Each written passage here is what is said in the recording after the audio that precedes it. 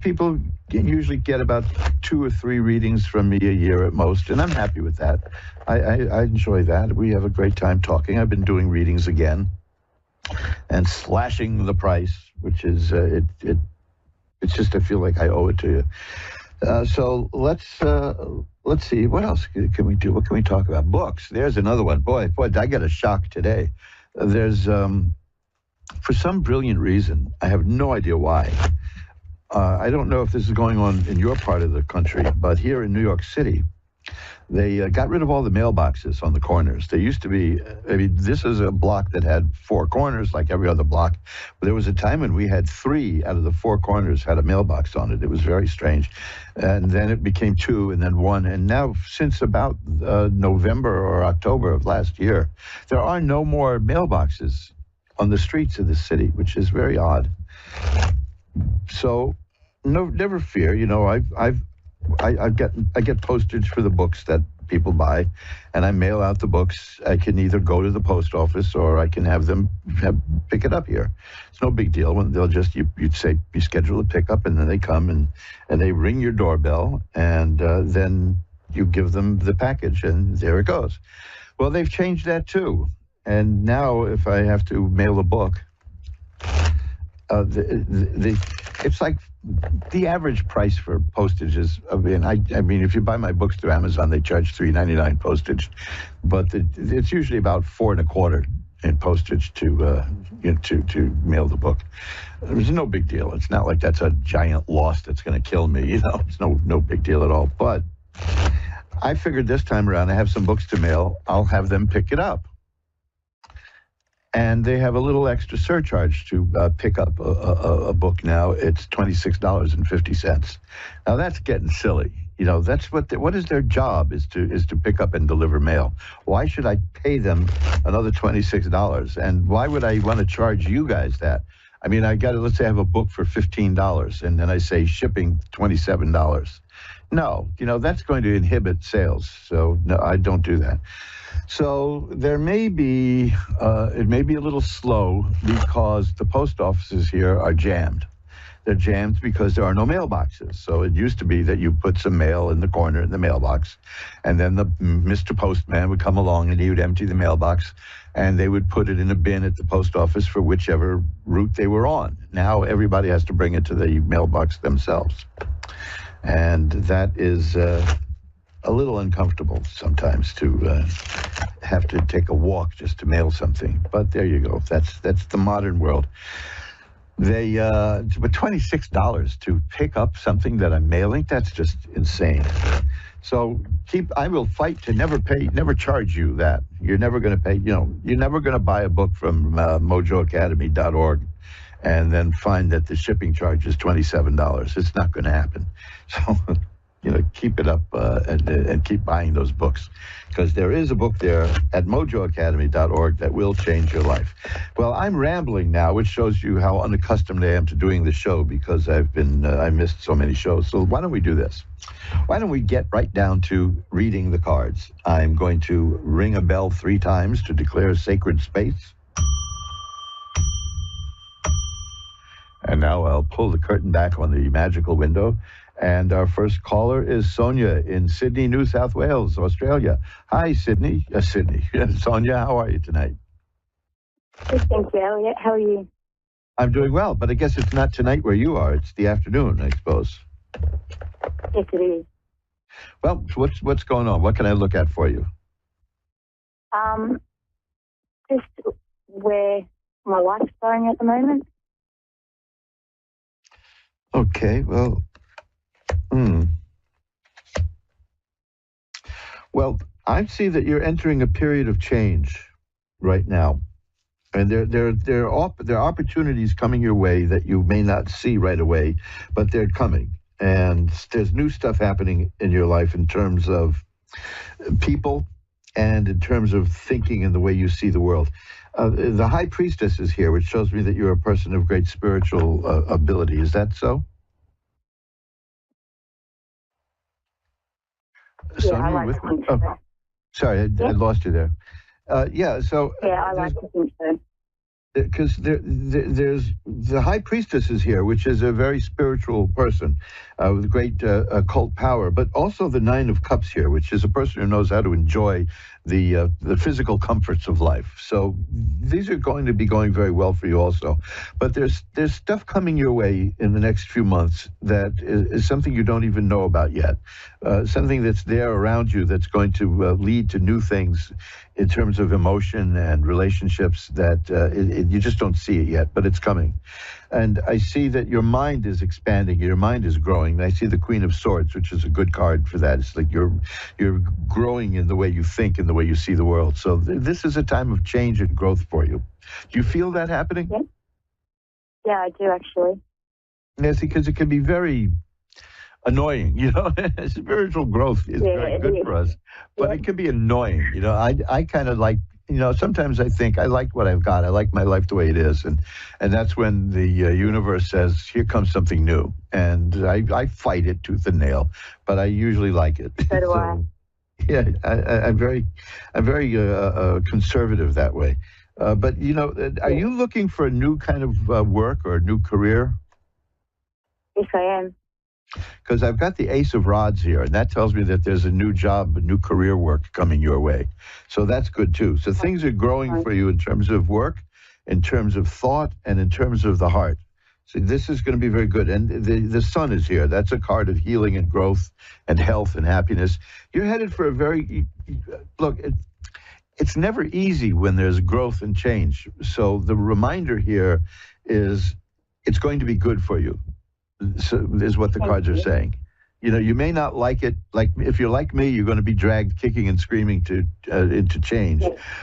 But you'll be happy. You'll be happy with where it ends up, because the final card I have is the World, and the World is a card of assured success. Okay. Yeah.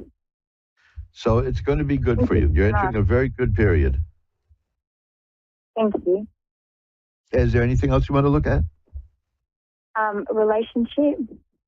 Yeah, that's part of it, because you have cup cards here. There's you have the Two of Cups here, which tells me that there may be either it's a new relationship coming or a relationship you're in is going to reach a new level. So, that's because you also have the Nine of Cups. So yes, and that means a very sensual thing is coming. That's why I said you like the good things in life. There's a relationship coming your way, and it's going to be very sensual. And I'm trying to keep this as clean as possible. and you'll like it. Let me put it that way. You'll like it. Okay. So that's all coming, and that'll be coming within the next few months. I can see that it's all shaping and it's taking force now. Yeah. Yep.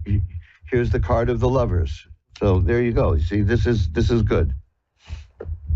And that's just confirming it. You're headed for a very good time. Thank you. My pleasure. Thanks for calling. Bye-bye now. Bye-bye. And let's shuffle them up now and remind you that you're listening to Reverend Elliott's Magical Window, the program that asks, is this live or a rerun? Today it's live. March 13th. For another 45 minutes, it's March 13th. Hey, look at that. Friday the 13th came on a Wednesday this year. That's this month. Oh, boy. So let's see. Let's shuffle them up again. And let's see. Brittany in Jacksonville, Florida is on. Hi, you're on with Reverend Elliott. Hi, how are you? I'm good. I'm doing well. I'm glad that you're good. What can I look at for you? You're a tarot card. You used to do tarot cards? Yes. And I guess maybe in that case, like love life and job. Okay, let's give it a shuffle and see where it leads us. This is, I get a lot of, oh gosh, this is a card. I just shuffled up the cards, and I got this card for the previous reading. When you shuffle the deck, if you shuffle it 3 times, it's randomized. And so this is an interesting message. I got the Ace of Rods, and that is about the beginning of new work, new career, new job. Are you looking for something new? Yeah, I recently got let go, so Okay, so then, yeah, definitely. But that Ace of Rods says that there's something new coming your way. So there will be another Okay. job. Okay, like something better, hopefully. Well, the next card is the Seven of Coins. Now, the Seven of Coins is an interesting card because that is about an investment paying off. Now, but I don't mean like buying Apple 30 years ago, Apple stock. Yeah. In this case, it's about your investment in yourself. So that what's coming your way, you're prepared for, and you can do it. Okay. This is reinforced by the next card. Wow, this is a really interesting reading. The next is the Six of Swords, and that's a person getting from where she is to where she wants to be through her own power. It usually shows a person in a little boat pushing the boat from rough water to calm water. So where you're going is going to be better. It doesn't mean literally moving, although it can. But in this sense, it shows that you're headed for something better than you had. And the Two of Rods is here, and that's an interesting one too. That's you're waiting for the results in terms of something happening, and the rods are about work and career. So there's going to be good news coming your way. It's just taking a little bit of time. The Nine of Coins is here too. See, these are the cards you got are coins mostly and rods, which are about money and work. The Nine of Coins is very good. That's a person who is very secure, knows what she can do, is comfortable with herself. You can be. A lot of people misinterpret that card and think it means you're going to be alone and lonely, but it's not. It's about somebody who doesn't need to be around other people, who is very self-sufficient, which of course, oddly enough, that kind of person is very attractive to other people. So you do have people around you, but you're not needy in that regard. Am I correct? Yes, it's very me. Yeah, so you have ability and you have faith in your ability to do it, and you're going to propel yourself to get what you want. And I see that's all going to be involving a new job and money coming in. It's I'm getting I'm not like rushing to find a job. I'm trying to find a job that I want. Well, according to this, you're going to get that because that card of the Six of Swords said it's about you getting what you want.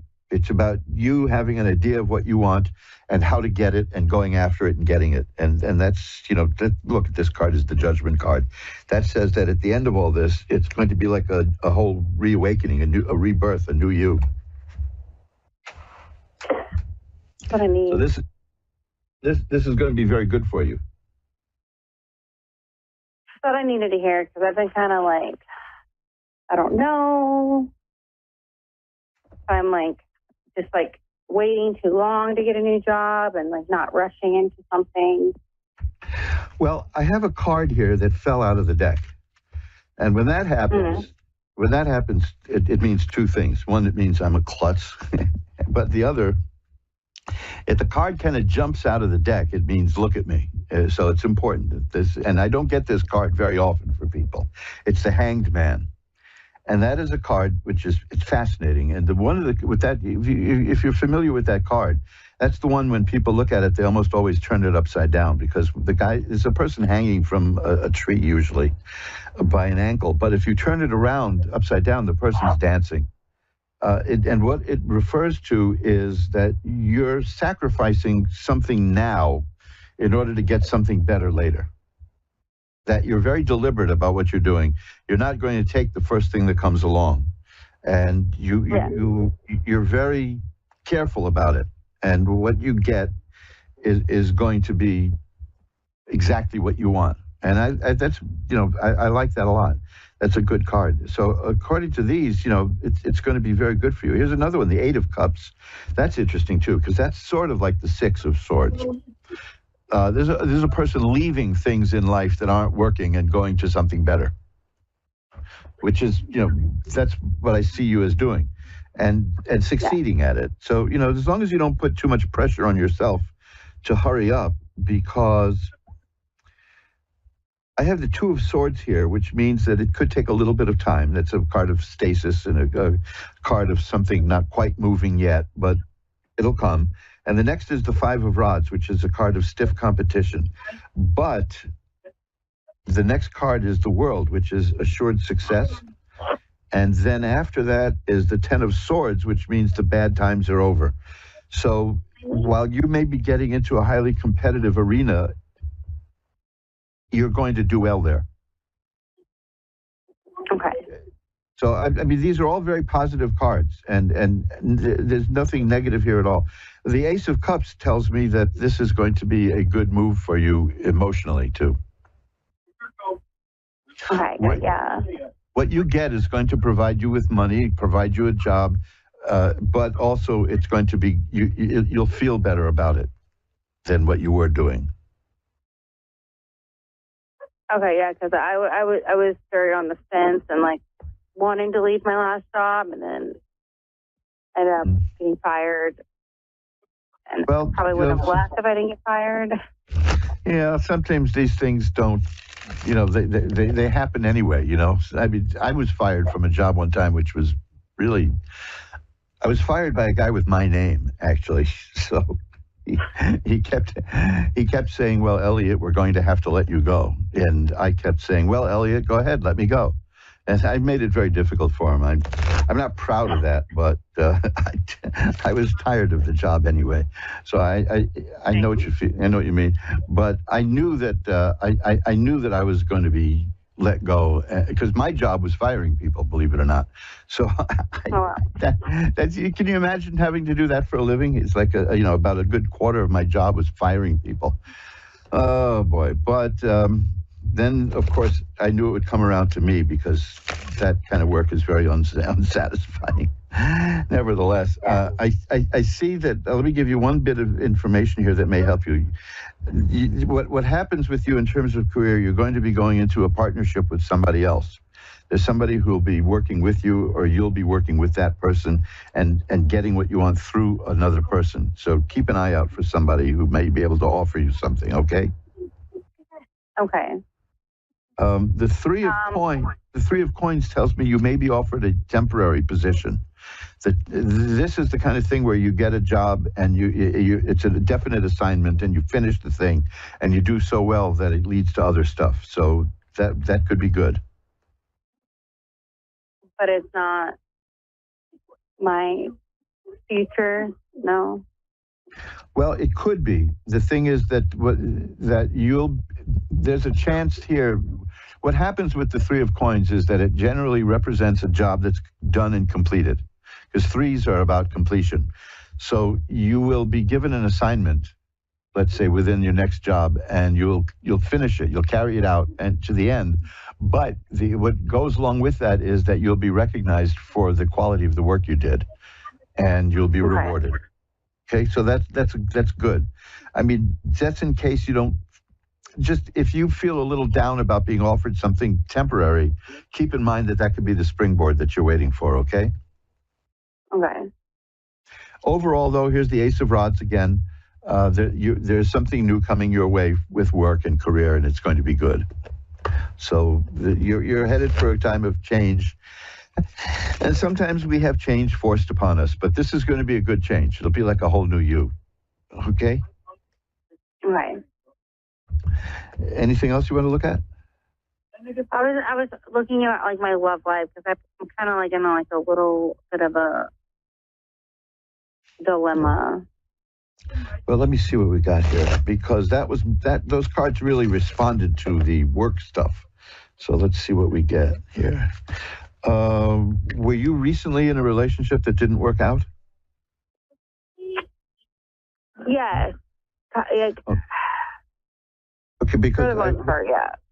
Well, the card I have here is the Five of Cups, and the Five of Cups shows a person who's looking at 3 spilled cups, which is partial loss. That means something didn't work out. Behind her are 2 cups that are full, but she doesn't see that yet, because the thing that didn't work out is still on her mind. But the point of the card is that eventually you're going to turn around and see that you didn't lose as much as you thought you did, and you'll be okay. But it seems to me that right now, something that went wrong in this relationship is on your mind still, and that's getting in the way of moving on. But it won't last. Okay, you'll be fine. You'll get through that. Okay. That's the important thing. And here I have again the Ace of Rods. It's telling me that the main thing here is the career for you right now. Concentrate on that, okay? Okay. And the All rest right. will come. Okay. Thanks for calling. Thank you so much. I appreciate it. My pleasure. Bye-bye now. And let's shuffle up the cards. You're listening to Reverend Elliott's Magical Window, and in case I didn't say it clearly enough, you can find out more about what I do at magic-works.com. That's magick-works.com. I got like 104 or 5 pages there. There's a menu at the top, and you can see all kinds of stuff. One of my favorite things at my page is, oh, you're going to laugh at me for that. I don't know, maybe I shouldn't tell you, but I do this a lot. I have a recipe there. I'm a sucker for, and I live in New York City, see, so we have these hot dog carts on the street. And I've been using them for so long, and they go back to when they were a quarter. But that's only because I'm an old man. The onions. There's these red onion sauce that they put on hot dogs. You know that stuff. Well, I have a recipe that is undeniably good that recreates that at home. Maybe you can buy a jar of it at the supermarket for about $8, but you can also make it yourself for under $1. So these days, money is important, right? This is why I'm not really pushing people to buy things, frankly, and this is why I've cut the price of readings in half, too, is this is not the time to lavish money around. I mean, I have books that go from $9.99 to $190 at mojoacademy.org, and unless you really have, unless you can, you'll get good stuff out of these books, but with the way the economy is, I'm not so sure that I feel right even sending things out to people. And I noticed that the sales of books are very slow right now in the last few months because, we're all insecure about money because it's a shock going shopping. Let's face it. I mean, my electric bill in the apartment is what I used to pay for rent when I first moved out on my own. So, it's a culture shock thing. So, go take a look at some of the stuff at magic-works.com, magick-works.com. There's plenty of free stuff there, too, to download and look at and enjoy. And films are there and all kinds of stuff. And mojoacademy.org, you can take a look at the books there. There might be something that intrigues you, but please don't go into debt or to buy these things. That's... you know where I'm coming from, because we're living in uncertain times, except that, I can tell how shocked people are at the grocery stores. So, the poor cashiers, they get treated like garbage by so many people who blame them, which is pretty bad, No, I spent years as a cashier. I loved it. I got out of advertising and marketing and all that. And I said, what can I do that'll pay me well and will not be annoying? And I got a job as a cashier in one of the most popular discount stores in New York, which paid me a lot more than as an executive, believe it or not. But I understood. I learned a lot. All you people who've been working cash registers, you learn a big lesson, which is slow down. Don't let anybody rush you. See, these are the lessons that we learn. So keep that in mind. Go look at my website, magic-works.com, magick-works.com, and you'll find a whole bunch of interesting stuff there that can enhance your life. Free. Little things about magical work. It's nothing evil about it. There's nothing weird about it. It's something human beings have been doing for centuries, and it's positive attitude kind of work. That's the main thing. Take a look at that, and you'll find something there that may stimulate you and you may find interesting. There's taking a walk around New York these days is kind of fascinating, because people have this kind of shell-shocked look, and you can tell who just went shopping, So, I mean, I not long ago, I took a cab from 14th Street to 50th Street, and it was $30. So I understand that this is not the time to be pushing people to buy things that they don't absolutely need. So just look at my websites and see what's there and see what maybe you can use to enhance your life. And be sensible about it. That's all. I mean, if you don't buy anything from me, I'm not going to hate you. You know, this is not what we're here for. We're here for a lot more than just exchanging money. So that's my approach to things.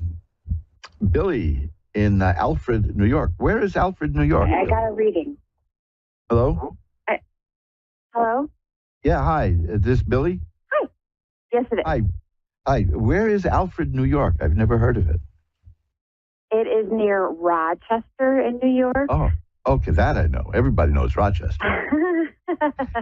I mean, no, seriously. I used to be in the camera business, and you know, that's Kodak territory. You know, a very sad thing I learned, because I remembered that I had taken in I'd done a lot of packing of film to be developed in Rochester, Kodachrome, right? And the plane crashed, and everyone on the plane, on the cargo plane, was killed, and the film was destroyed, and people were just angry that their film was lost, and that wasn't the brightest side of humanity that I witnessed, but I always think of that when I hear about Rochester. You know, that people were upset that their vacation never happened now because they lost their pictures. But hey, there were people who died, you know, so, you know, everything got to be put in proportion, I suppose. Well, that's a cheerful start to the reading, isn't it? Well, what can I look at for you? Well, I guess guidance in my family. My mother is ill, and we're not really sure how to process it. Well, we know there's a lot of people on the other side getting ready for her, though, so that's a comfort. Well, I see the moon is a card here, and the moon is an interesting card. That's about hidden influences and unconscious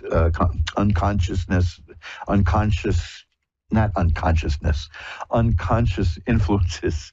And I'm tripping over my words now. And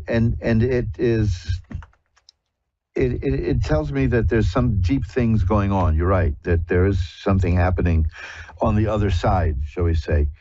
Yeah. The Ten of Swords is here. Now, this is a very strange card that comes up a lot in cases like this. And it is a card, it looks like it's a card of death, but it isn't. And yet, it applies here, because what it means is it's a card about the difficulties and the troubles are going to end. Right. And so I just wish it would be sooner. Well, I see. Now that's where we get conflicted, because we start feeling guilt that way, but it's not I'm not saying you feel that way, but I've spoken to so many people who do feel guilt that way, because it's about not wanting somebody to suffer needlessly. So there's nothing bad about that. I see a good ending for this, if you know what I mean. I'm seeing emotional release. I'm seeing health and healing spiritually.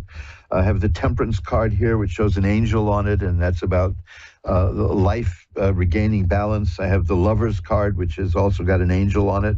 These are very important cards in a spiritual way. I have the Death card here, which means that one phase of existence is ending and another is beginning, or it can mean just something, you know, it could even mean that another phase of life is existing. But this is a transition. The point is that you're talking about somebody who's in a state of transition and is not really here or there yet, correct? Correct. So, yeah, so the best thing to do is to make the person comfortable, keep yourself thinking positively, because I have no idea what happens at that point. I can tell you one thing, though. I remember in the 70s, back in the 1970s, that my grandmother was dying, but she was very calm and lucid about it. because she said her husband was in the room, and now her husband had died in 1925. Aww. And she That's said, precious. and she freaked out my mother. She said, well, your father wants to know why you're not talking to him. And it wasn't like hysteria. It was like he was just literally in the room. So who's to know, right? Who's to say what happens? Because it was just very normal to her. And Yeah. you know, and in those days, it went, well, 1925 is a long time ago, but 99 years now. In those days, when she was a young woman when her husband died, and when you were a widow, you were sent to be with all the other widows, you know, so she was always an old lady. And yet you know what I mean? She was always around old ladies from the time she was in her 30s or so. But my mother had no doubt that her father was there because of things that was said between the people that passed there. So you don't know. Right. We don't really know what energy passes around people at that moment in life, you know, as leaving it in that sense. But do they leave it, or do they just, because they say, even Einstein was saying no energy can be destroyed. So who knows? It's just that it was so natural. You say your father wants to know why you're not even looking at him. You know, now this was in the 70s, and my mother hadn't seen her father since 1925. So yeah, that pretty well freaked her out. But to the end of her life, she believed that was real. I mean, she didn't believe it; she knew it. You know, so this is an opportunity to commune with the spirit and to just be there and be with the person, as hard as that can be sometimes, and just help by being there with good feelings and happy memories as the transition occurs. You know, that's the experiences I've had. I hope it helps. Okay. Yeah. Is there anything else you want to look at? I guess not. I appreciate your time. Okay, here's an interesting card again for this. Is the Judgment card. It's what's interesting about that is that's the third card I've gotten now with an angel on it. That's 3 cards showing you angels. So that's a good sign. So this is an important point in life, something that apparently, you know, we all have to face it. And so, you know, who knows? There's just, like Shakespeare said, there's more in heaven and earth than are dreamed of in our philosophy. So be there, think positive thoughts, and I'm pretty sure that the spirit can read those thoughts. Okay? All righty. Thank you so much. Have a good night. I will light a white candle tonight to send positive energy your way, and for the spirit. I appreciate that. My I appreciate that. Thanks for calling. Bye-bye now. Yeah, this is, you know, it's Omar Khayyam wrote about this stuff ages and ages ago, but it's just a shame that we don't really know what happens. I need some water here. Very unprofessional, right?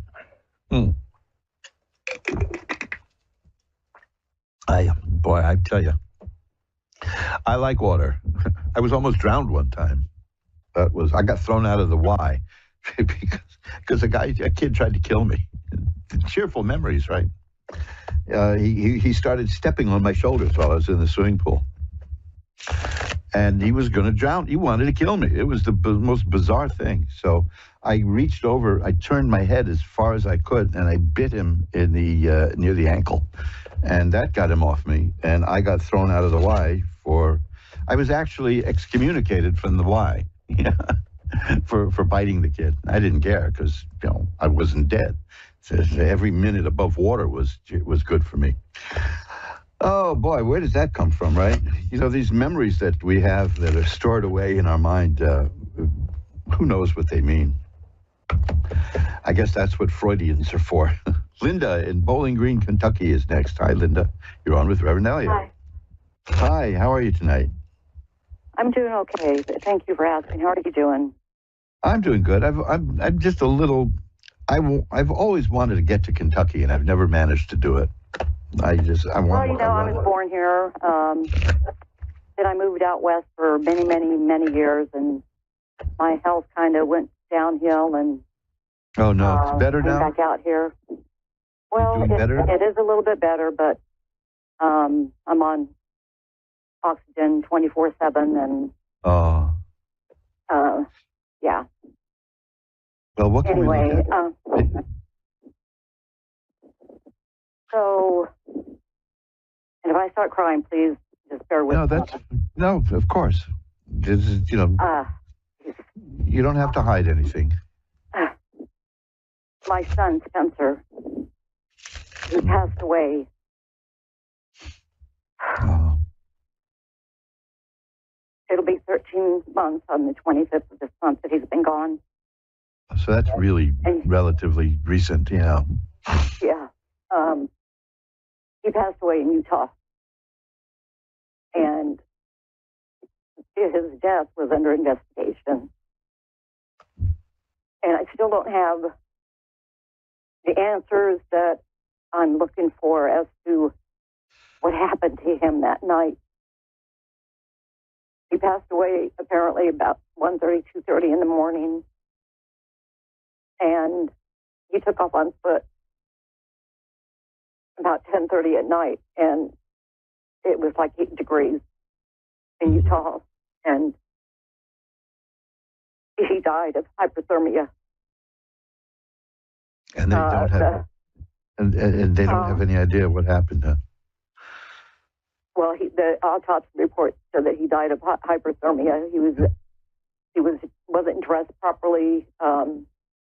He was at a condo with one of his older brothers, actually, and they were supposed to be renting this condo from the man that lived there.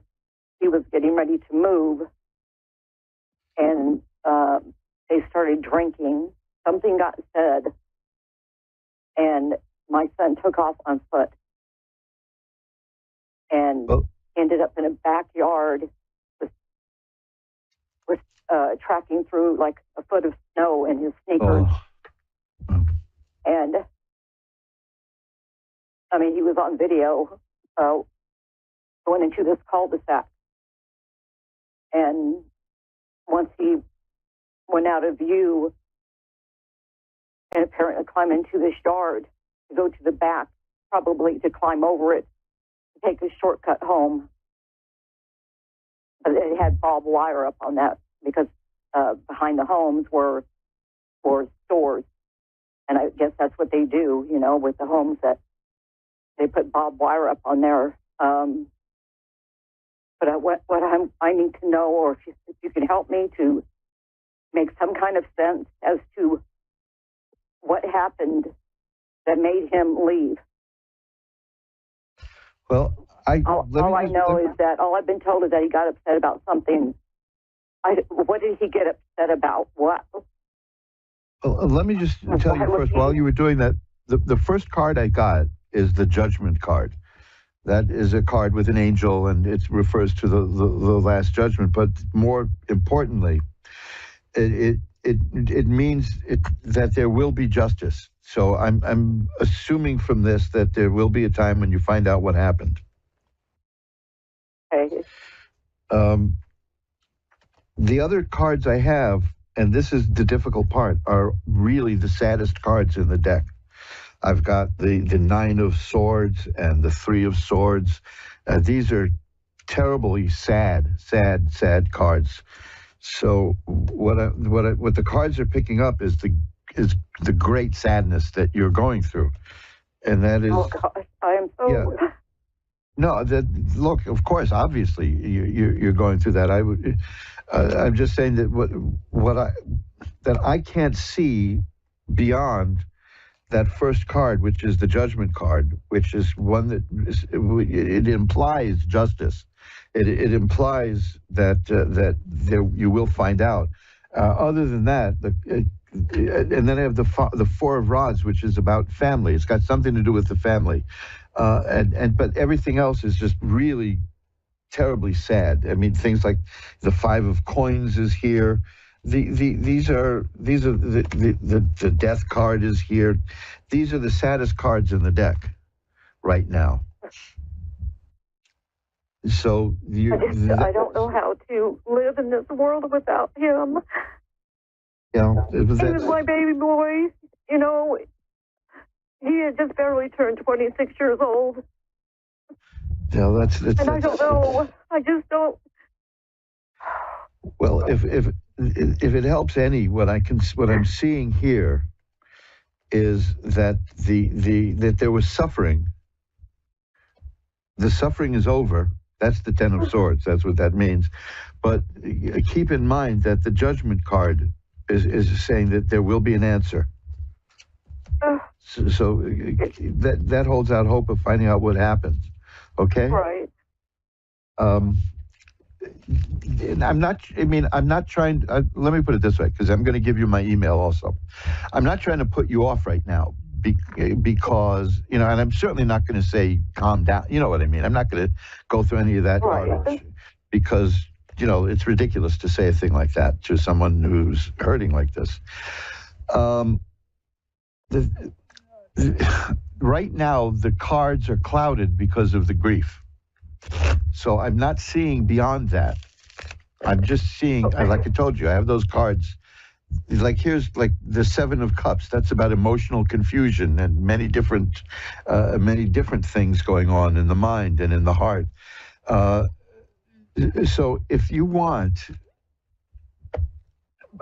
you can send me an email in a few months. Let it settle a bit more and see if anything new turns up, and we can look again. I'll do this for you on the house, because I can't see anything else now. All I see is the overwhelming sadness. And now, you don't need the cards to tell you that, right? So, but I'm just saying that's making a wall here for me. I have there the Seven of Rods, which is a person who can get through all the obstacles and get what they want. So I think that there's an answer that's coming, but it's going to take a while. It'll take a while. But I'll tell you what my email is now. You can hear it again if you play the show at AskOneRadio.com, or at AskOneRadio.com you can find a link to contact me. Okay. And it's asktarot@earthlink.net. That's ASKTAROT at earthlink.net. Okay? TAROT? Right, asktarot@earthlink.net. And and give it a little more time. And when you feel a little more comfortable, send me an email and I'll pull some cards for you, okay? We'll talk then. No charge, nothing like that, We'll do that. Okay. Because I can't see beyond this. Brought up to number 7. About a week and a half to 2 weeks before he passed away, I was talking to him on the phone, and he told me, and this just made my heart drop when he said this. He said, "Mom," he said, "I don't think I'm ever going to see you again." And I was like, "Spencer, please don't say that, honey." I mean, I could still see, I was in the kitchen when he said it, and my heart just fell. Yes, I've got to get. As you're telling me that, I have the card, the Three of Swords, which is a heart pierced by swords and crying. See, this is I can't get through that grief right now.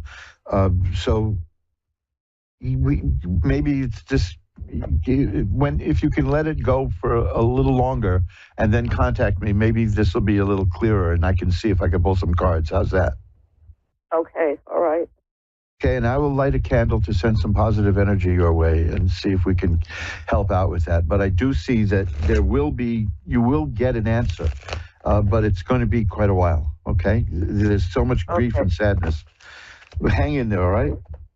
Okay, well, I appreciate your time. Thank you so much. Good luck to you. Bye-bye now. And let's see, we can get one more call in. Katie in Boy River, Minnesota. Hi, Katie. You're on with Reverend Elliott. Hi. Hi, I've got a few minutes left. What can I look at for you?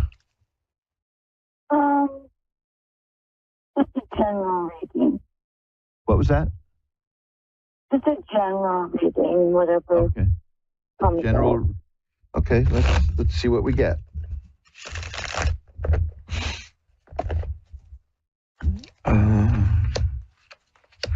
Have you had financial problems lately? Yeah, I have. Okay, because I see that. but I also see it ending. Okay, that's why I'm happy to mention that. I see that there's ideas that you have that you're trying to work out that are going to help you, and that leads to the Page of Coins, which is a card of money appearing. Here's the King of Coins. Here's the Ten of Swords, which means that the hard times are about to end. So I'm seeing that the money troubles that you had are not going to last. You'll be solving that, okay? Perfect. There's Needed to hear that. the Three of Coins here says that there's something you're going to do, that it's a job you're going to have, a project you're going to work on that's going to bring you some money and lead to more work. That's a concrete thing. That's pretty good. So all these other cards are about money. So the first card I got was the Five of Swords, which is money trouble. After that, the cards are good in terms of money. So I don't see a problem there. I've got to run. I'm just about out of time. Okay. I'm glad we could squeeze you in. Yeah, thank you. My pleasure. Bye-bye now. And that's it. We've come to the end of another edition of Reverend Elliot's Magical Window. And like I said, if you need to learn more about what I do, you can find me at magic-works.com, magic-works.com. And there's 100 and something pages of stuff there that you can look at. And, hey, there's mojoacademy.org also, which has all kinds of books and video and audio that can enhance your life. So check all that out, and maybe we'll get together again next week. And if there is, there's something I don't talk about much, which is at magic-works.com, magick-works.com. There's a prayer line that you can click on, and you can just write in what you want some prayers for, and I can have the prayer squad get right on it if you'd like, because that's a holdover from my very first website, which got so many things, interesting things there. It led to another screen, and it was always filled with requests, and you can do that there. It's a prayer request thing. I don't remember exactly what it's called, but you'll know it when you see it. If you'll go to magic-works.com, magick-works.com, at the top there, you will see a menu filled with stuff, filled with lovely stuff too, all designed to breed positive energy and make sure that we're spreading positivity. There's so much negativity, especially in around an election time, folks. You know that. There are people who love to spread negativity to scare you into voting. It doesn't seem to be working this time around. It seems now that people are onto that because the scare tactics aren't working, according to the latest poll numbers. But I have no intention of going on a political rant here, because I'm interested in larger things. But the main reason I will bring up politics is that it's something that people use to scare people and frighten people, and we've got to work to stop that. So until next week, I will see you at magic-works.com, magick-works.com. And remember, who you are is the universe's gift to you. Who you become is your gift back to the universe. Bye-bye now.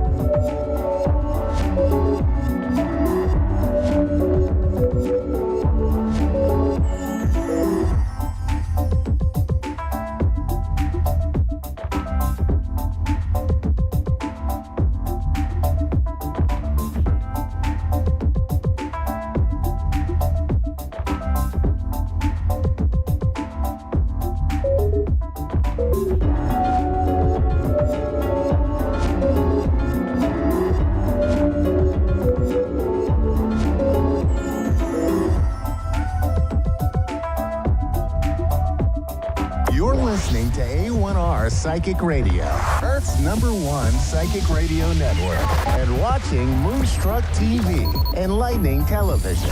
Welcome. Time for Readings by Diane with Diane. Live at readingsbydiane.com. Connect direct. In North America, dial 888-454-2751. In London, 20-3519-2158. In Sydney, dial 02-8488-3147. Or online, contact us through our Facebook page, facebook.com/psychic radio. Or one of our websites, askoneradio.com or moonstruck.tv. This is Readings by Diane on A1R, the Ask One Radio Network.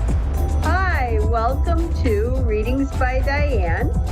My name is Diane Jarecki, and I can be found here and also at www.readingsbydiane.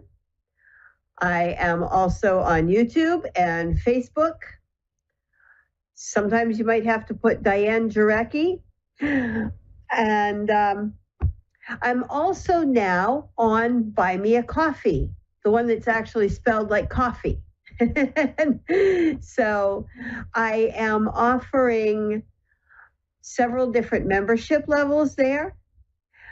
And I've also started that to offer cartomancy membership level on there, lessons. And I've started a Tarot de Marseille course on my website. So if you're interested in learning Tarot de Marseille, if you're interested in learning cartomancy in general, then that is now available. So I have some local events coming up here in New Hampshire.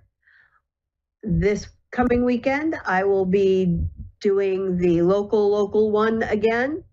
And it's like in my backyard. And then in 2 more weeks, I have one at a really large mall here about an hour away from me. And so Colette, hello, and welcome. Hello, Diane. It's nice to meet you. Nice to meet you too. And what can I do for you today, Colette? I was just trying to get a general understanding of what's going on now and what's coming up in the future, this year, sooner than later. Okay, so can we give me a particular area of life to frame that around? Because to do a full general reading is way beyond the scope of this show. I don't have enough time. And it's a larger layout for me. My home, particularly real estate, my current home situation.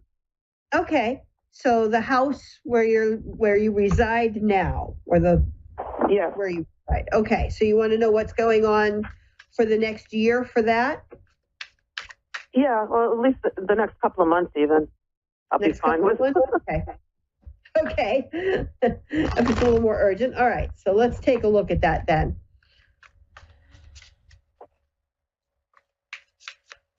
And that's down there in Georgia, huh? By the way, happy first day of spring or vernal equinox. Yes, thank you. And to anybody listening who is down in the southern hemisphere, happy autumnal or fall equinox and first day of fall.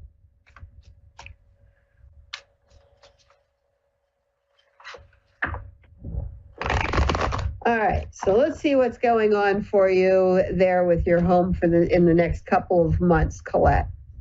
Since it sounds like that is a time frame that is a little more urgent than the year in general. Let's look at this.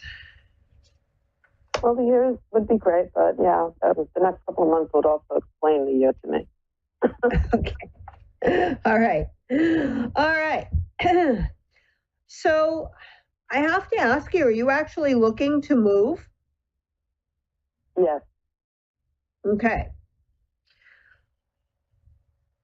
Because I'm seeing things ending where you're at right now.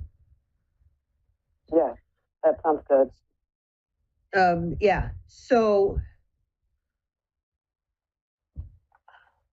I am going to say, though, honestly, I'm afraid to say I don't feel like this is going to be an easy process for you. All right? Okay. But I do say, I'm going to say first, it looks like this is you've been waiting on making this decision because we're in the sixes here. So weighing things and making a decision. And the 7 of coins is showing me like kind of where do I want to go to? Where do I want to move to? What do I want to spend? That kind of stuff was all part of that decision process. And I feel like there's been stress, and that's what you're moving to get out of and get away from to overcome because of the 3 of swords with this 7 of batons. It's like you're trying to overcome some stuff here, or 5 of batons, I'm sorry, to make these changes to get away from stress. Yeah, that's very So true. the good news is the 10 with the 10 of swords with the death card, definitely seeing the end of the worst of the stress. And that's what made me ask you if you were moving, was those lines of cards. Okay. And then we have the 3 of batons, which is showing me like positive energy coming in. So at the 5 of batons, you had to change. This 3 shows that you're like finding a place where there's going to be the room for growth and more positive things, okay? Yeah. And then at the bottom of the deck, I always look at the shadow cards. And this is where I said I don't think it's going to be, though, sadly, the easiest process. That's what because I have the 8 of swords and the 9 of swords. So I'm feeling there's going to be some more stress still involved in the process. But that 3 of batons shows me that when you get there, it's going to be better. Okay. And when we have that combination of the 10 of swords with that death card, it's definitely showing me that the absolute worst of it is all over. This is just showing me that there's still going to be some to the process. But if you're braced for that, you're prepared for that, then I feel like you can also make some changes that will make it go a little easier for you. All right. And when it's like that, I will sometimes pull the next card down from the shadow pair. And there we get into the 9 of batons, which is showing me that, again, you're going to survive this. You're going to overcome it. Things are going to get better. All right. Okay. All right. So thank you so much. Not going to be the easiest process, but you will get to the other. And I want to pull a couple of oracle cards too and see what the oracle has to say. All right. Yeah. Thank you. That's a little bit more like positive and spiritual advice, and gives a little bit of additional information. Okay. Thank you.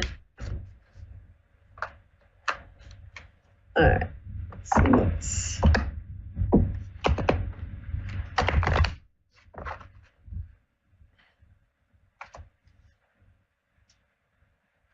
all right. So we start with soulmates. So I feel like this is saying you're going to find the right place to move to. I don't feel that that's the part that's going to be bringing you the stress. All right. That's not stressing me. Huh? That's not stressing me at all, where to move to. Okay. But I'm finishing up where I am because it's been like you're making the right decisions here. Soulmates, you're finding that place where you're like meant to be. Truth be told, this is where I feel like maybe that stress that I was seeing is kind of coming in. Is there something? I feel like there's going to be somebody who's not telling the whole truth about something, or like something isn't going to be quite right in the like negotiation process. On, I kind of feel like they're going to try to get you down on like your end for. They've already been trying to do that, and there's a lot of lying going on. Yeah, and so okay, so that's nailing it dead on. But Fates, yeah, I just need to find an attorney. Yeah. Well, and the Fates is just telling me that in the end, what's meant to be will be, truth will out, kind of thing. When it's following truth be told like that, so I feel like things are going to happen to rectify the situation. Okay. And fix it, and then the shadow on that is the here and now. So that's showing me that you need to just stay present in this moment. Don't worry about the future. Let that be like one day at a time. Just stay present in your here and now and breathe. And one step at a time, you'll get through this, okay? That is really, really helpful. Thank you so much. All right. I mean, sometimes we get so wrapped in what's been happening or what could happen, what might happen. And so that what's been happening. And what is happening. So yeah, don't do that. Just focus on what you've got to do and on the truth that you know. And I'm hoping they did. I'm hoping they're exposed for their lives. Yeah. Okay, great. Thank you so much. Have a great day. All right. You too, Colette. Enjoy the rest of this first day of spring. All right? Yes.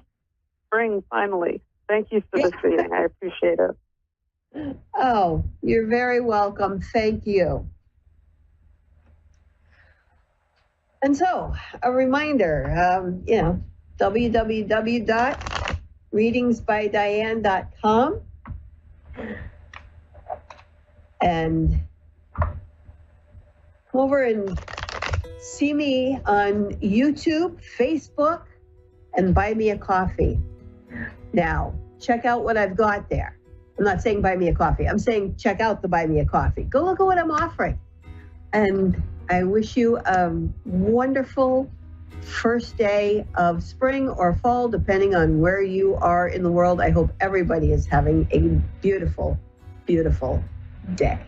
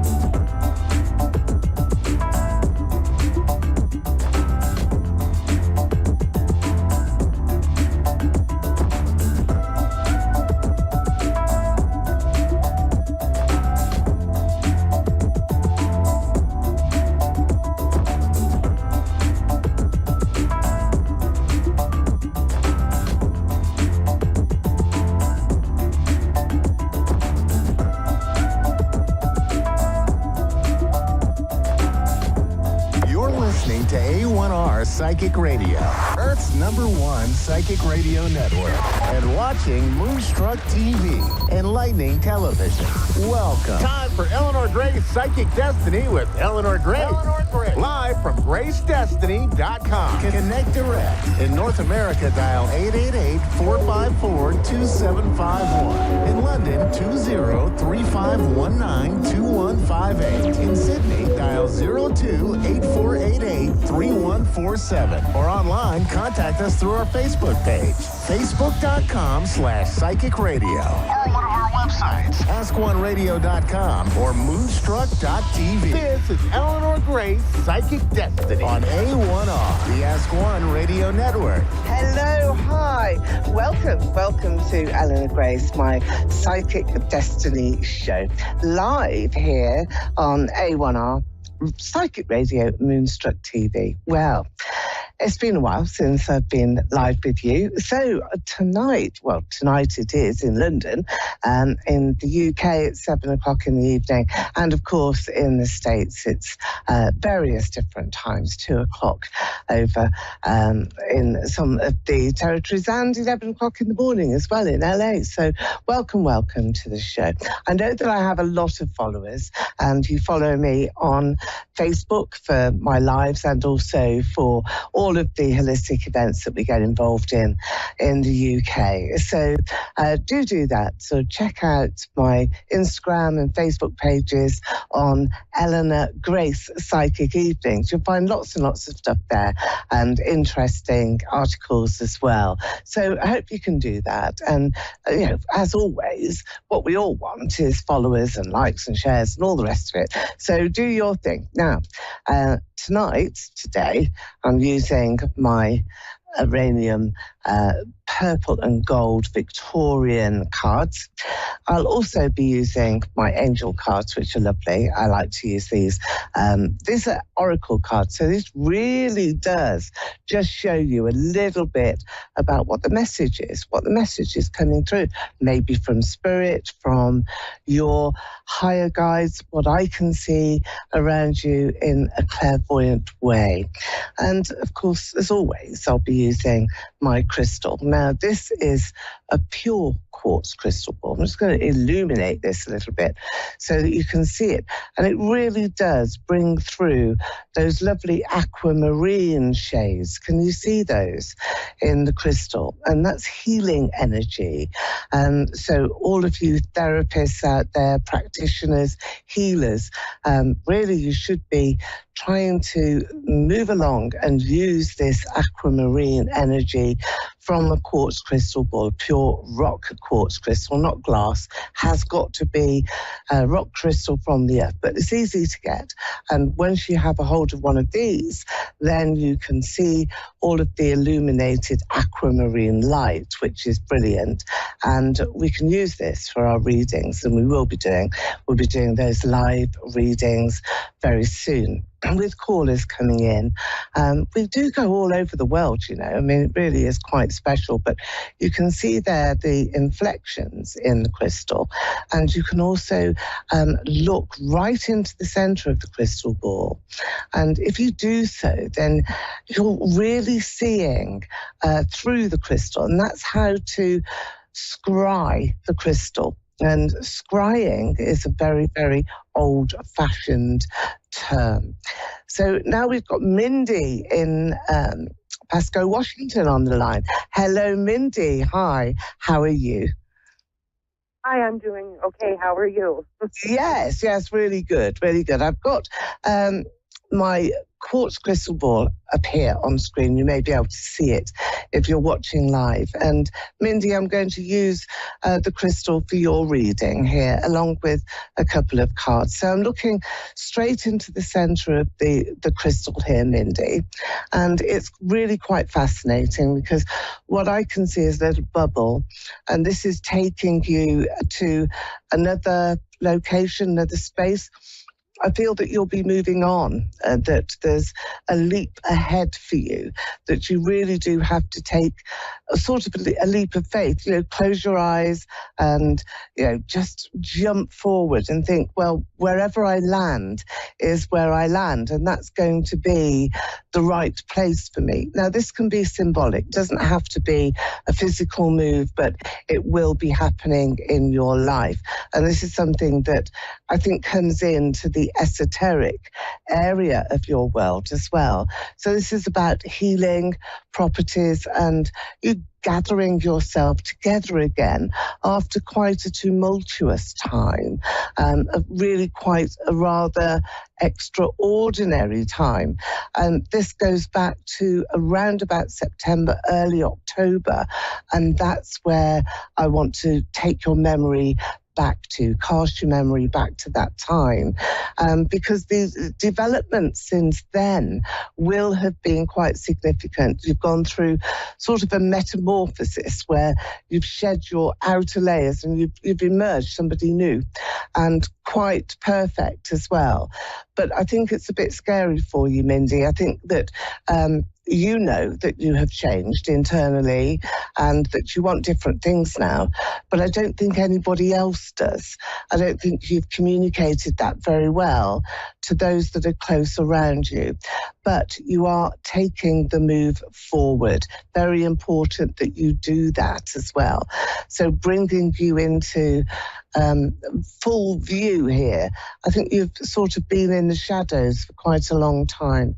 Do you agree with that, Mindy? Do you agree with the situation, that you find yourself in, which is, okay, this is my personal secret perhaps, but even so, it's important to me.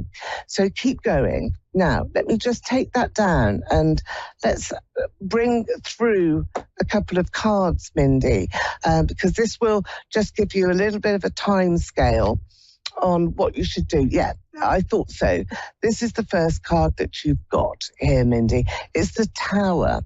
Now, most people who know about the tarot think, oh my goodness me, it's the Tower, everything's all destroyed and never going to be good again. But in your situation, it's absolutely the right card, because what you are finding now is that you really do have to sort of get rid of everything that is dead wood, all the old stuff, throw it away, get it out, and this is also very indicative of moving and physically taking your limited personal things with you. Again, that can be symbolic, but it's traveling light so that you're not burdened with all the past, all the old things that really would have weighed you down quite significantly.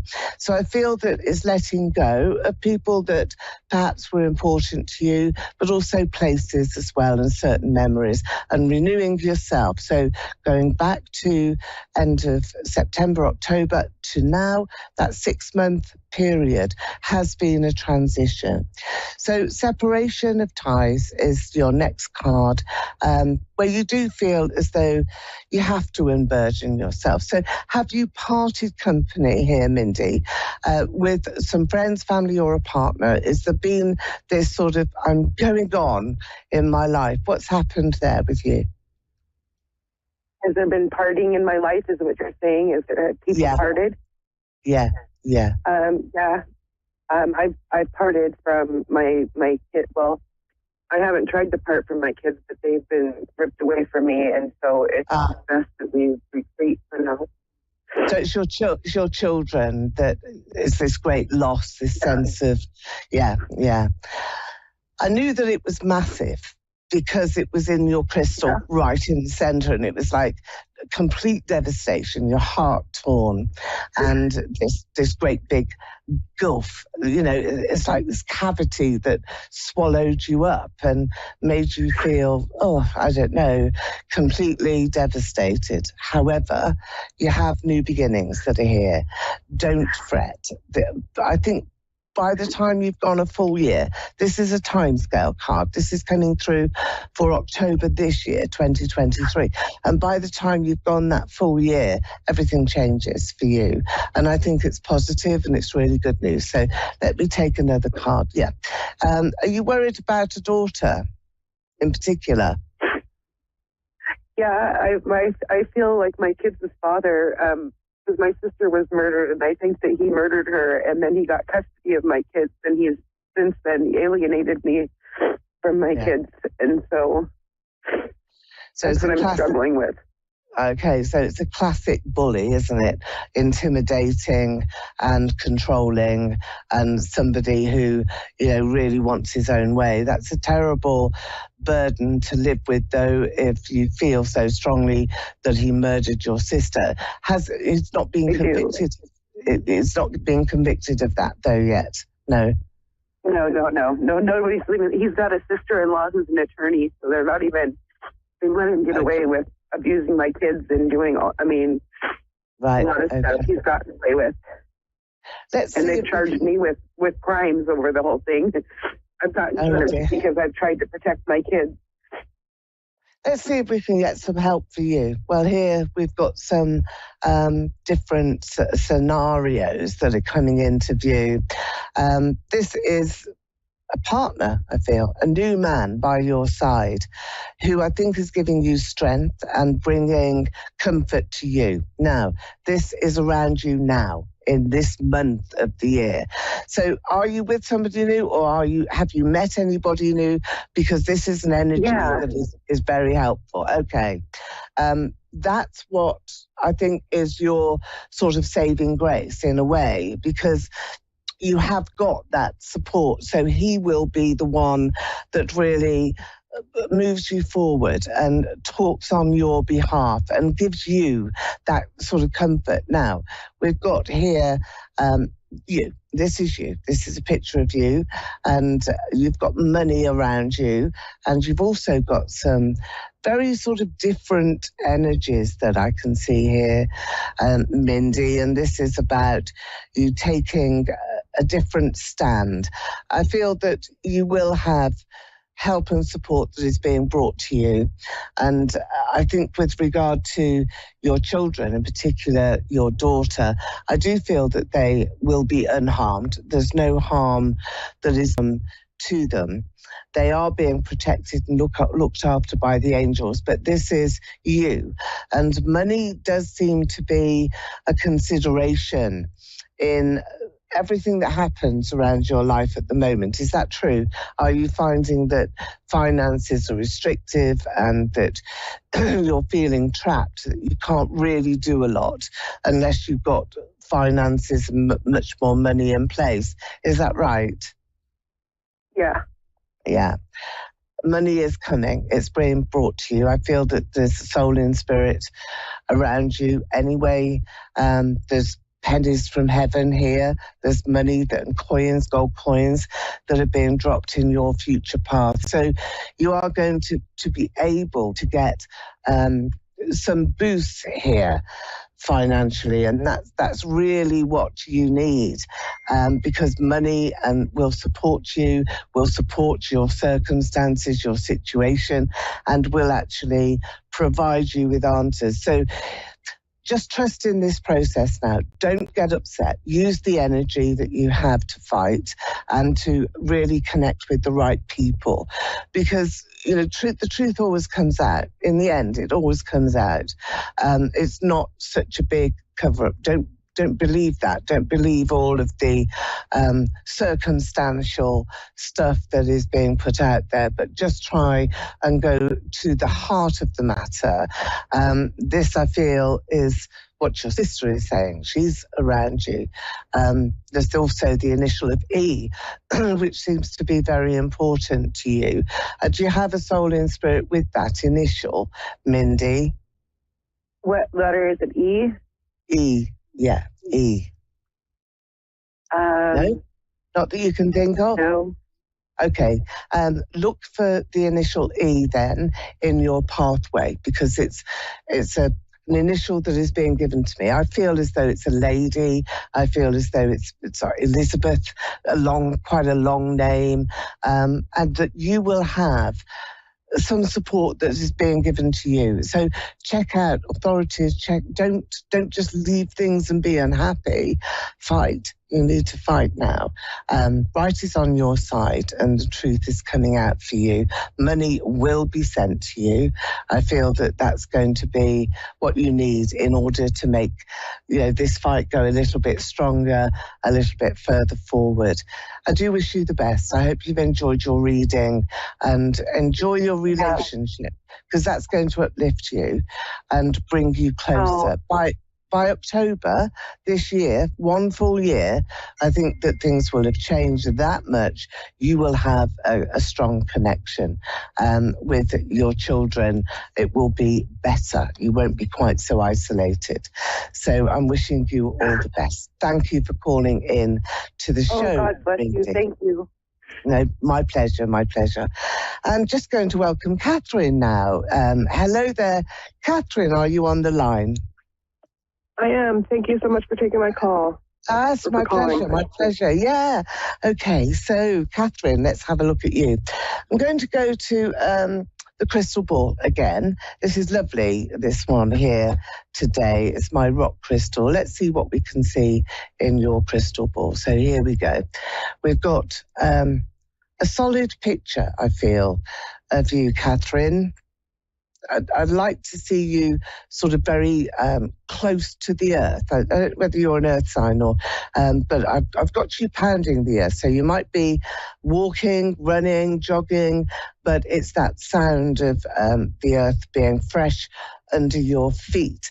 Now, symbolically, this does mean that you are literally treading on new ground. That's important for you to know, because the new ground for you holds a new dimension, I feel. I think that you're quite psychic as well, Catherine, that you have more powers, perhaps, than you realise, but I've got dimensions. So there will be a need, I think, for you. Just put that down again a moment. I think there's a need for you, Catherine, to focus your energy onto the things that are good for you.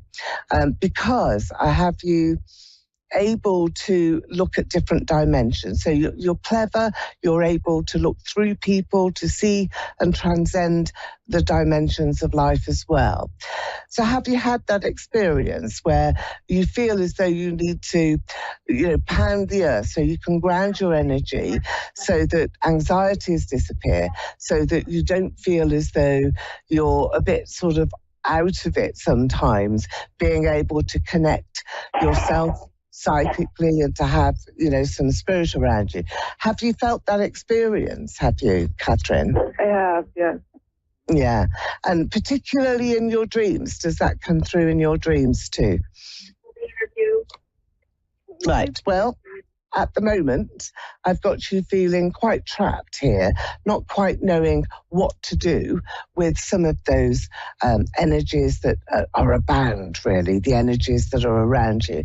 But that, I think, is just going to be sorted out once you have sorted out your emotions. Your emotions are in turmoil at the moment, and that's because of this person here. I feel that there is somebody here who is making you either work very, very hard for his tension or, really trying to undermine you a little bit. Is that happening, Catherine? Are we correct there in just trying to pinpoint this sort of anxious energy that I'm connecting to, this sort of undermining feeling, and also great sense of loss? There's a male in spirit as well around you. I feel that this is a father, grandfather, because it's coming quite a long way here. When I see spirit, I invite them into my room, and this is a male that is here, quite a strong person, but goes back in ancestors to you. So I've asked you a few questions now, so let's just clarify where we are. Firstly, do you feel as though you're anxious because of a partner? Are you being undermined by a partner? Is there some, negative energy going on here where you're not really feeling as though you're in your rightful place or you're being loved enough or cared for enough? Is that true, Catherine? I'm in a partnership and he's really wonderful to me, but he's in a tough situation himself. Is he? So there's some uncertainty, yeah. So that's what I'm connecting to then, that he is anxious himself, and that's something that perhaps is nothing to do with how you feel for one another, but may actually translate into how your beneficial partnership and relationship is progressing. Because when we're happy and when we're in love and when we're, doing things in the right way, then we progress very quickly and we get an awful lot of things done. But I feel as though you're sort of stuck there. So this male in spirit then, is your father passed over, is he? No, my father's still with us on the earth. So it's grandfather then I'm connecting to. You didn't know him, no? I don't think you knew him. If his grandfather, I knew him. There's somebody here that I don't think you knew. So you'll think about that. There's an L, initial of L, that I'm seeing that's being written all around you. It's in your crystal as well. So just be thinking, asking your family, because maybe there's love that is being given to you, and I think protection around you as well. And because you have that psychic connection yourself, you are actually connecting through to spirit and bringing those spirits forward. So it is likely to be a spirit guide that I feel you've already connected to, but you don't know. So this is an ethereal energy, not necessarily an ancestor or a blood relative, but somebody that you belong to in your soul group. And when you have a soul group message, it's very powerful, very strong, it's very special as well, because it connects you very thoroughly right the way through to those angelic forces as well. Let me just bring you, are you there still, Catherine? Yeah. Just ask your angels. This is what you're being given here. So I feel that this is something that you can do, and you can do this quite easily. So I'm just saying that we've got the card here from the angels. Ask the angels. This is your angelic card. It's really quite special, Catherine. I feel quite excited for you, because at any time, if you just meditate a little bit, perhaps just before you go to sleep at night or at a quiet time, and just think about your angels, they're going to come through. So I feel that your spirit guide is with you now and taking you forward. Do you want to ask a question from your guides, from your angel guides? And let's see what they are going to say directly here to you. What do you think? Thank you. Yes, I would like to. I'm curious about my career situation, about my financial security at the moment. Okay, let's look at your finances first, shall we? And let's see what is there. So let's... I want to know just the love relationship that I'm in. I feel like he's the love of my life. I want to know if we're going to last. Right, okay. So we've got 3 questions there. We've got relationship, we've got your financial security, and also your career and your success, your prosperity. So let's see what we can do. Well, he's very protective of you, your man, and he sort of puts himself in a position where he wants to look out for you, surrounding you with support and with love. I think you have to be aware that he does get anxious, and there is this, stronger overriding instinct that he has as a man to really take the lead and would expect you to follow. If you're happy with that balance, then yes, this is going to last and go very, very well. If you want to assert yourself too much, then I think you may have an issue. So you need to look at that carefully in what it is that you want, because often it's about a power play in relationships. Who is the most significant and important? So at the moment, he is your leader and you will be really following him, but more on an equal footing. He will protect you, and that's a strong man, but strong man also has a strong ego, and that's where the anxiety is coming in for him. You can help him a lot. You can benefit him by bringing in your own psychic connections, your own energies. Your empathy is very strong, and so you will raise him up, and that's what you need to do. Bring in confidence to him, and then the balance will flow. You'll be correct. Now, your next card here, 5 of Pentacles. So again, this is the angel that I've said is coming in. The number 5 is very protective. It's also a timescale card for you. That's May this year. So in the month of May this year, you will find that your relationship is blossoming and you are feeling as though you've got things very, very much where you want them to be. So that's very special as well. Career, you've got a new position that I feel is here for you.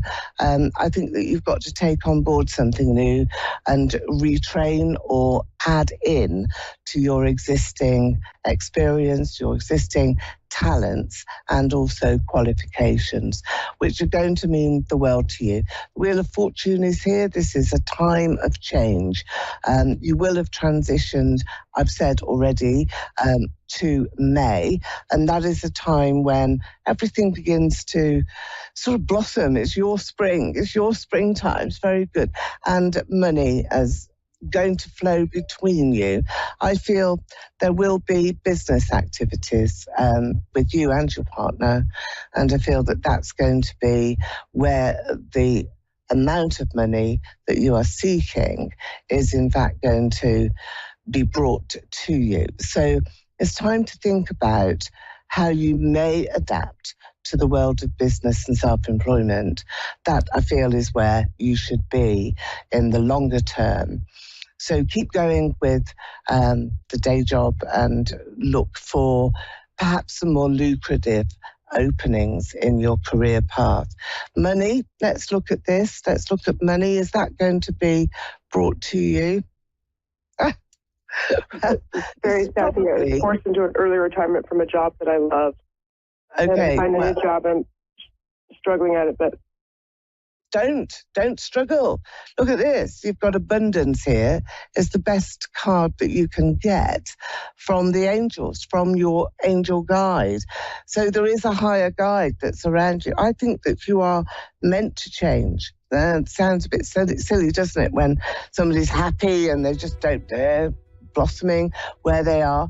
But when things are forced upon us, then it's a jolt. It's a big, come on, you can do more than this. You can do better than this.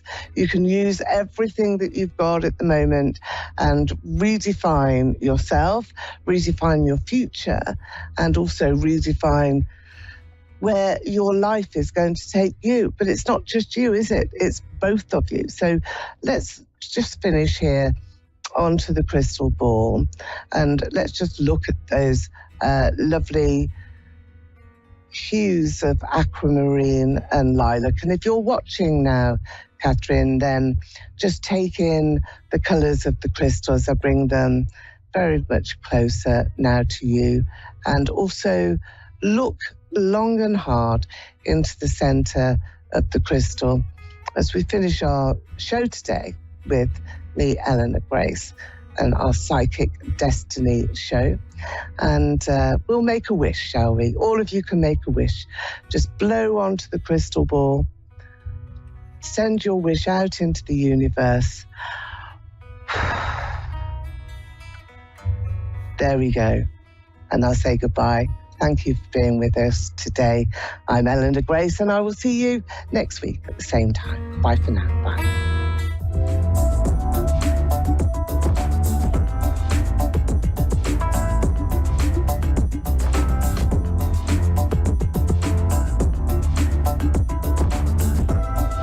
Listening to A1R Psychic Psychic Radio, Earth's #1 psychic radio network, and watching Moonstruck TV, enlightening television. Welcome. Time for Divine Heart Channeling with Ivana Botic. Search Divine Heart Channeling on Facebook and all other social media. Connect direct. In North America, dial 888-454-2751. In London, 20-3519-2158. In Sydney, dial 02-8488-3147. Or online, contact us through our Facebook page, facebook.com/psychic radio. Or one of our websites, askoneradio.com or moonstruck.tv. This is Divine Heart Channel on A1R, the Ask One Radio Network. Hello, beautiful souls. I'm your host, Ivana, and want to say thank you again for having me. And before we start, I would like to say again, thank you for all of your questions. The Guardians wanted me to start this show with one general message for everyone that asked about their love lives and about soulmates and stuff like that. So the Guardians wanted you to know, guys, that they want to suggest to you that you can put some kind of list for yourself to see what do you want to have in your life. What is that make you excited? What is something that make your heart jump? To see how can you first love yourself completely, and then you can start looking around you. When you start shining your true self, your true light, your soulmate will come. It's there behind the corner already. You just need to open your eyes and open your heart first to love yourself and then to love others. With that being said, I would like to answer to the question for Arshia. I'm not sure am I pronouncing your name very well. I'm sorry for that, my dear.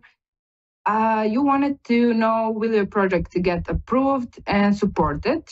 And will you be called to live in another city in a month?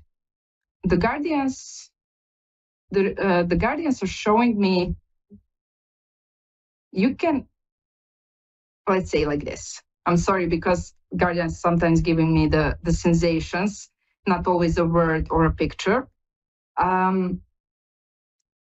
They want you to know that how much do you believe in your project? How much did you put yourself in that project? You are the one who is making your own reality. They are showing me like you doing bucket list, like check this. If you fulfilled everything that's on your side and you did it with your open heart, with the wish for something bigger, for better, for your life, to create your life the way you want, it will go your way, if that make any sense. And about the living in another city in a month, because the Guardians are not, they don't have a linear timeline like we do. They are multidimensional beings and everything happens in this moment as we speak. And when you give me your question, it's from this moment right now. They are seeing. It could be in a month, it could be in 2 months. But Guardians want you to not be disappointed or to go hard on yourself. It doesn't happen in a month. It will happen. But at the moment when you are ready for it, you need to decide that you are ready. And what the Guardians are suggesting is that you can do like journaling. Put stuff that you are grateful for. See where you find yourself most like fulfilled. And that's when it's like the word I'm looking for is you will say when you're gonna move, if that make any sense for you. And also the Guardians like showing me there is a big work behind all of it. And they are very proud of you, and you should be very proud of yourself. So I hope that makes sense. I would love you to leave me a message or just to tell me how that resonates with you. Also, like I always said, if something resonates for you, it doesn't have to be your question. Whoever is listening, if that resonates, it's for you also. The next person I would like to give an answer to a question is Annette. I hope I'm pronouncing your name right. I'm sorry if I didn't. Your question is there any spirit that's coming through and what message do they have for you? The guardians of records, of Akash, they are showing me there was a big, I will not say struggle, but like a fight you fought, that you coming out of it like very victorious. They are showing me there is a like bunch of people, bunch of your loved ones, bunch of masters and teachers behind you. They are cheering for you, they are rooting for you, they are holding your back every step that you take. And they want you also to know that you can do exactly what you put your mind to it. Just don't be afraid, don't get in that fear-based state, because you will close yourself. And everything we do, when we do from heart, it's always different frequency. It's always pure and clear. That's why keep continuing to do what you do. You are doing it perfectly right. And there is nothing wrong. There is nothing bad. There is only love for you. And one more thing the guardians are like showing me is they want you to ask yourself, are you giving yourself enough self-care? Do you take care of yourself enough? Do you do stuff that you love to do? If not, you know what you need to do. Of course, there is always suggestion for the guardians. They will never say us, do that or do this. So I hope also that resonates, and I hope you will leave me some message or just to let me know how this resonates with you. And also, guys, I wanted to make this show a little bit different. I love to answering your questions, but also I would like to guide you through this amazing time we are living in, through this amazing spiritual awakening that is happening every day for many, many people. I'm here to help you understand, to navigate, not only to be confused and scared and be like, I need someone else to fix my situations. I'm not going to say problem, as you can see, because everything is a situation. The way you look at the things, the way you see the world is unfolding for you. So first thing I would like you to share with you is to give you a little bit, how can you put yourself centered? How can you ground yourself in like so quick way that it's going to make wonders for you? First thing, also when your anxiety hits or stress, or you feel like you are lost and you losing breath, this is the perfect practice exercise you can do. First, what you can do is you can sit straight. You can put your legs down the feet. Don't cross anything, not your fingers, legs, nothing. Open your heart. Go to your heart space. Your heart space is right between your heart chakra and solar plexus, is where your ribs meet. You can put your awareness into your heart space. You can breathe in deeply, hold a little bit, and breathe out. And again, breathe in, hold a little bit, breathe out. You can do it for like 3-5 times, whenever you feel like it. And you will feel the change. You will feel the way your heart is not racing. You will feel like your head is starting to be clear. Your mind is clear. It's not that foggy. It will help you. Also, what I want to say to you guys about the Akashic readings. I know this is a new subject here and that you are used to on the psychic mediums, where they speak with our loved ones that are passed. Akashic records are a little bit different, as we said in the previous episode, but with the guardians of our records, we have masters behind us. Masters could be, let's say, if you believe in Jesus, Buddha, Shiva, those kind of figures are our masters. Our teachers also can be big names, also like deities, different deities, and we have the loved ones. That's our loved ones that choose to be by our side, that they don't want to go again in another human life, but they decide to be by our side and to give us guidance and unconditional love. When Akashic record is opened, they come through with suggestion. How can we make our life better? What can we do to make the life we desire? What are the steps that we can take for our, not only business or love, but also for our spiritual path?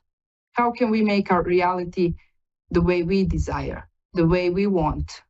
That's why I always say the guardians don't want to be like not yes or no questions. They want a more open-ended questions, so they can give you exactly the suggestions, and they can give you guidelines in which you can go and make that life that you want. So I hope this resonates with you. I hope you are getting a little bit more familiar with the Akashic records and what can you accept.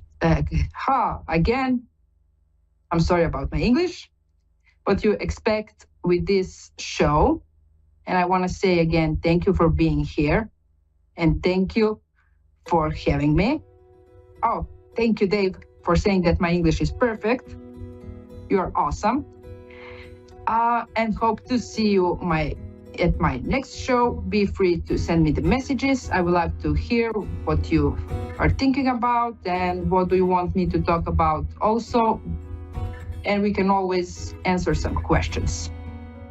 Thank you so much. I know I said thank you too many times, but it's never too many times, because I'm here to help you grow and to guide you, and be free to call me. Thank you so much for this.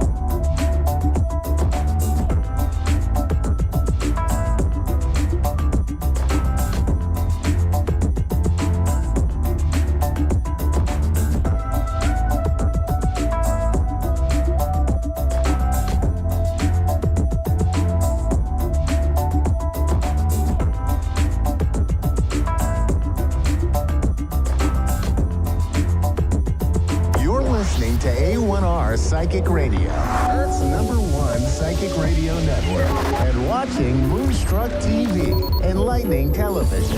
Welcome. Time for Spiritual Connections with Psychic Medium Cindy. Psychic Medium Cindy. Live from Facebook.com/Psychic Cindy. Connect direct. In North America, dial 888-454-2751. In London, 20-3519-2158. In Sydney, dial 02-8488-3147. Or online, contact us through our Facebook page, Facebook.com/Psychic Radio. Or one of our websites, AskOneRadio.com or Moonstruck.tv. This is Spiritual Connection on A1R, the Ask One Radio Network. Hi, everybody. How's everybody doing tonight? Hope everybody's having a good day so far today.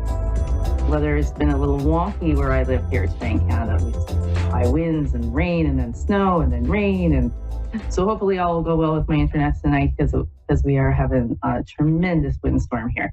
But anyway, on the side note, I hope everybody is doing well and getting ready for Monday, where we have a full moon lunar eclipse in the sign of Libra.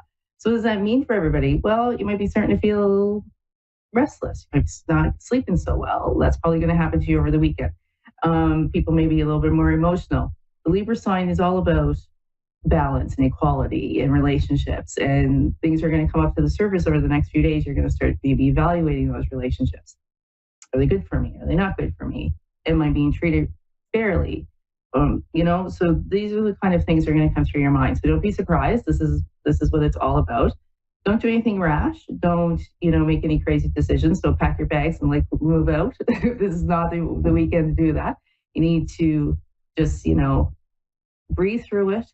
Try to rest, eat well, get outside, get some exercise, and just work with this. The best thing to do with these astrological changes in the universe is just be like, okay, I'm part of it. I'm just going to work with it. So with that being said, while we're waiting for a caller, let's just pull some cards to see how you guys are feeling today. I thought, with all this crazy energy around me the last few days, let's bring out the fairy cards, because the fairies are just so pretty and they're so kind and I just love them. So let's do that. What does collective need to know? All right, first card we have is Precious Time, which is kind of funny, right? Because they're just kind of talking about how, you're going to feel, a little extra tired or a little extra worried or just, a little bit off. So take care of your time. Don't stress yourself out. If you're having a week where you're feeling like, hey, I'm not being productive. I'm not getting things done. That's okay. Sort of nap when you need to nap and really take care of yourself. This weekend's all about self-care. So we're looking at Hope is the next card, which is one of the most beautiful cards, no matter what deck I pull this card out. And I'm like, okay, take a deep breath, because the universe is saying you need to have hope. The rainbow in this card is all about the good after the bad. And it is just a beautiful sign from the universe that even though when we have bad times or, we're feeling like just things are crazy and they're never going to get right, don't have hope, because things are going to work out well. This is the motivation card that came out too, which is all about spring. We just had our spring equinox two days ago. So you maybe feel a little bit motivated next week to start doing some spring cleaning, getting that house, getting that clutter sorted. That'll make you feel a lot better. But right now we're looking at Stacy is going to come in for a call. Stacy from South Carolina. Hi, Stacy.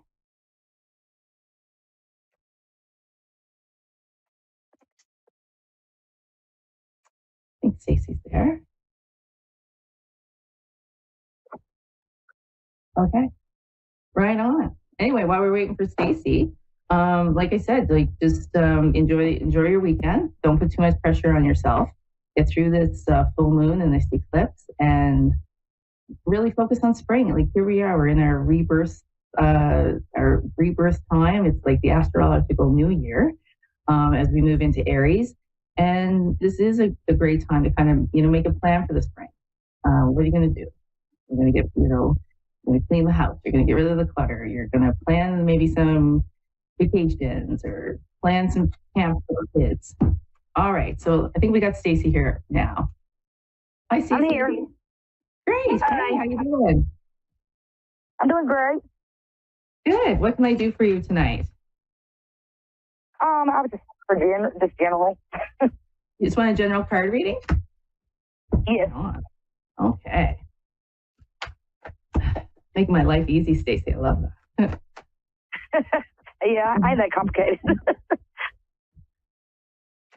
Good. So what do you need to know?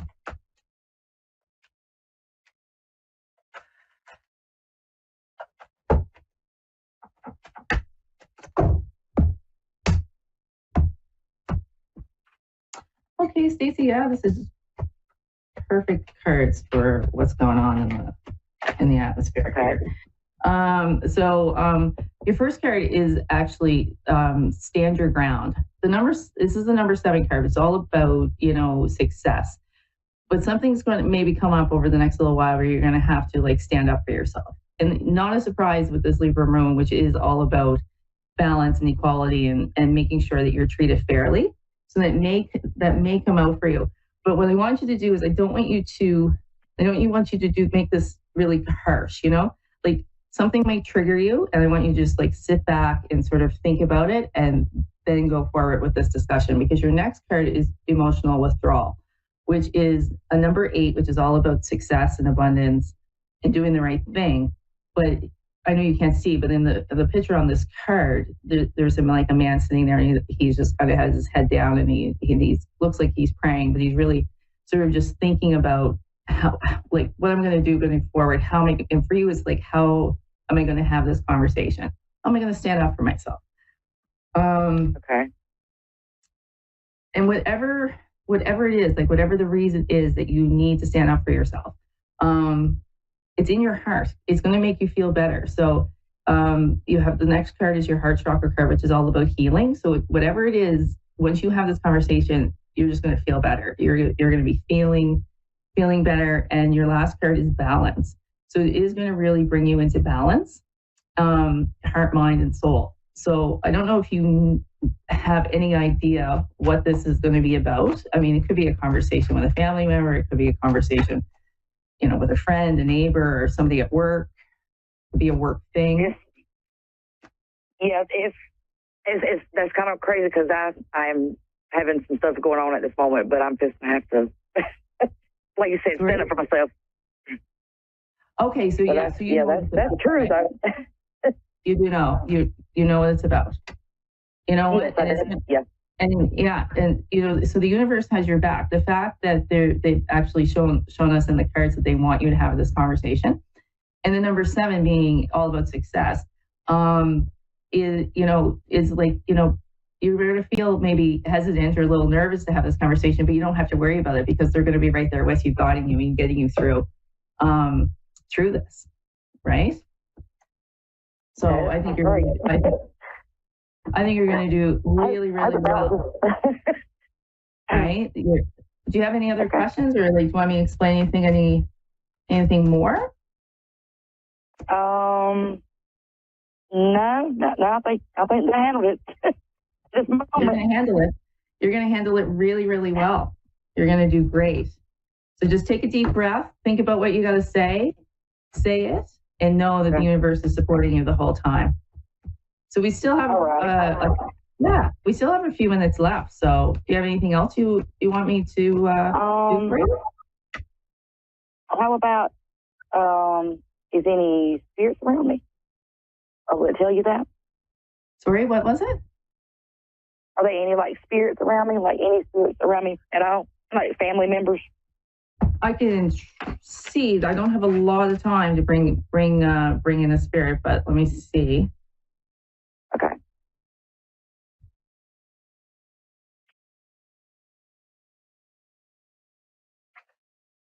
I do see a female, possibly like a mother. Could be a mother. Could be an aunt. Did you lose somebody younger, like in their 50s, maybe?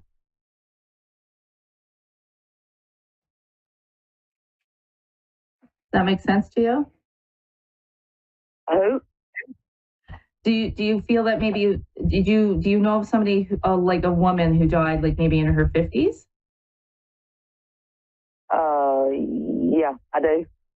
You do? Okay, so that I feel is the spirit that has come through. So I don't know if this is like a mother figure for you or an aunt or just a friend. My mom. Your mom. Okay. All right. Yeah. Oh, that's young. Okay. So yeah, she was 53. Yeah, that's really young. Anyway, know that she's always with you and she loves you because she came out very quick, which is really nice. Because we don't have a lot of time.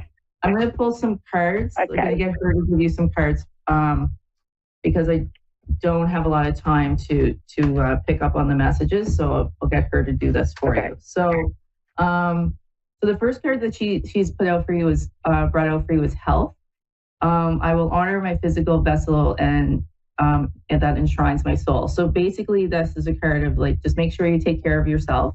Make sure you get your health checked. Make sure you be healthy, exercise, not like in a crazy way, but go for walks and, eat healthy and do everything that you need to do to take care of yourself. The next card is patience. So she wants you to have some patience, right? So whatever's going on in your life, she wants you to have patience.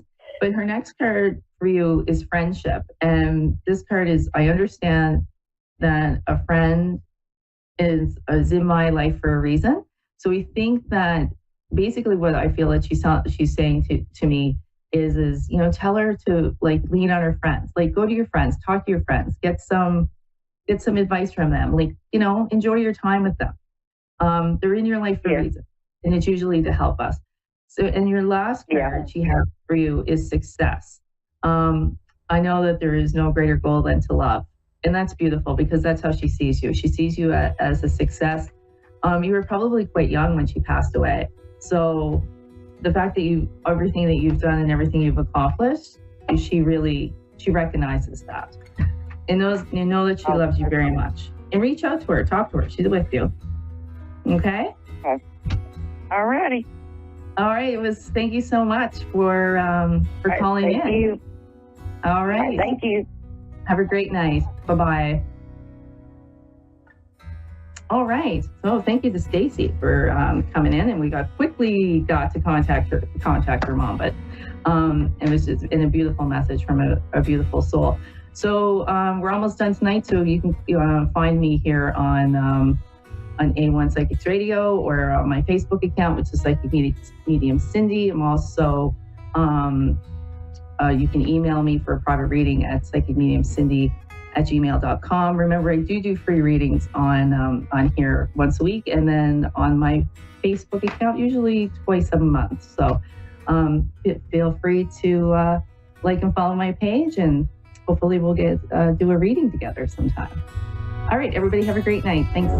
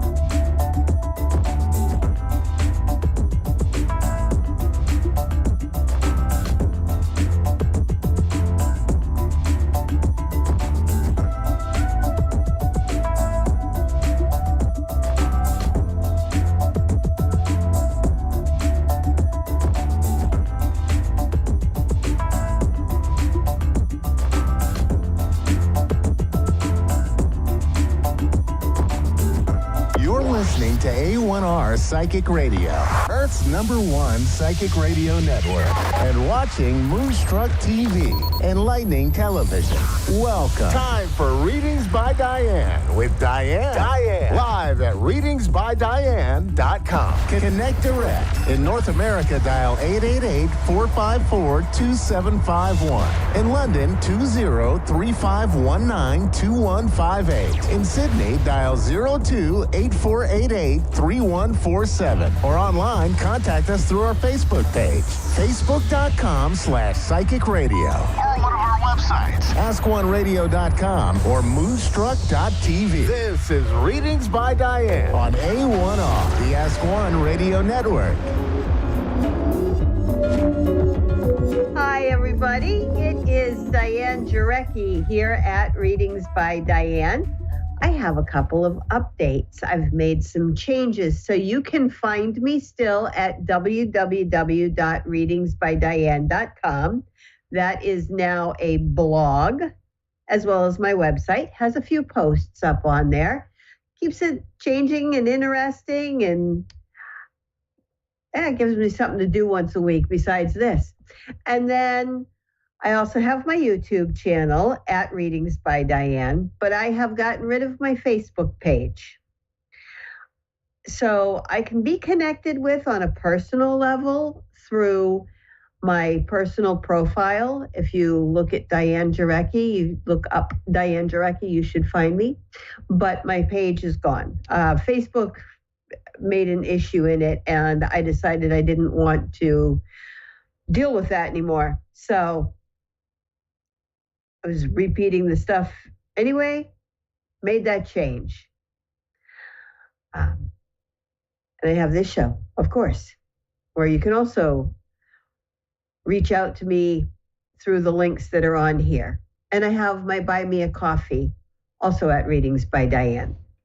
So you can always reach out to me there as well. And there are links to everything at my website. So other than that, boy, here in New England, spring came in and spring went away. We got snow, worse than we had all winter long. We got December snow in March. We got like over 2 feet dumped on us.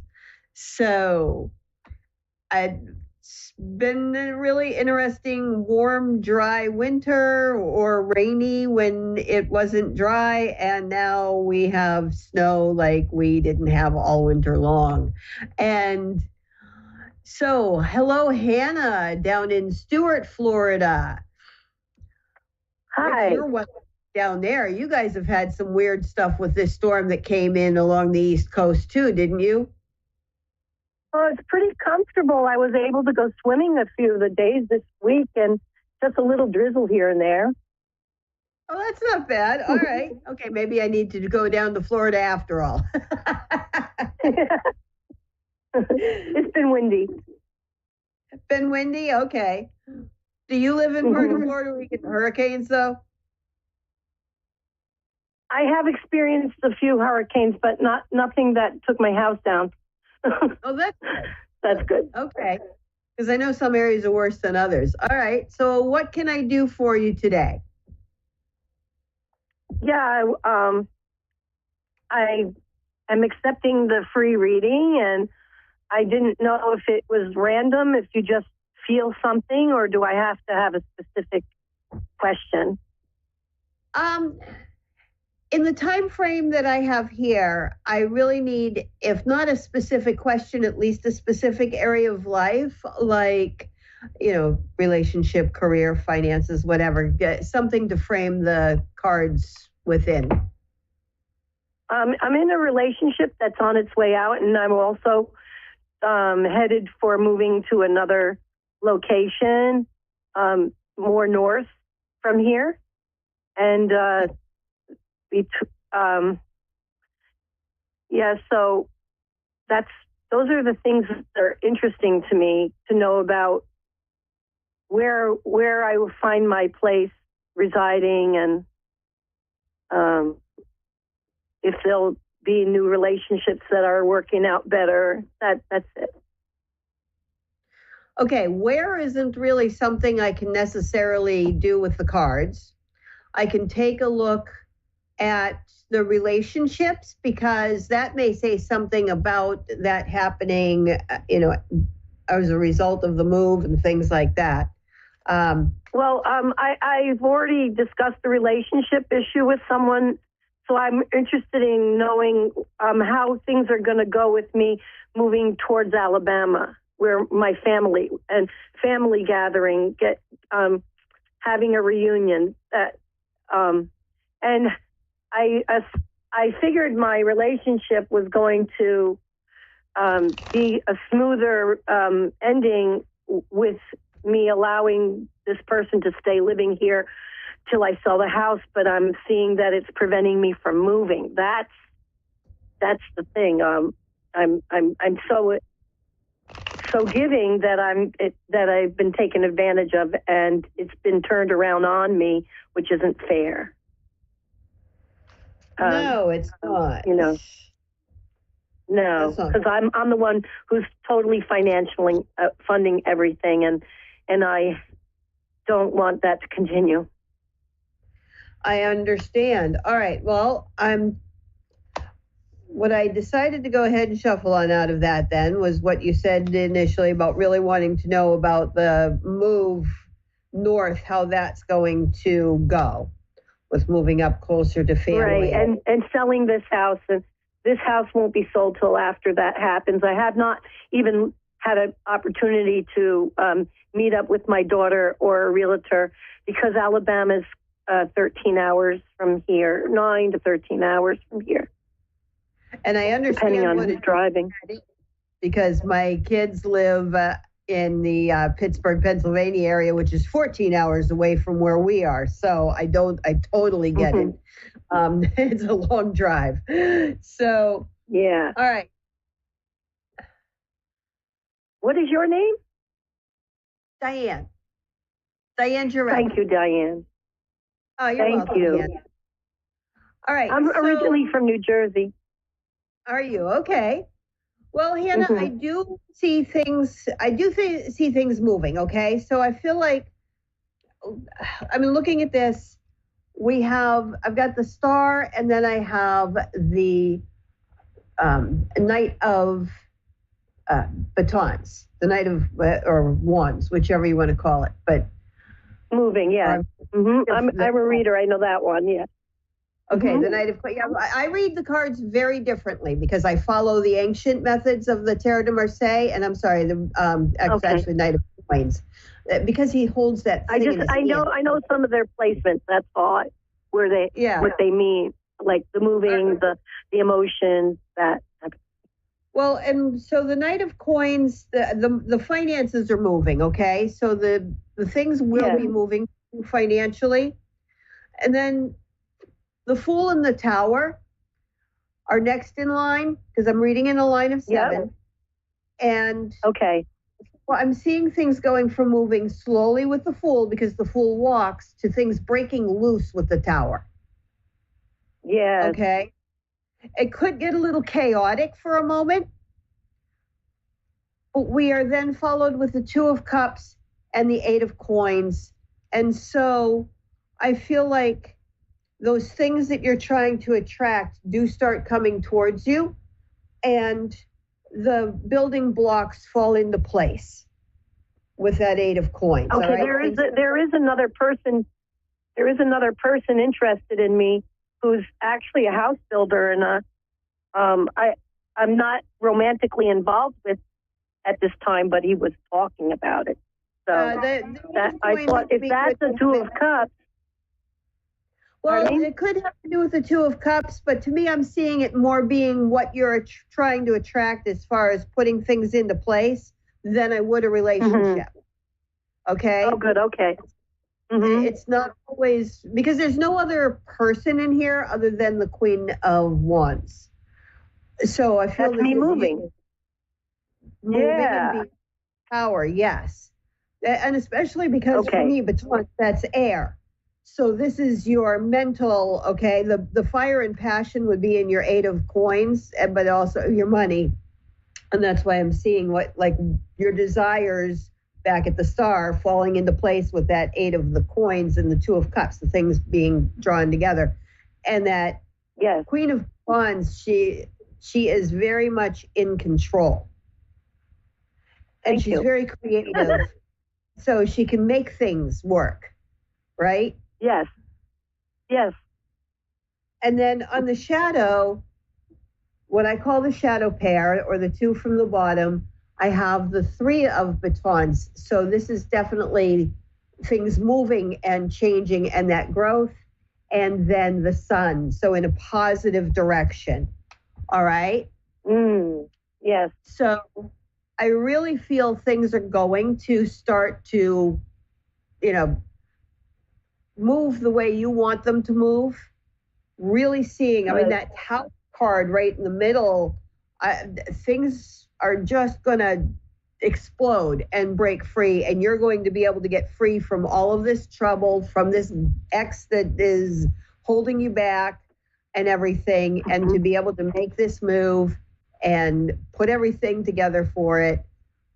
Find the home that you like and want to move to, get the other one for sale. I feel things are going to smooth out for you, okay? Like I said, might get chaotic for a moment, but I do feel it's going to smooth out. So yeah, I'm trying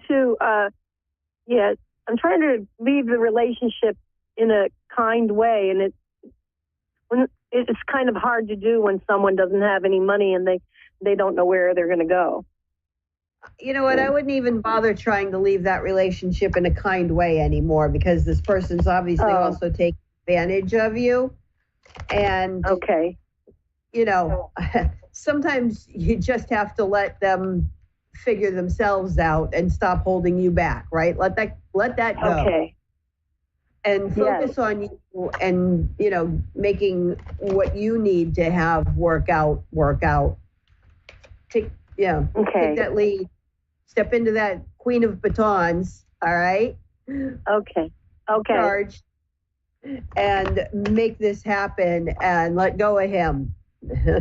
He's toxic. I shouldn't have any guilt because I don't owe anything to anybody, really. No, don't. You have given way more to him than he deserved from the sounds of it, Hannah. $1,500 a month it costs to have him here.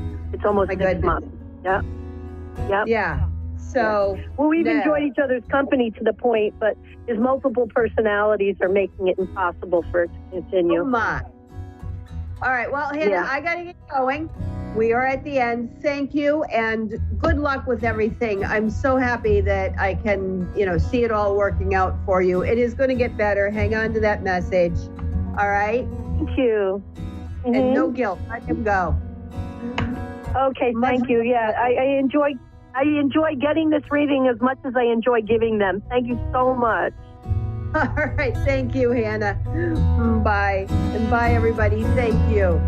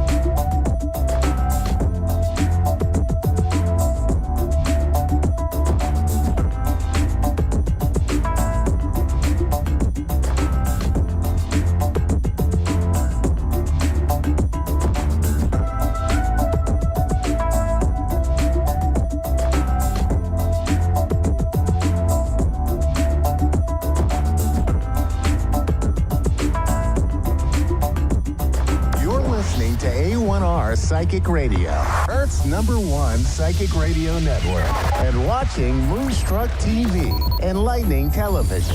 Welcome. Time for astrology and psychic readings with Lady D. Lady D. Live from LadyDPsychicParties.com. Connect direct. In North America, dial 888-454-2751. In London, 20-3519-2158. In Sydney, dial 02-8488-3147.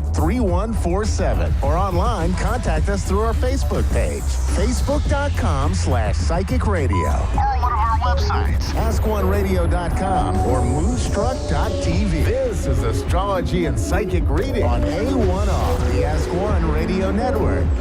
Hi everybody, welcome to Astrology and Psychic Readings with Lady D. I'm your host for this segment, Lady D.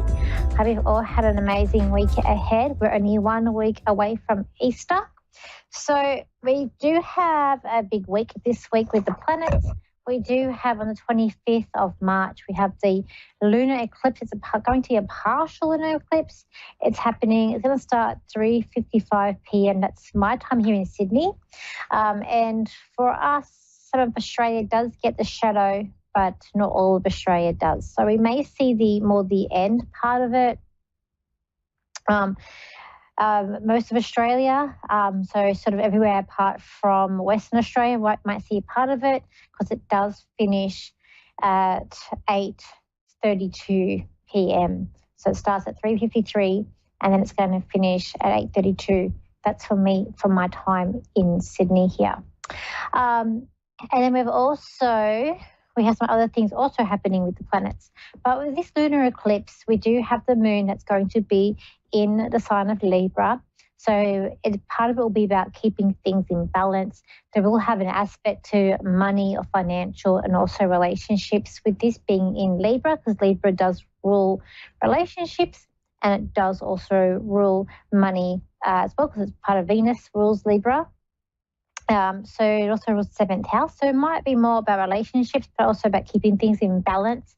It may be a time where an aspect where we don't want conflict or wanting to have peace or shy away from sort of arguments as well with this eclipse that is happening. But we do also have a lot of energy that's also in Aries. So it's going to be interesting because Aries is a bit argumentative, but this eclipse, it may put a shadow or some sort of conflict, or it may be a sense of like a peace agreements could potentially maybe coming off that. With aspects to the moon, we do have a tri that is going to be happening with Pluto. So any sort of big changes is going to be quite positive. But we also got a square with Mercury to Pluto at the same time. We've got a nice aspect here with Venus and Jupiter, which is quite good. So that's going to put a good luck with relationships and also financial things too. And also we've got a sextile with Venus and Uranus, which is also going to bring about unexpected surprises. But again, it should be more of a positive outlook. So we do have some positive outlooks when we come to this eclipse that's happening. Today we've still got Mercury that's close to Chiron. So today you might be feeling a little bit frustrated and with people not understanding or not really following instructions. So there's might be a bit of frustration there when it comes to communication or with dealing with other people today. Because we've still got those two planets that are quite close together still. We had the conjunction that was yesterday.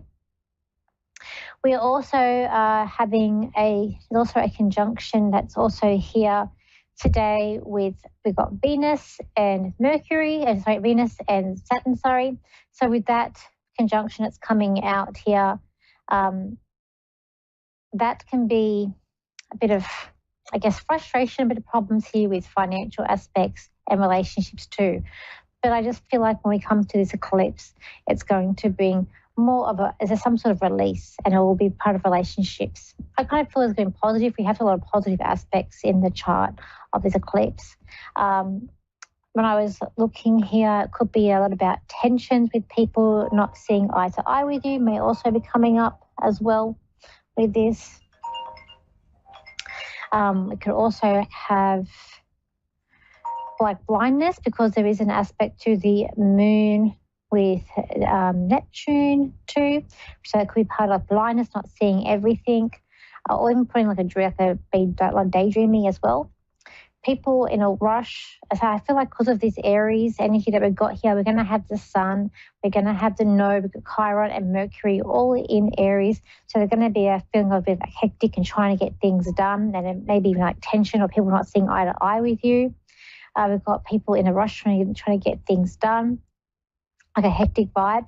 And we've got here people needing to spend some money. I feel like it's going to be a thing of people wanting to spend money. I feel like there could be a false sense of security coming out as well when it comes to financial stuff with this eclipse. So people wanting to spend money or in a rush had to spend things.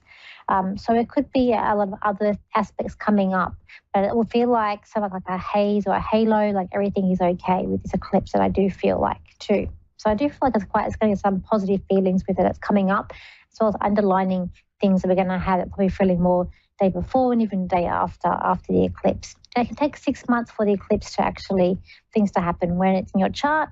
So wherever it hits your chart, that area in your life will be affected. And it can take up to 6 months for that to take effect. Okay, so let's go to the caller. So we have here Anne, who's in Arkansas in America. So hi, Anne, how are you? I'm good. How are you? I'm good. How can I help you today? I'm just looking. This is my first time ever, and I'm just wanting just a general reading. Okay. Do you want a general reading in a specific area, like with relationships or finances or anything? Maybe health and relationship. Okay. When I connect to your energy, instantly I did get like my throat chakra. So I feel like there could be either you're not speaking up, or it could be a sense of something to do with communication, or it could be that there's throat issues as well that's there with you. Or a sense of like communication not being clear as well. I feel like it's a sense of, could be you or someone else, of communication not being clear too.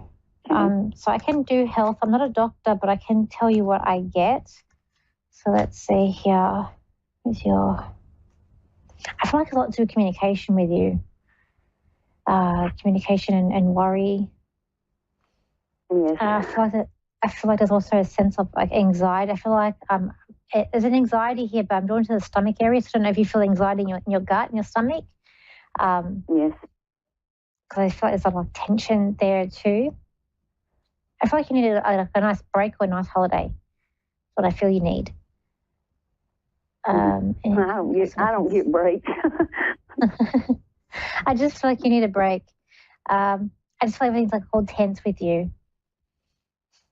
I also feel like there's probably like back issues as well. So maybe maybe you hold tension in the back, or might be a good idea to go and see like someone like a chiropractor, or someone that deals with like releasing stress or things to do with like back issues with you as well. I feel like there's some stuff there too. Ma'am, back and neck. Okay. Had a lot of health issues going on.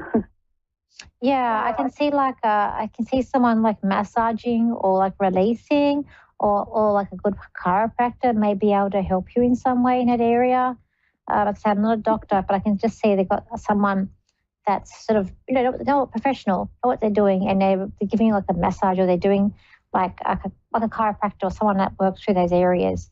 I feel like they would be able to help you with some of those. Okay, let's have a look and see what else we get for you in relationships. I just get someone not seeing eye to eye with you. That's true. Okay. He wouldn't be where he is now if we saw eye to eye. Yeah. I feel like you guys see the world differently. How you see the world is different to how this man or this person sees the world.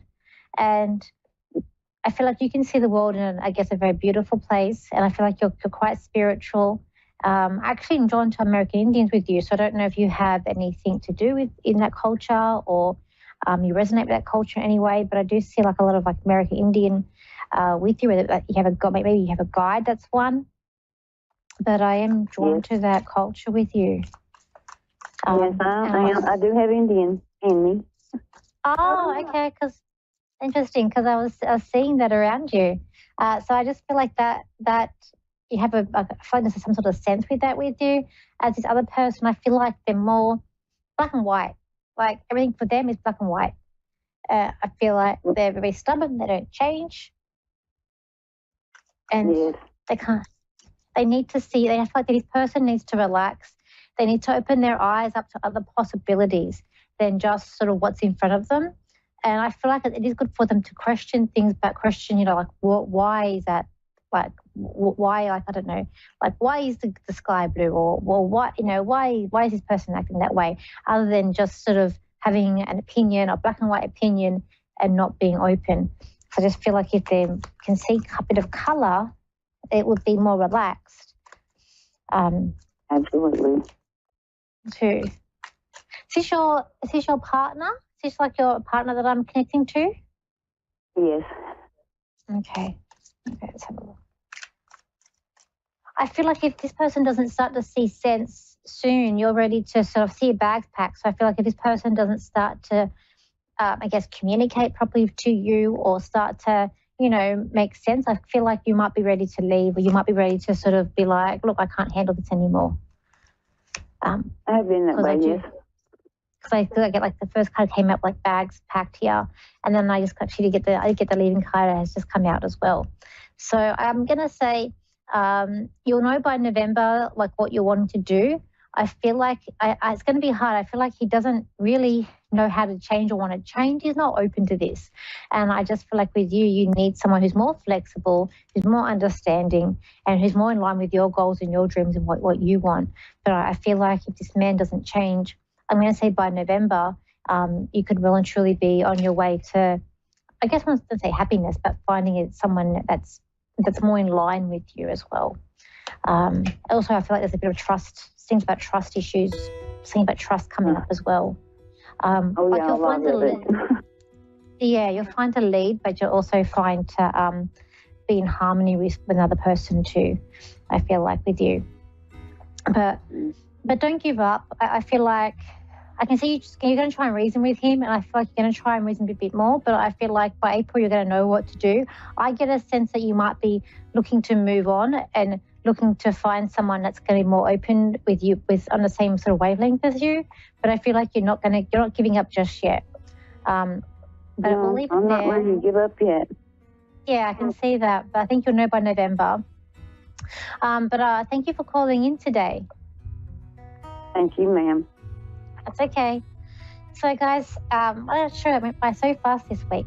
So if you want to contact me, you can. My website is Lady D Psychic Parties, as well as my Facebook, and my Instagram and TikTok is Lady D Psychic, and my YouTube channel is Lady D or Danielle Psychic.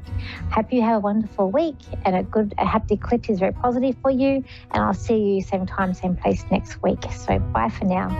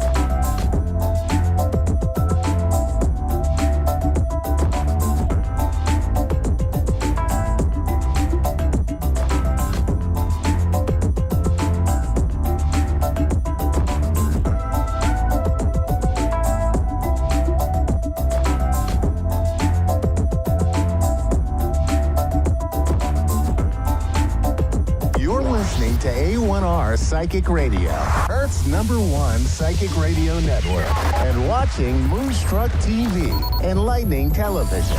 Welcome. Time for Bernice Bisson, Psychic Media. Bernice Bisson, live from BerniceBissonPsychic.com. Connect direct. In North America, dial 888-454-2751. In London, 20-3519-2158. In Sydney, dial 02-8488-3147. Or online, contact us through our Facebook page, facebook.com/psychic radio. Or one of our websites, askoneradio.com or moonstruck.tv. This is Bernice Bisson, Psychic Media on A1R, the Ask One Radio Network. Welcome. It's Psychic Tuesday, and I'm your guide, Sweet Bee. And you can find me at BerniceBissonPsychic.com. We're going to start with some of the astrology at the top. I'm going to have messages for all the signs, and then I'm going to take a couple of calls. And so if I can get to 2 people, I usually talk too much and kind of go down rabbit holes, and then there I am. But let's start at the top. We're going to start with Aries, and this could be sun, moon, or rising. I could go into all the planetary. I mean, we have the finger of Yod this week. That's kind of showing up in our natal charts and in the energy of between these eclipses. So it's some pretty intense energy. Be patient with people. But let's start with our Aries. So the message for our Aries is, no matter what happens and no matter how far you seem to be away from where you want to be, never stop believing that you'll somehow make it. Have an unrelenting belief that things will work out and that the long road has a purpose. Remember that, Aries, because you're almost there. You have that chironic wound, that asteroid that's being healed in a very, very deep way for you. Let's keep going. Let's go to Tauruses. Again, sun, moon, or rising, our lovely little Tauruses. We are always speaking to you and sending you messages when you feel like you're alone in a situation. Just know that you never truly are. We're reminding you to stop and look around and believe in something else, something more.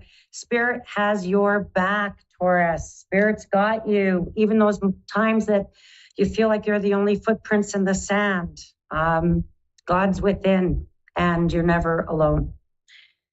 Then we're going to keep going to our Geminis. Messages for our lovely Geminis.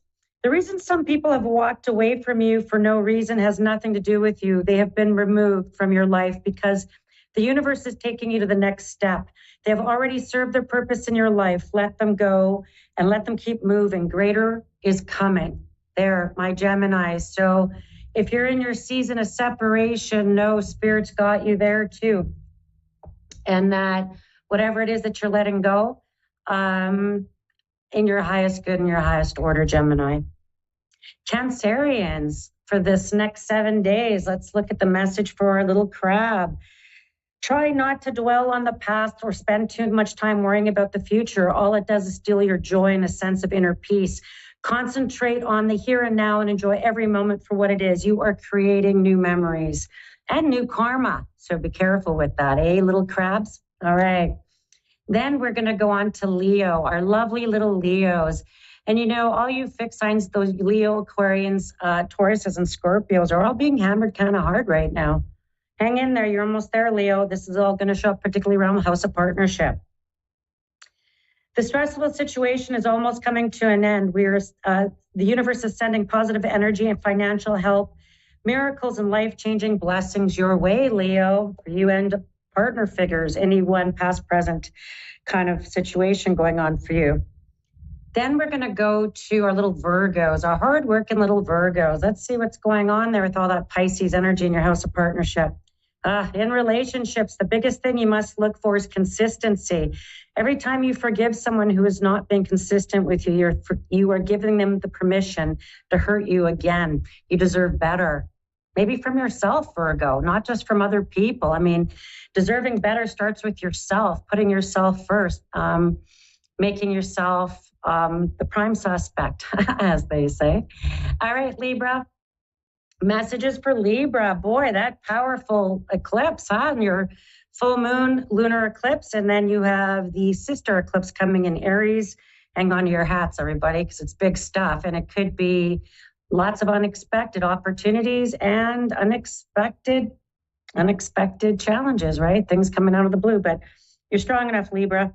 Opportunities will soon knock at your door. Debt will be wiped clean and your bills will be paid in full. Your finances are about to change. Woo, woo, Libra. But you're probably going like, Libras are all like, oh, but I wanted to talk about relationship. They're like, I don't care about the money. Anyway, I tease, but Scorpio, we got our lovely Scorpios. Let's see what energy is going on for our Scorpios. And so the universe needs you to get excited again. It needs you to remember that you're not in this thing alone. The universe is working on your challenges. You've been already assigned angels to you. So let go of the stress and just trust.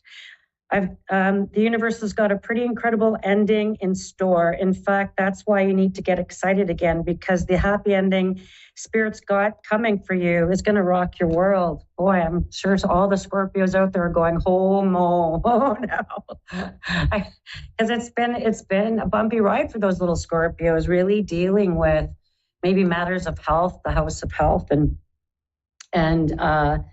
commitments to those things and the discipline around those Scorpio. Then I go to Sagittarians, the message for Saggies. Don't lose sight of the truth. You came here to evolve and grow, so it is necessary to experience the difficult times. That when you will grow, that's when you'll grow the most. There's always light at the end of the dark tunnel, Sagittarians. And that could be feeling maybe some overwhelmed stuff, possibly with debt, maybe feeling a bit overwhelmed with the responsibilities of life, right? That whole realization that, I'm an adult now and my back hurts or something like that. All right, Sagittarius, and then we're going to go to Capricorns. Oh, our little Cappies. Let's see what the Spirit has for you this week. When the world feels like it's coming crashing down around you, take that as an opportunity to find yourself and let go of who you thought you were. Not all storms come to destroy your life. Some come to clear your path. Decide that this crisis will be a turning point for what you have been waiting for. You're not going to take it no more, Caps. You're going to say, I'm not taking it no more. I'm not doing that. I'm totally not going to be in that space anymore. And so good for you. And that storm will come and clear that path for you. Aquarians, boy, oh boy, lots going on around Aquarians. Let's see what we got going on, Aquarians. In your journey, there will be times when you feel lost, confused, lonely, and angry. That might have been the last few weeks. So hang in there, kids. These are times of transition. You won't feel those emotions forever. You are transitioning to a better, stronger version of yourself. Shed away those unneeded layers and keep growing, Aquarians. You have the power of Pluto revolutionizing all parts of your life. So it's a big deal for you guys. So keep hanging in there. Pisces, message for Pisces this week. Sun, moon, rising. If people are gossiping about you or spreading rumors, don't fall for it. No one is worth lowering your vibration.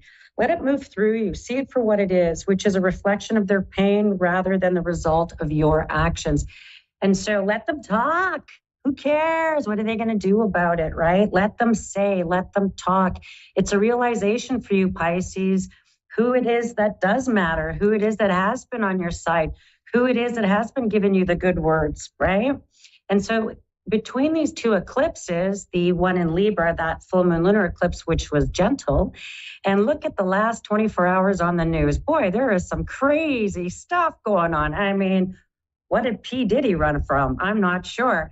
That really sad. And my heart goes out to all the folks in Baltimore. At this moment, I woke up to that absolutely horrific news around that incident that has occurred in the last little while. And all kinds of unexpected little tidbits that are sort of coming out. And now, because we're between eclipses, we still have a really powerful one cutting across the U.S. and that Aries eclipse, and with the North Node of Destiny. So it's some pretty big stuff.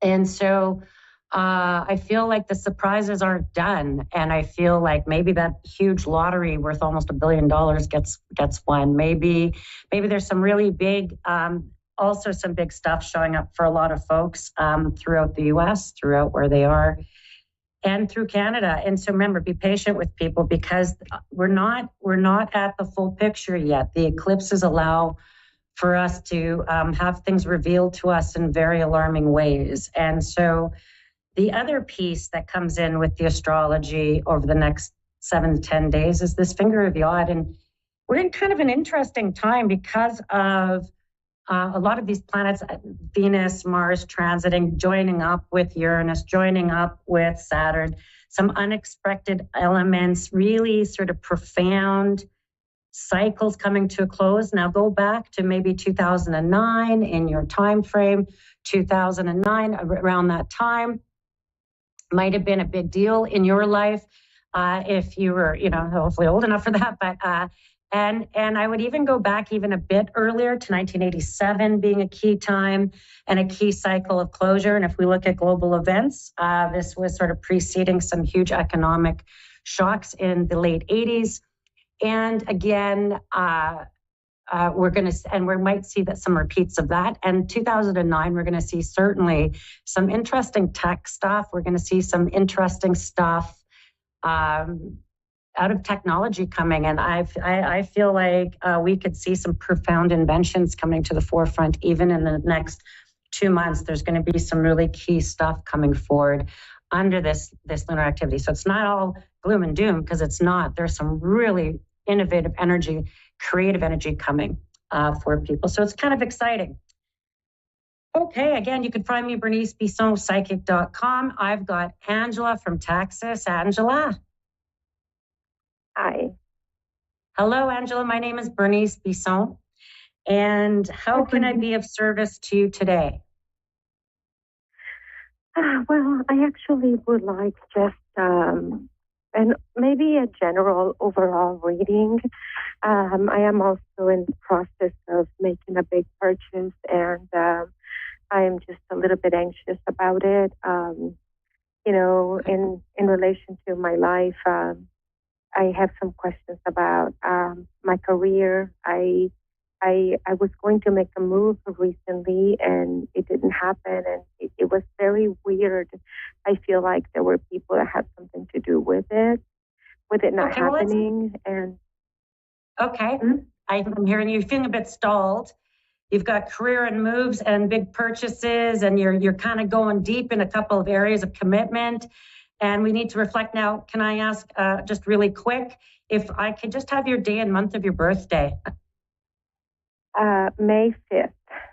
Perfect, Taurus. Okay, let's explore. I'm an astrologer. I can spend an hour and a half in your birthday, May 5th. But I'm going to kind of get to some key things around your timeline, because I want to give you some very key dates where you're going to find that better news, what feels like things have, like you lost out, or there was missed opportunities or missed communications. You dodged a bullet. You're just standing still, and it's because there's more information coming for you that I feel like is going to make you far more successful. And to be honest, I actually feel like April to July is more of your key time for changes, relocations, and moves. So starting in the month of April, we're almost here. But I'm not so much worried about things stalling or what you felt like maybe an opportunity falling through. And sometimes when people are thrown in our path to be a challenge to us, here's the irony. They always wind up being a gift, because there's something that we learned or something that may have delayed us. Maybe stopped us from catching the wrong plane, the wrong bus, the wrong people, the wrong situation.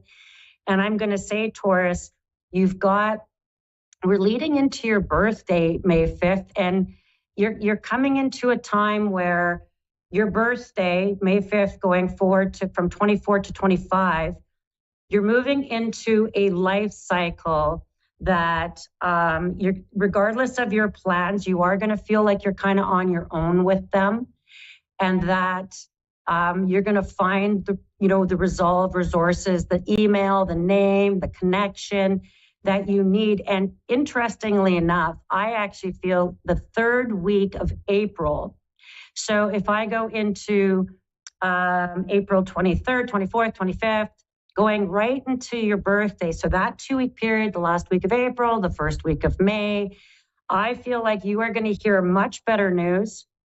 Your move or relocation, I feel like something is getting unlocked for you that by September, October, when you look backwards, let's say even by the time you hit Scorpio, which is October, November, that third week in October to the third week in November, in that time frame, you're gonna be settling in and very relieved that things worked out the way they did.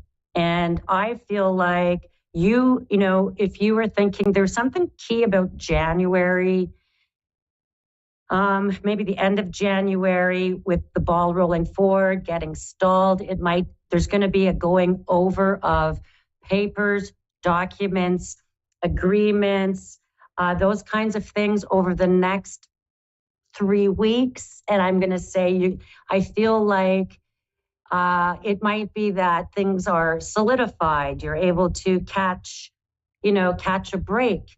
You're able to, I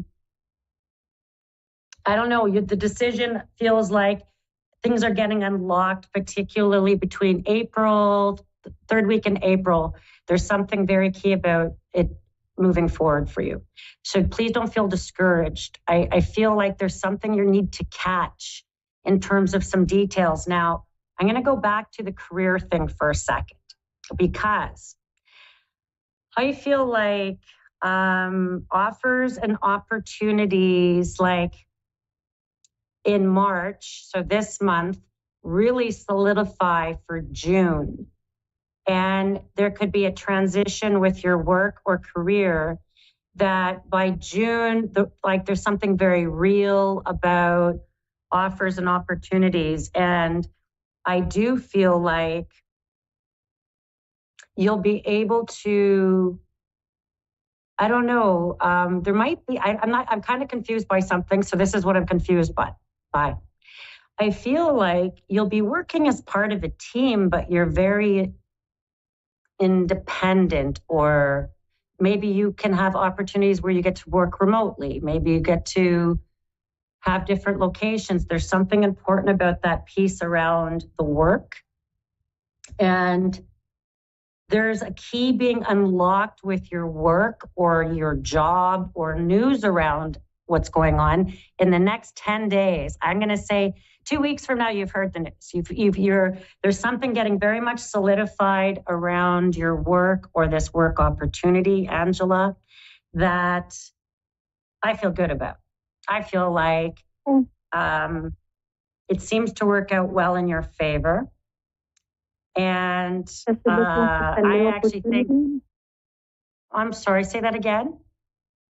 Does it look like it's a new job or the same one, just something different here? Yeah. Well, I feel like this is a large organization and it's going to be something that could be similar, a new opportunity that opens up within the same, like there's more than one opportunity, in fact, like more than one job opening. And it does feel like you wind up some sort of team lead of a team, leading some people, not, CEO or nothing, not like that, but like you wind up in another team, and it actually feels really positive. So I feel like what didn't, and I just want to say something. You mentioned something about you were worried about people having worked against you. And you know what the irony is that maybe they did it because they didn't want to lose you. Maybe the people that weren't helpful to you are the place you're leaving, or people that didn't want to lose you, And so just recognize that as much as you might want to make this change or go, I feel like the powers that be that are right now are having trouble releasing you or need your skills. And so I don't know. I just feel like by September, my girl, you're smiling about all of it, and you realize that it worked out better than you thought, particularly around the money piece. And that's going to really solidify in July. Like June your job gets, the change really happens, but by July, you're starting, maybe the paycheck comes in. Maybe you're starting to see the change there. And thank you for calling in. And to A1R Psychic Radio and Moonstruck Television, and I'm Bernice Bisson Psychic. Thank you, Angela. Thank you very much. Thank you. Lots of love and blessings. Now I've got, I believe, a Holly in the UK. Hi. Hello, my name is Bernice Bisson, and how may I be of service to you today? Well, I was hoping I could possibly contact someone from the other side. Okay. You know, it's funny because the only thing that I had in my head when you said that was a man like a little red fox, like a dog. Oh. So, that's what I had in mind, was this man and a little foxy dog. I don't know. Okay, so take a moment. Bring that person to mind. Bring things to mind. And I want you to begin by counting backwards from 7 out loud slowly. Take a deep breath and you can start counting. 7, 6, 5, 4, 3, 2, 1. Thank you. So the first thing I want to say is that I got to stick with the first man. There was a man who had passed away. I'm going to go back to the last 4 to 10 years, like he wasn't that long ago. And he came to pick up a woman who was not well.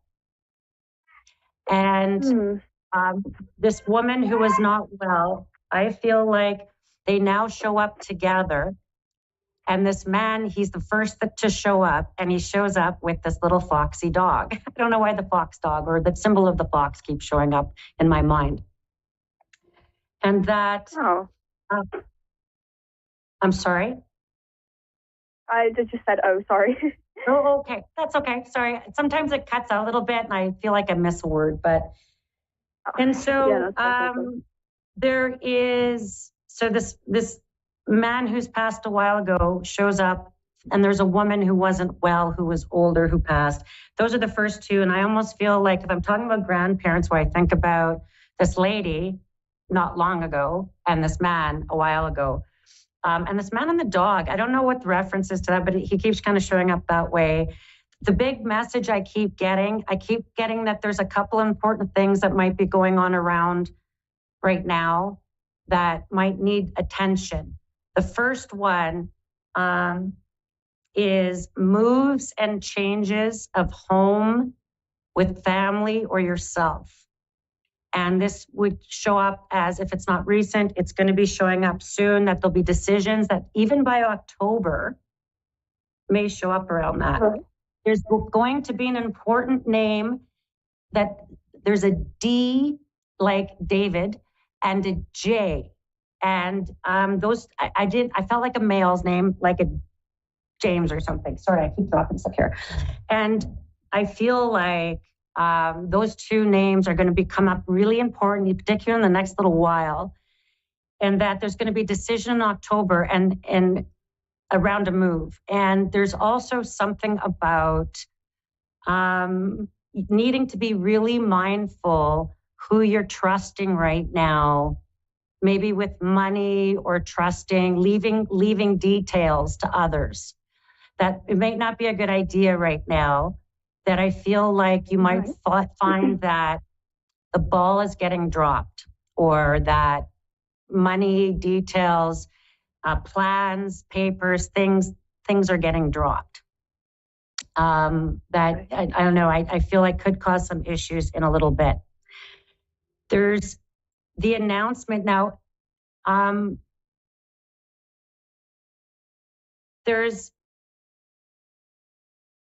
So if I may, I'm going to kind of back up myself for a second. There's supposed to be 3 of you. If I thought of you, my lovely lady, and then 2 others that would show up as family and in immediate family. And this lady who passed, there's a wedding showing up. You're going to hear about this news pretty soon, like in the next I'm going to say 18 months, and almost feel like if this is like the sibling or the cousin, it seems to be showing up around your family. And I almost feel like the thought of roses and Rose and I don't know, this lady, the one that didn't pass that long ago. So I'm trying to pull her out of thin air. So I apologize. But there's something being communicated very shortly, even in the next 8 weeks, 8 months around this celebration. And it's through a female member of your family that you're going to hear from in the next little bit. That there is, when I go back to people taking care of the details of things, that I feel like you have to be really mindful who you might be trusting with details.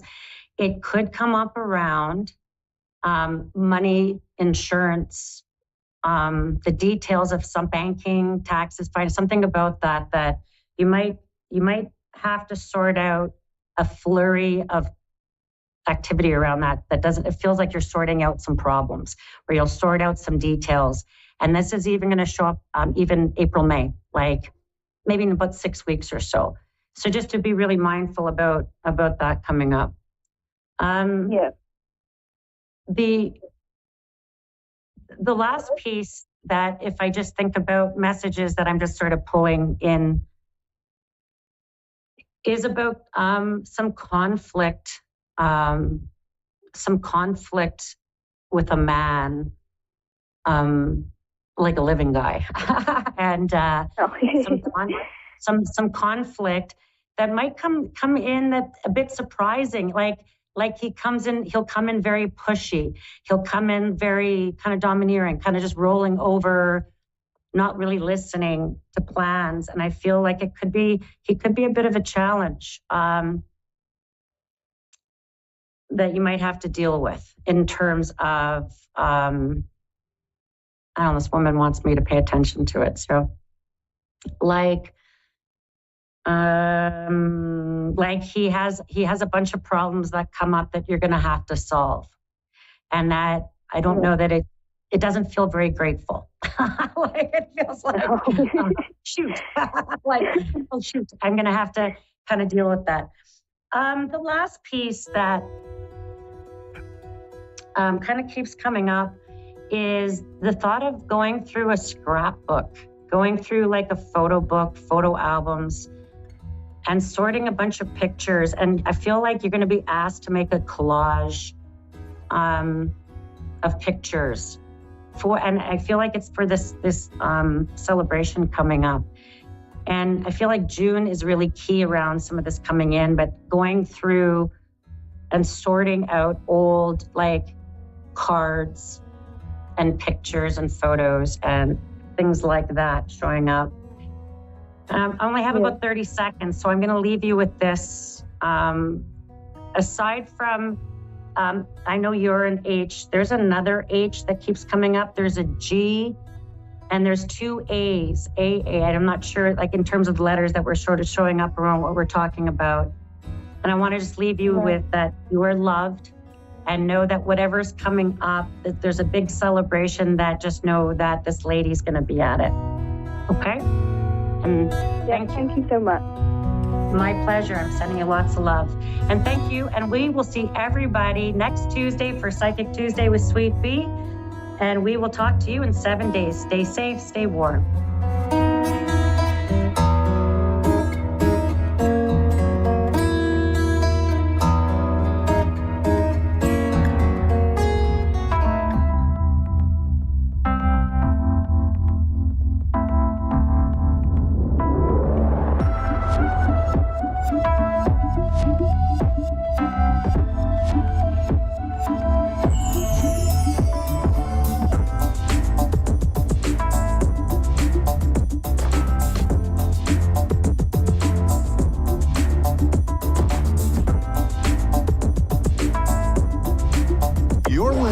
A1R Psychic Radio, Earth's #1 psychic radio network, and watching Moonstruck TV, enlightening television. Welcome. Time for Lavender Moon Healing with Bree Patak. Live from linktr.ee/Lavender Moon Healing. Connect direct. In North America, dial 888-454-2751. In London, 20-3519-2158. In Sydney, dial 02-8488-3147. Or online, contact us through our Facebook page, facebook.com/psychic radio. Or one of our websites, askoneradio.com or moonstruck.tv. This is Lavender Moon Healing on A1R, the Ask One Radio Network. Hello. Welcome. My name is Bree, Lavender Moon Healing. I am excited to be here. I'm just Palo Santoing a little bit. We got to clear some energy. It's been a heavy day. The frequencies of the planet are going absolutely crazy. And I don't know about you all, but my emotions, my anxiety, my anger, my rage, it was all going crazy today because the earth is just having craziness. There was 2 solar flares in the last 24 hours, which has a major impact on my energy. Probably some technology goofs happened for everybody today. So I just wanted to take a minute and clear some of that negative energy out and just kind of ground myself and take a minute and just breathe. It's been a day. And I am hoping that you all are just taking a minute with me and just take a deep breath in and breathe out. Breathe out. Let's get all that negative energy out. Let's pass all that energy. We are ready. Do we have a caller? I am ready when you are. But while we are waiting to see if we have a caller joining us tonight, I just wanted to say, let's recognize the strength that we are all gaining right now in the equinox. The equinox is happening. We are in this change of seasons. We are building on all of the seeds that we have been planting. We are ready to cash in our checks of all the work that we've been doing all winter, all this healing that we've been doing the last couple of months of last year, the beginning of this year. It's been rough for everybody, but the equinox is here. We have new energy. We have new life. We have new growth. We have new beginnings for everything. And the abundance, as the flowers bloom and the leaves pop out, the abundance is just going to start to roll in, whether it's joy, whether it's money, whether it's time. Whatever you've been manifesting, it is coming. And I feel it for everyone. I feel this massive change coming. With the eclipse happening soon, it is an amazing time to shed all of the old that we've been holding on to. To take a chance or to take a look and really take in a deep inventory of ourselves and really shed what is no longer serving us. We're not taking that into this next season. We're not taking that into a season of growth. We're not letting things hold us back. We are growing and moving forward, and we are blossoming into beautiful beings, and we are awakening with the planet, and we are just becoming magnificent beings. And I cannot wait for all of this to happen. I'm ready. Oh, and look, we have a caller. We have Shauna from Alabama is here to join us tonight. And I am so excited. I'm excited. So let's welcome Shauna from Alabama. Hi. Hi, how are you? I'm doing. I'm doing. Well, that sounded like you need to take a deep breath. And that sounded like you are struggling right now. I am. Very much. I don't know what's going on. I just need you to know it's going to be okay. Okay. Life is always going to hand us things, and the challenges that we experience and the trials and tribulations are all a part of the lessons that we need to learn in life. And when we go through these challenges and we have these times where we feel like we just can't take it anymore, we get so overwhelmed with the emotion of stress and fear of the unknown that we forget that we can take a step back and look at the lesson that we're being taught here and look at what it's preparing for us. And right now, whatever you're going through is preparing you for the next season in your life. And it may be hard. You may be saying, why me? Why am I dealing with this right now? But it's preparing you. It's building the strength. Your guides, your angels, your gods, your spirits, whatever you pray to, whatever you worship or cherish, they're not going to send anything your way that you can't handle. Right. Does that make sense? It does. It does. It does. Okay. Would you have a specific question for me tonight that I can help you answer? I felt called to pull out an oracle deck because I feel like you need a message. Yes, I do. I do. It's just a thing rough, a lot of things have been changing recently, And yeah. I'm just yeah. I can sense that. The changes can be good though. It's going to be the way that you perceive it, the way that you look at it, the way that you adapt to it. People come and go out of our lives and things happen and challenge us. And it's just all in preparation for that next phase. I can't promise you that it's going to be better tomorrow, but I can promise you that if you change the way that you're looking at it, if you look at the lesson, you need courage. Are you struggling to make a decision right now? Are you struggling with a decision? Are you scared to make a decision? Well, kind of, yeah and no. I'm kind of going through a breakup.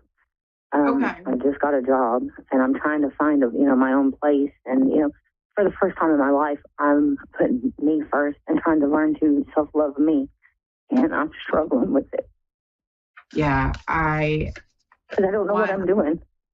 I'm proud of you, and if nothing else, that's what I can say to you is I'm proud of you for putting yourself first, for recognizing that you were in a position that was not for your highest and greater good, that you deserved better for yourself. And I'm proud of you for that. And nobody has probably ever said that to you, but I'm going to let you know that from the bottom of my heart, I am proud of you to put yourself first. Thank you. But it's hard. I'm being almost 43 years old. It's never too late to start over. It is never too late to start over. And your life is just beginning. You have I'm 42 and I'm going through it myself, making these major life changes. Oh, you're in a period of growth. You're outgrowing this life that you had. You deserve more and you feel like you need more. Yes. And you're even more now that I'm feeling this as it's coming up. You need to look at these changes as lessons and show gratitude. I know that sounds really crazy, but by expressing that gratitude, makes sense, though. I'm sorry. What was that? I said it makes sense. Yeah. If you show gratitude for the changes that are happening in your life and for the growth that you're experiencing, you'll start to look at things a little differently. You'll start to feel things a little differently. you'll start to really feel that positive energy that's coming out of the changes that are happening in your life right now. And the two cards that have popped out, one was the courage, and then two was the growth. And with courage, you gain growth, but through the growth, you gain the courage, and you'll wake up feeling empowered one day. It's just there's work that you have to do in order, like we've all got to do the work for the self-love, and self-love is, it's a doozy. Hard. It's hard when you go through a life of trauma, of letdowns, of disappointments. And taking care of everything hard. And everybody. Yes. And then. Yes. Yeah, it is. It's almost impossible to put yourself first. Yes. I don't know how. And that's what I'm struggling with, and because I'm just wanting to start doing stuff that makes me happy, like I don't remember what I like to do, or, if I still like to do the same things that I used to do, none of that, because I'm always, it's what does everybody else need? Yeah. But the biggest sign of courage that you can show right now is putting yourself first. And even if it's 5 minutes a day, the biggest advice that I can give you is, even if it's 5 minutes a day, spend it with yourself in silence, doing, in the bathroom, in a bath, take an extra 5-minute shower, do a quick 5-minute meditation. You deserve those 5 minutes to have to yourself. And I'm going to finish up here, and I'm going to let you know that you can do this. Give yourself those 5 minutes. Give yourself that grace every day. And write affirmations on your mirror. So when you look at yourself, you look at an affirmation that says, I am loved. I am worthy. I am worthy of the love that I deserve. And then repeat those to yourself, looking at yourself, eye contact, and really feel it with your emotion. And if you do that every day, your thought process is going to start to change. And it'll really help you in this transition that you're going through, okay?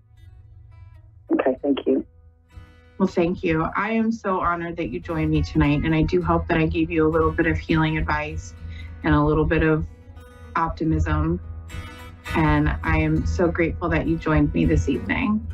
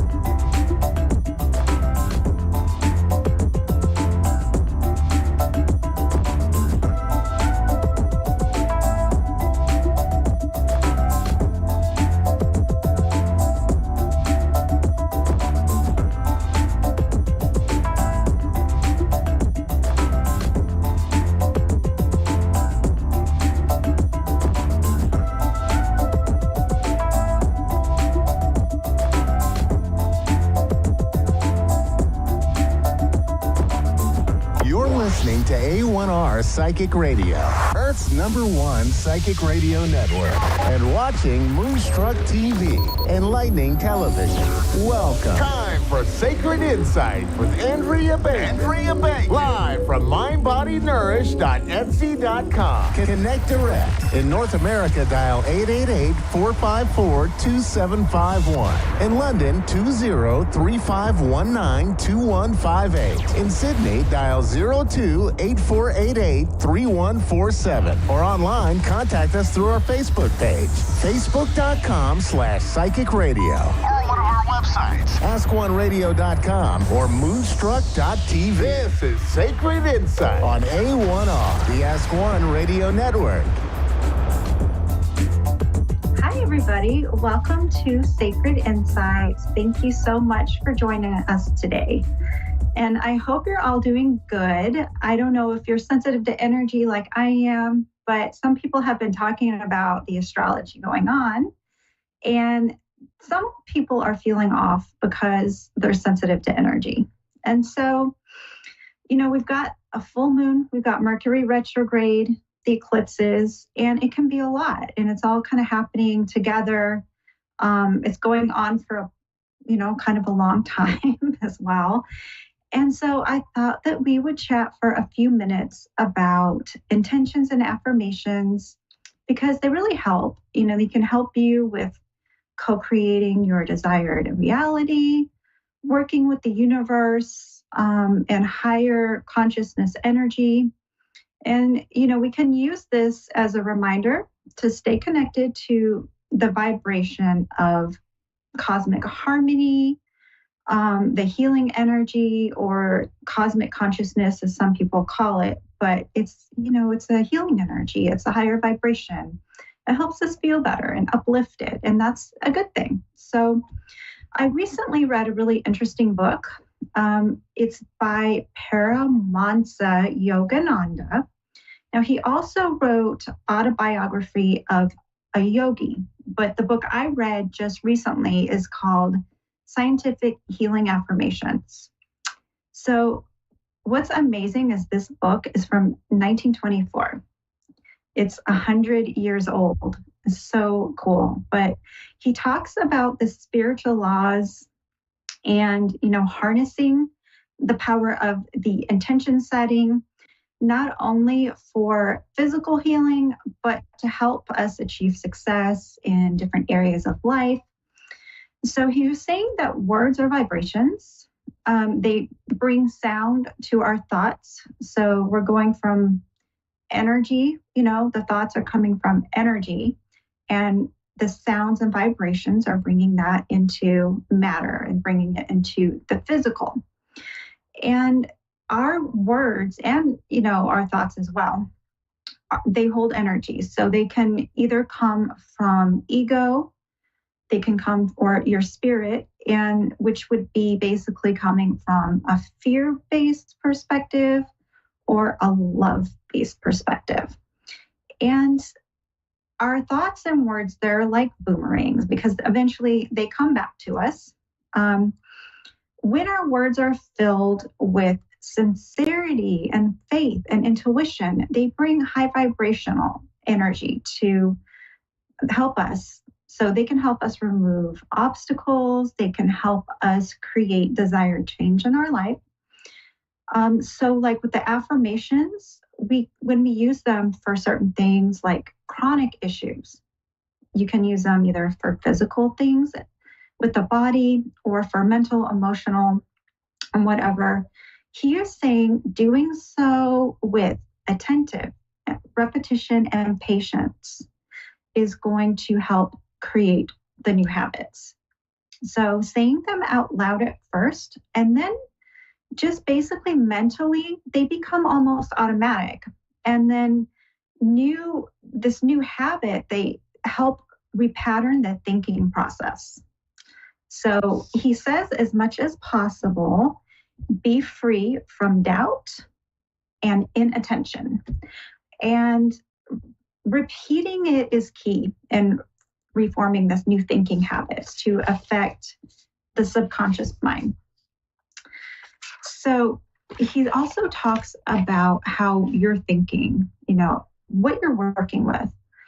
Are you working with like holistic modern medicine? So talking about healing, whatever you're working with, it's actually important that you're using your life force energy to be balanced in your body in order to help whatever you're working with be able to be more effective, if that makes sense. So whatever methodology you're using, whether it be for healing, it has something to work with, basically. So if you have like very little life force, like talking about your vibration is when I say life force regarding this book and what he is referring to, it's basically talking about the frequency of energy that you are coming to the table with, what you're bringing to your healing. And so he says that if you don't have this life force within you, then whatever you're using isn't going to be able to help you much. It won't have much ability to help. So then he was talking about how being open to suggestion. Now, some people are very scientific in their thoughts and in the way they are, and that's fine. He says, so with those, with a lot of people using things, whether it be like hypnotherapy and the positive of affirmations and that type of thing, they're going to need to have more of an understanding of the power that the mind holds over the body. So if the mind can produce ill health, and it can also produce good health. Now, he talks about using the art of meditation and intention for increasing one's life force energy, one's vibration for healing, physically, mentally, and all of that. So it's good to not minimize using affirmations and visualizations to help curb bad habits or other troubles. Now, I'm using some of his words. It's, like I said, it's 100 years old. So it sounds a little different from what we're used to.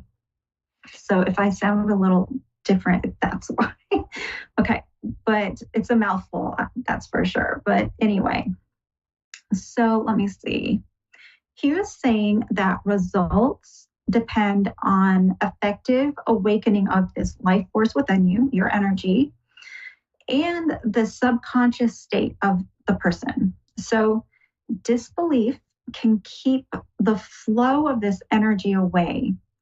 So effort and being attentive are necessary to have a strong sense of faith or a strong sense of your own will, or even just the strong imagination. So when you have the strength in those, your imagination, your will, or your faith, whichever resonates for you, then they become activated. And that automatically kind of like employs this life force energy that you're going to use to create your desired reality. But also remember, being attached to the results can weaken the energy of the healing. And without the faith or without the will, the flow kind of remains stagnant. So change might not take place in that instance. And he says that it does take time to reawaken the faith or reawaken your will, especially if you have been dealing with something for a long time or if you have something chronic going on. The brain is wired with the consciousness of whatever you have been experiencing. So remember that we're a combination of body, mind, and spirit. And emphasis should definitely be given to each one to achieve harmony. So emphasis on, physical things, your body, and balancing that. Emphasis on balancing emotion, and then like emphasis on balancing or having, your spiritual tools. And that is going to help bring harmony. Okay. And then one thing he was noting that feelings of balance, peace, and harmony during reflecting, like if you're reflecting on things and or meditating, that sometimes that can really bring in that peace and that feeling of harmonious energy or state within you. And he was mentioning that to bring those peaceful feelings to your daily life, that's going to help you maintain equilibrium and not get knocked off balance, because let's face it, life happens. Sometimes circumstances happen to all of us, no matter what. That's just a part of life. But if you're coming from being used to working with your energy, being, in that state of meditation, like I mentioned pretty regularly, even if it's just for like 1 minute, or, like say 3 1-minute little increments of time during the day where you're just sitting quietly, either reflecting or meditating. And that can help you cultivate this energy. It can help you cultivate your frequency, your vibration, your state of mind, and cultivate an inner balance within you even more than you may already have. And like I said, you can bring that into your daily life to help keep you from getting knocked off center. So let's see. When, partial expression, like the mind is the partial expression of spirit, and then the infinite is appearing as finite. Coming from the spiritual is the infinite, and then we're taking these things into the 3D, into the physical reality, and that's looks like it's finite, but it's coming. The energy that we're able to harness is infinite, and so he's saying, remembering that. And he's saying that to remember that unlimited spirit's unlimited. And so we might be limited here, but we can always harness that energy, that unlimited energy, because everything is energy. And energy can be transformed. It might not, you cannot destroy it, but you can transform it and use that for yourself. Okay, so for healing or for anything else. And then I pulled us a card. It says, have you asked your angels for help with this? So just remember, like as a spiritual tool, you can ask your angels for help. And it says your angels want to help you, but they require your permission before they can intervene in your life. And just also real quick before I finish, I'm patient knowing that whatever is of the highest good is coming to me. So just having that faith and really being able to tap into that and knowing and kind of surrendering to the universe as well, so that whatever is right for you can come in. And so I hope you enjoy this. I hope it gave you a little insight, a little help that you can use words and visualizations to help balance you and bring in beautiful things. Thank you. See you next week. Bye-bye.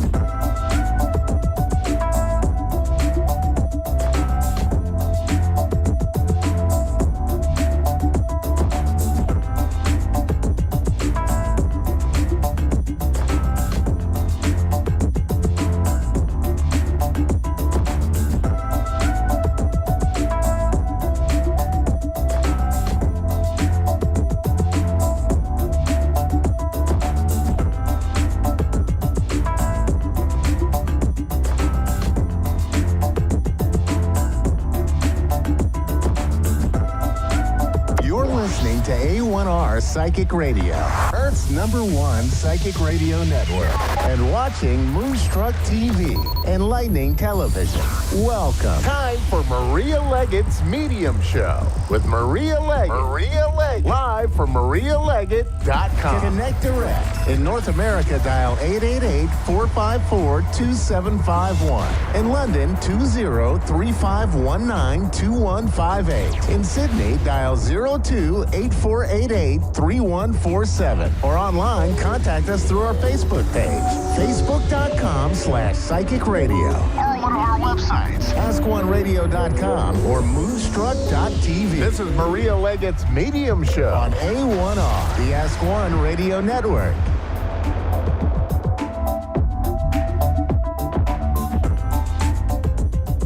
Hello, everybody, and welcome to the show. I'm excited to be here like I always am every week. We are in some really difficult astrological energy right now. I have a lot of clients who are going through a bunch of stuff right now. We had the lunar eclipse yesterday. We are in the Mercury pre-shadow. Mercury goes retrograde April 1st. And so it's not going to come out of retrograde fully. It'll go direct at the end of April. But then, of course, we have a little bit into May, mid-May, where it's finally done. So we have like 9 weeks of all of that. And then we have the solar stuff that's coming. The solar eclipse is coming April 8th. So we have a lot of really difficult energy that we are trying to move through right now.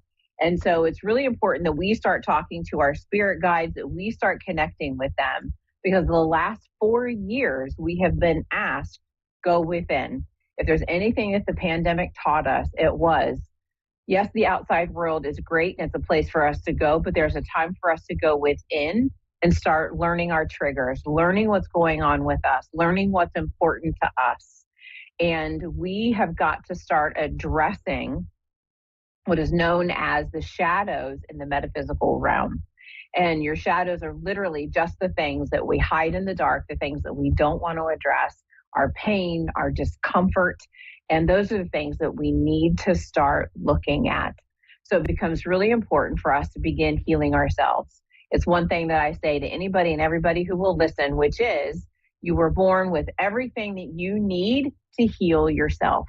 And we really need to remember this, because we have the ability to start working on all of the different things that trigger us so that we can begin healing all of the things within ourselves. And with that, I would like to welcome Angela to the show. Hi, Angela. How are you? I'm great. How are you? I'm doing well. Thank you very much, given the energy that we're in right now. Okay. What question do you have for me today?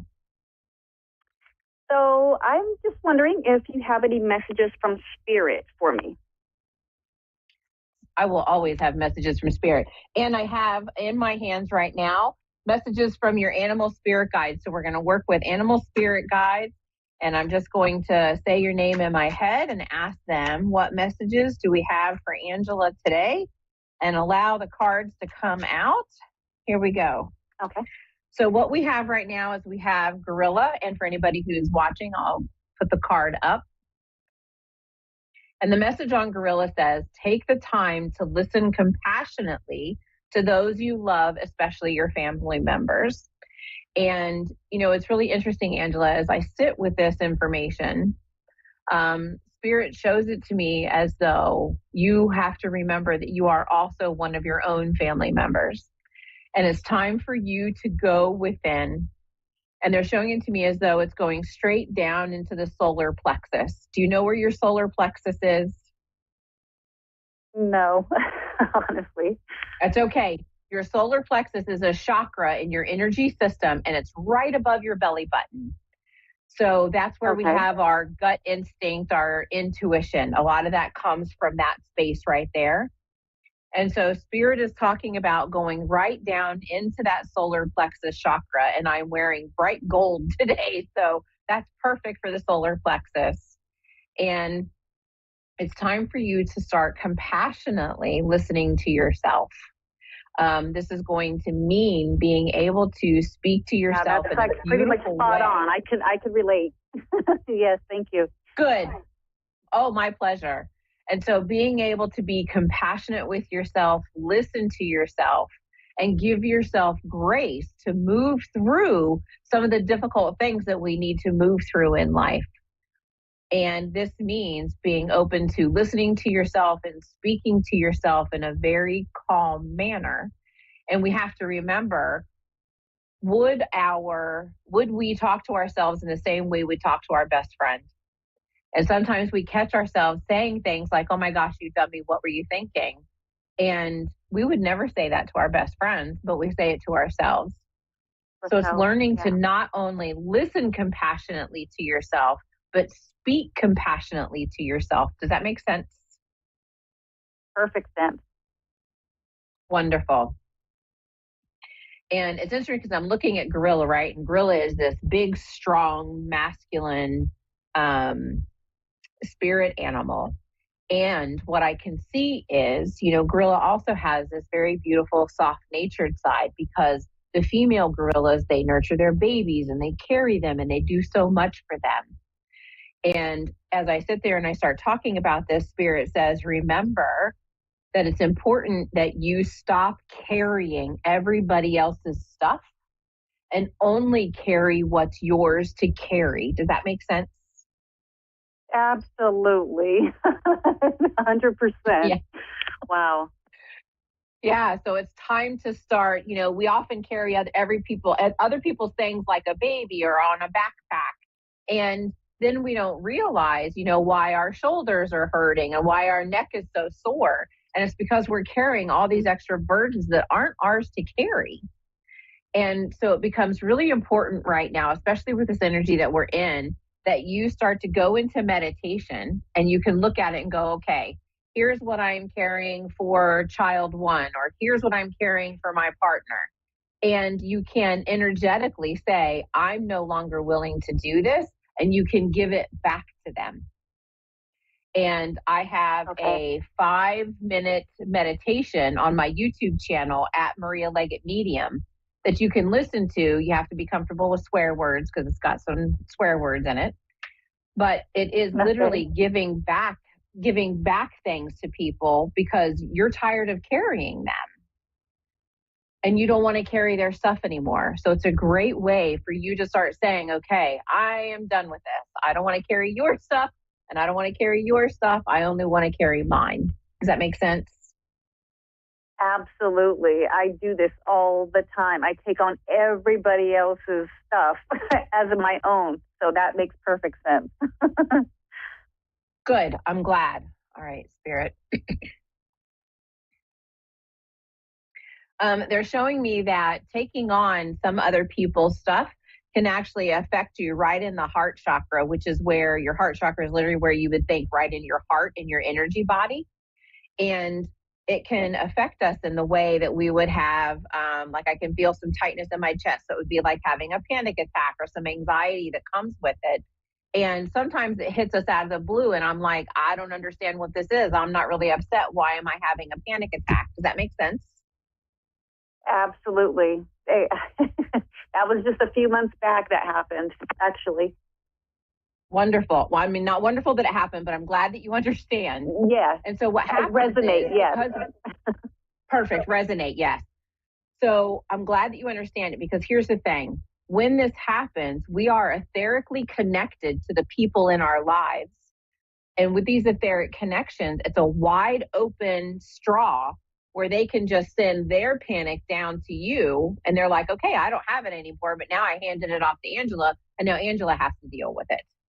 So that's when we can have these panics or this anxiety that has nothing to do with us. And so that's why it becomes important to start giving things back to people.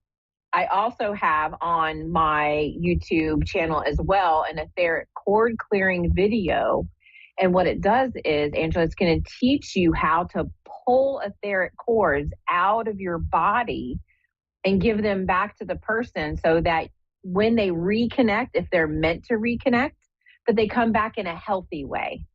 And so that means that we have this nice little filter on there that says, okay, I can see you and I'll sit next to you while you're feeling your things, but I'm not taking it from you anymore. It's going to stay with you and I'll just pat your back while we're going through it. Does that make sense? Yes. That would be awesome. Yeah, because Spirit shows it to me as though you've carried all this stuff for so long, and you're really ready to start letting it go. You just don't really know the first step to do it. Does that make sense? To do it. Yeah, I was just going to say, I don't know how to release it. And yeah, that's for sure. Exactly. So that etheric cord clearing video that I have on my YouTube channel, that's going to help you to start pulling out etheric cords that belong to other people. Now, I will give you a fair warning. When you do this, you only want to pull out 3 or 4 at once, because we have multiples, because you want your energy to settle into the adjustment of removing some things that don't belong, and let your energy settle. And then in a week, you can do it again and pull out some other ones. And you may have to pull out the same one several times until they get the idea, because they've crossed your boundaries for so long that they don't want to recognize you actually having the wherewithal to say, no, we're not doing this anymore. Does that make sense? Yes. Oh my goodness. The boundaries thing, exactly. And that's, yeah. You're hitting it all on the nail on the head for sure. Oh, good. I'm glad. Because boundaries are so important, right? And that's how these etheric cords get developed, is that we don't always have super healthy boundaries.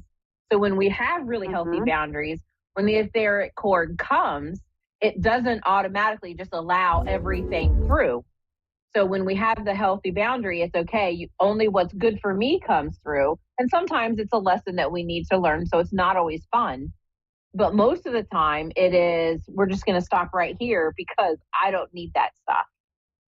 And that's what's going to be really important for you to move forward in your own healing journey. And your spirit guides are showing me that you're going to feel much more free, and you're going to feel more energy in your body. They show it to me as though there are times of I'm really tired and I don't understand why I'm so tired. And this is going to help you. Does that make sense? Yes. Actually, for like the past month, I have been exhausted, and for no reason. I'm not even doing anything strenuous, and I'm just so fatigued, and just because of all this, I suppose. So, yeah. Wow. Yeah, so being able to clear these cords and do all the things is going to help you, Angela, get to where you need to be so that you are less tired and you feel more energetic and just grateful to continue being on your journey. Okay, wonderful. Ooh, I'm excited about that. Well, good. I am so glad. I want to thank you, Angela, so much for coming on to the show. I am so glad that you were here and that this information was helpful to you. And for anybody who was watching, and Angela as well, I used the deck Messages from Your Spirit Animals from Stephen D. Farmer. And if you'd like to book a one-to-one reading with me, you can go to marialeggett.com. And if you would like to watch my videos on YouTube, you can go to youtube.com/@marialeggett.medium. Thank you so much, and I hope you all have an amazing rest of your afternoon.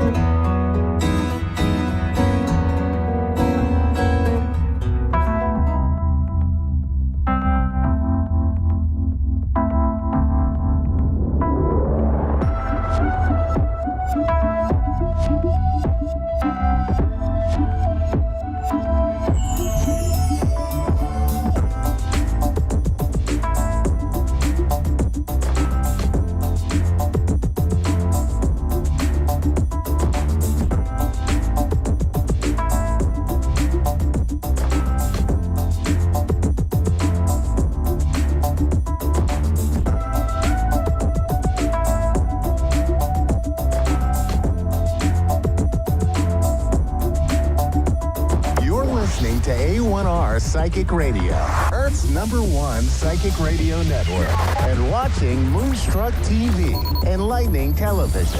Welcome. Time for Medicine for Your Spirit with Raylene Byrd.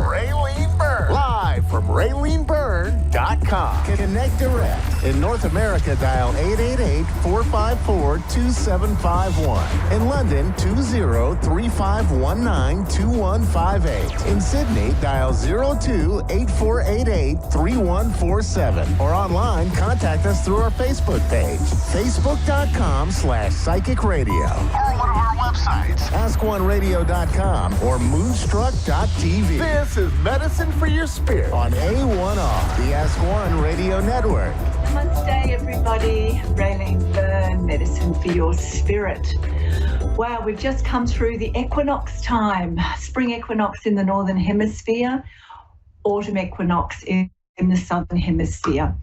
And it's always a really beautiful time to pause, just to really pause and take a deep breath and reflect. And, you know, we still are in the shadow of it. It was only a couple of days ago, yesterday maybe. You know, the next couple of days, you know, it's really nice to reflect and contemplate.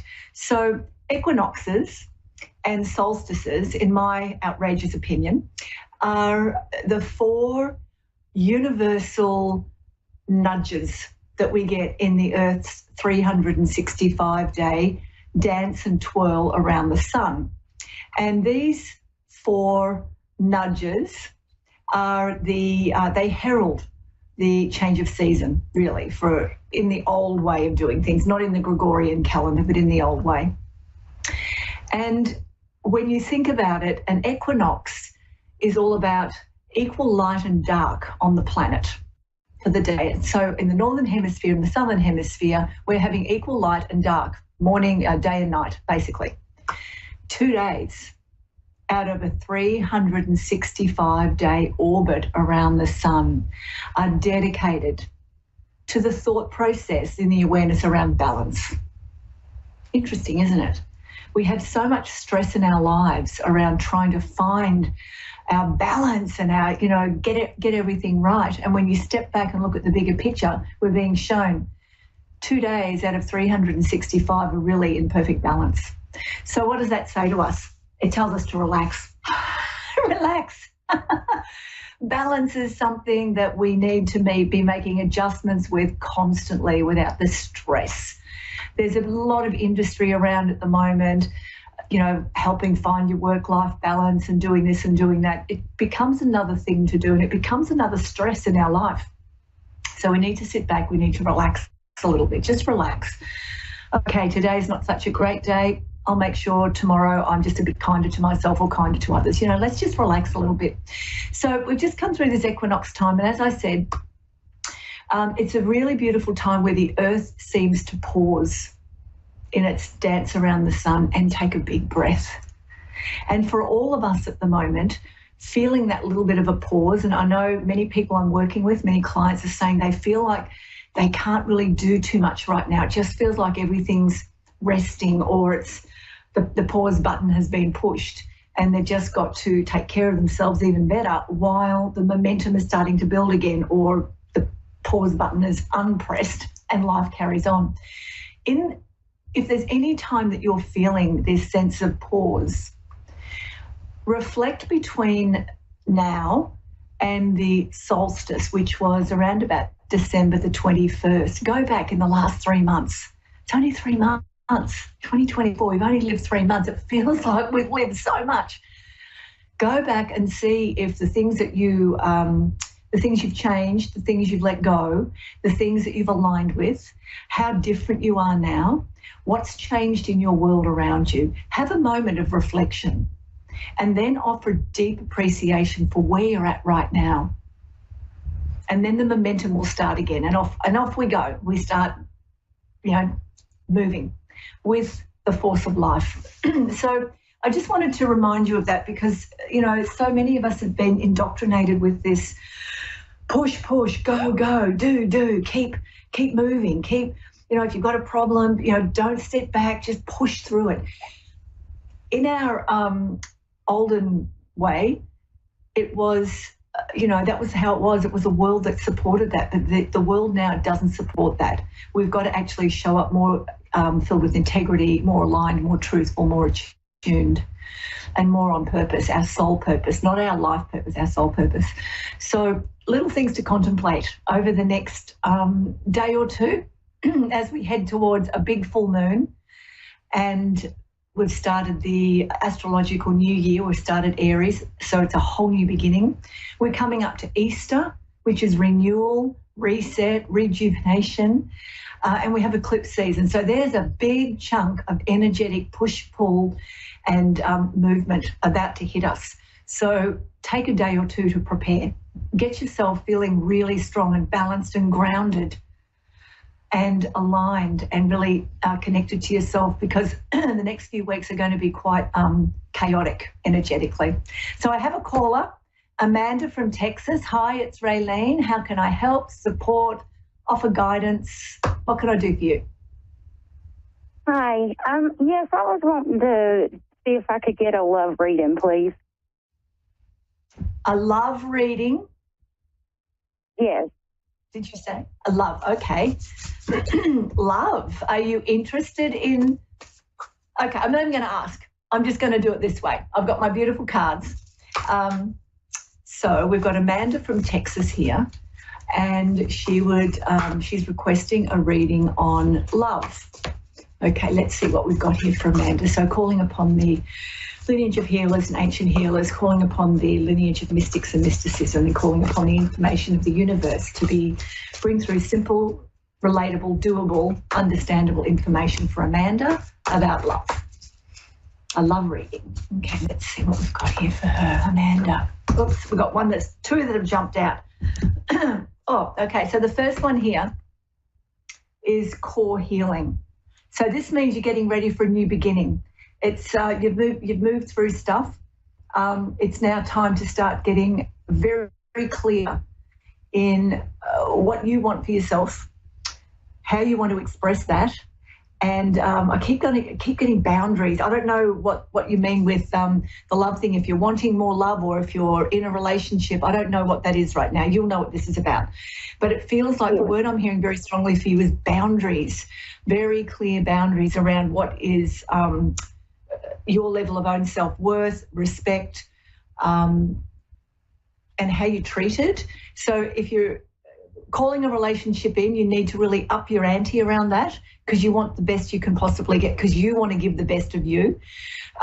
If you're in a relationship, it feels like something's about to change, because this core healing is about new beginnings, and it could be a rejuvenation. If you're in a relationship, it could be a rejuvenation, a better understanding, a better connection. So this is about getting ready for new beginnings. It's like the work's been done, the new stuff is about to pop up. So pay attention to the messages you're getting internally. The other one that's come up for you that jumped out, I've got these beautiful cards. They're very old, as you can see. It's a bit torn at the edge. It's called Sisters Healing. This is beautiful. And this is all about healing the feminine. This is healing the relationship with the feminine within yourself. Now, globally, what's going on the planet is the beautiful, fierce, creative force of the feminine is on the rise. It's on the move. It's anchoring. It's moving through us. And it's starting to show within ourselves what we're willing to accept and what we're not willing to deal with anymore, what we don't want, very clearly. And so this is about healing any feminine traits, stories, conditionings, beliefs around women being less than, being having to be taken care of, not having a voice. Now, I don't mean that it's all about women's lib and feminism and, we are the best and all that. It's not about that. This is about you looking at where you need to up your own relationship with yourself, with the feminine. And that's about receiving. That's about intuition. That's about being. That's about emotional healing. So at the moment, this is what I'm getting for better relationships. You've got to be ready for a new beginning with clear boundaries, and you've got to do some emotional healing in yourself around the feminine, being able to receive, but being very strong in it as well, knowing what it is you want. Okay, does that make sense? Yes, it does. All right, and I just want to pull one more for you. Just let me pull one more to finish this. Activation. Look at this image right here. this hand, I don't know if you can see this hand, it's got a heart in it and light coming out, and there's a little baby down here. This basically is screaming at me, your life is in your hands. And whatever it is that's you're calling in or you're starting to look at, it's still in the process of formation. It's not quite fully ready yet. So you might be going through a change, you're not fully there, or if you're in a new relationship, you're still formulating your boundaries and how it's going to be and communication. And if you're not in a relationship, you're getting ready to call it in, but you're still doing work on yourself. So your life is in your hands. That's what I'm getting shown with this. And the more you understand that, the easier it is to call in and to have the type of relationship, love, sharing, companionship, whatever it is you want, it'll be easier. So there you go. That's your message. I hope that's helpful for you, Amanda. Yes, it was. Thank you so much. You're very welcome. You're very welcome. Anything else?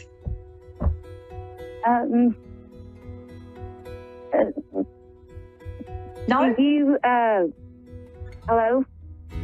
Yes. One more question. My kids, are they happy? Are your kids happy? Well, you're their mother. Yes. Can you not tell? Sorry, I don't mean to be flippant. Well, they're so good, and I think they always tell me what I want to hear, but I want to make sure that they're taken care of and they're happy. So what you need to do is you go within yourself and you tap into your own knowing. You tune into your own instinct, your own intuition, and you start to listen and observe, because actions speak louder than words. And anyone can tell us what we want to hear, but if you're watching and listening on a different level, you'll see the truth. And it feels like you already know it. You know, whatever it is. So you just need to trust that. And sometimes you've just got to accept wherever they're at and step back and go, I'm just going to love them anyway, because that can shift all sorts of things. Understood. So that's the advice I would give. So thank you, Amanda. Have a great Easter break coming up. Enjoy that. Thank you. You too. Bye. So isn't that great? We've got people asking about love, and that's what we've got to start delving into. The love of self radiates into life. So I'm Raylene. I have a beautiful website, Raylene Byrne, Medicine for Your Spirit. Come and see me. I've got lots of great stuff there. I've got oracle cards there. You can get a free reading for yourself. Beautiful grids. Come and see me. I'd love to see you here again, and watch out over the next couple of weeks with all the energy. Take care of yourself. Like, really take care of your life. Really take care of your soul. Bye.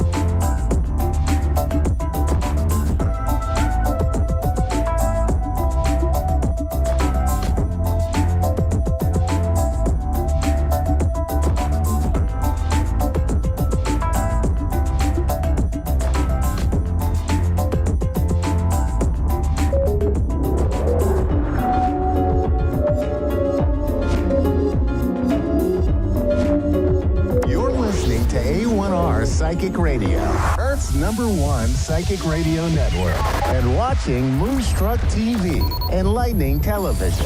Welcome. Time for the Psychic Side with John Capello. John Capello. Live from johncapello.com. Connect direct. In North America, dial 888-454-2751. In London, 20-3519-2158. In Sydney, dial 02-8488-3147. Or online, contact us through our Facebook page, facebook.com/psychic radio. Or one of our websites, askoneradio.com or moonstruck.tv. This is the Psychic Side on A1R, the Ask One Radio Network. Hello and welcome to the Psychic Side. I'm your host, John Capello, and we want to welcome you to the Psychic Radio Network, Moonstruck TV, and Enlightening Television. And of course, we want you to remember that we are the #1 psychic radio network on Earth. So today we're delighted to have you join us again for another edition of our program. I like to talk about psychic stuff, and I like to debunk the skeptics, and we often bring in guests to help us do that. And we talk about the clairs. We talk a lot about the psychic gifts of clairvoyance and clairaudience and clairsentience and so forth. And I offer classes to do that. And tonight is my last class for the first series for the spring semester of my Psychic Journeys workshops. And so I have several students that have been with me for the past 6 weeks, and they have their last class tonight, and they'll get a certificate of completion. Now we'll start this up again in August, the Psychic Journeys classes. So that you can learn about your clairs, learn about each of these different senses and how they work with you. But in May, we're going to be doing our Sitting with Spirit our workshops, which are our mediumship workshops.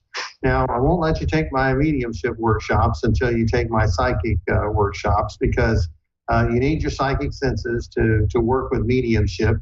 But mediumship is an extension of your psychic gifts, and we want to make sure that you know about all the tools of your psychic ability before you get into using your mediumship skills. And so it's just important, at least to me. Now, also, we're going to be starting something new in April 8th. Mark your calendars and be looking for it on my Facebook page. It's going to be called the Monday Astrologer. I'm going to start up an astrology series. It's going to be another 6 weeks series, another crash course in a topic that is vast. But the astrology series will help you get your foot in the door and help you learn a lot about astrology. Learn a lot about how things work in your chart, your natal chart. And I'll provide you with your own chart, and we'll talk about transits, and we'll talk about the relationships of each of the signs and so on and so forth. So it's something I'm going to be announcing just very, very soon. I just am now comfortable with the content that I want to present. And if you have taken some astrology courses in the past, this might be a refresher for you. If not, this will be a good foundation for your own understanding of astrology and possibly taking some other courses in the future. So I hope that you will do that. Now, we already have our first caller, so that's wonderful. And so let me just see here who this young lady is. Now, it's Melissa in Portage, La Prairie, Manitoba in Canada. Okay. So, Melissa, are you there? I guess not. Okay. So we'll just wait till she comes on board. But tonight we are going to be focusing on clairaudience, and we're going to talk about clairfragrance, and also we're going to talk about clairgustance tonight. So it's going to be a jam-packed class. And excuse me, it's like I say, the course should be really a lot longer And it's difficult to do the practice that I want to do online, but there's other ways we can demonstrate the abilities. But while we're waiting for our caller to come on, I don't talk a lot about channeling. Oh, Melissa's here? Okay. Melissa, are you there? I am, John. Thank you for taking my call. Okay.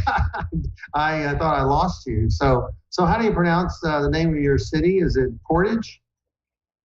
Portage La Prairie, you did perfectly. Okay. Portage La Prairie. Okay, that's very, very interesting. I wonder how the town got its name. Yes. You don't know? No. Okay, that's all right. But Melissa, it just feels like you have a gentleman on your mind. Is there a relationship issue going on? No relationship issue. Okay. I did have 2 big losses last year. Both my father and my grandmother passed away. Okay, so it must be your father. So do you think about your father often? Yes.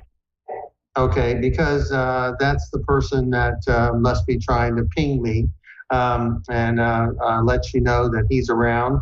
And because, these energies, I can't deny them. I've got to acknowledge them. So Melissa, it just seems to me that he's trying to contact you, but it just seems like you don't believe it. Does that make sense? Oh, I believe it. I just haven't had any clear signs. Oh, you haven't had any confirmation? Is that right? That's right. Okay. Well, he's trying to contact you. He's letting you know that he's okay. Now, did your father like to wear plaid shirts or just kind of shirts with prints on them? Usually a button-up shirt, yeah. A button-up shirt with prints? Okay, because he's just showing that's the type of person he was. I mean, I wear these things all the time, and of course, I'm in Texas where it's usually hot, but it just seems that's just his way of showing that this is him. It just seems like he was a really good father. Was he a nurturer for you? Melissa, was your dad a nurturer? I don't know, must be having some problems with her, but with our connection. But it just seems like Melissa, is your father? It just seems like you're really close to your dad. Were you close to Dad? Yes.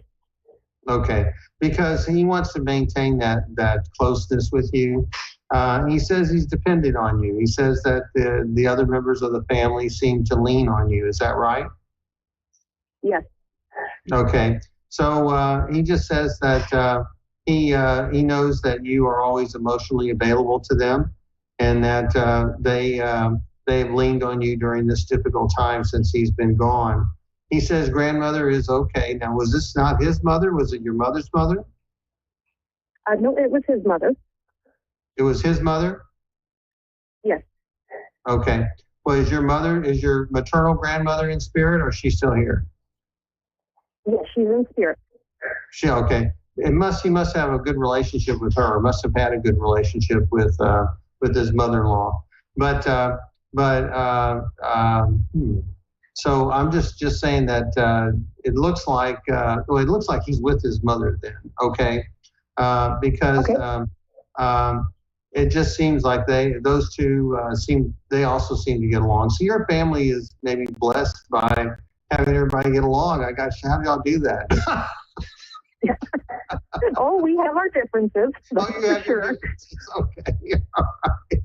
Okay. So your mother is still here. Is that right? Yes. Okay. So mother and your maternal grandmother are still here. And it looks like mom and dad stay together, or they were at least friends. Did they stay together? No, they did not. They actually separated about 17 years ago. Okay. But my father was with another woman for 15 years. Okay. We had a great relationship, her and I. Your mom and dad never became friends again or anything? No, not at all. Okay. I wonder why he's reaching out. He seems to be reaching out to your mother. I don't know why. Maybe this is to his to the woman he was living with then. because it just seems like he was maybe close to her. So do you have a question for him? Just if he's happy with everything that's happened since his passing, and if he has any guidance with what's left to do. If there's anything left for you to do. Were you the executor, or did you take care of his estate then? I did not. His common law wife is doing that. His common law wife is? Okay. I'm just telling you, you're not taking everything that I seem to be getting, but he is just indicating that you are a bigger part of the whole picture than you may be acknowledging, because he is. It just seems like he felt very close to you. He felt like, in some ways, that you are the rudder to the family, and this might include the common law lady. So I don't know why he's showing me that. Do you help out this other lady that I'm going to call her your stepmom? Yep. You do? I Okay. seem to be the stability out of the family. He was what? I seem to be the stability for everybody in the family. Okay.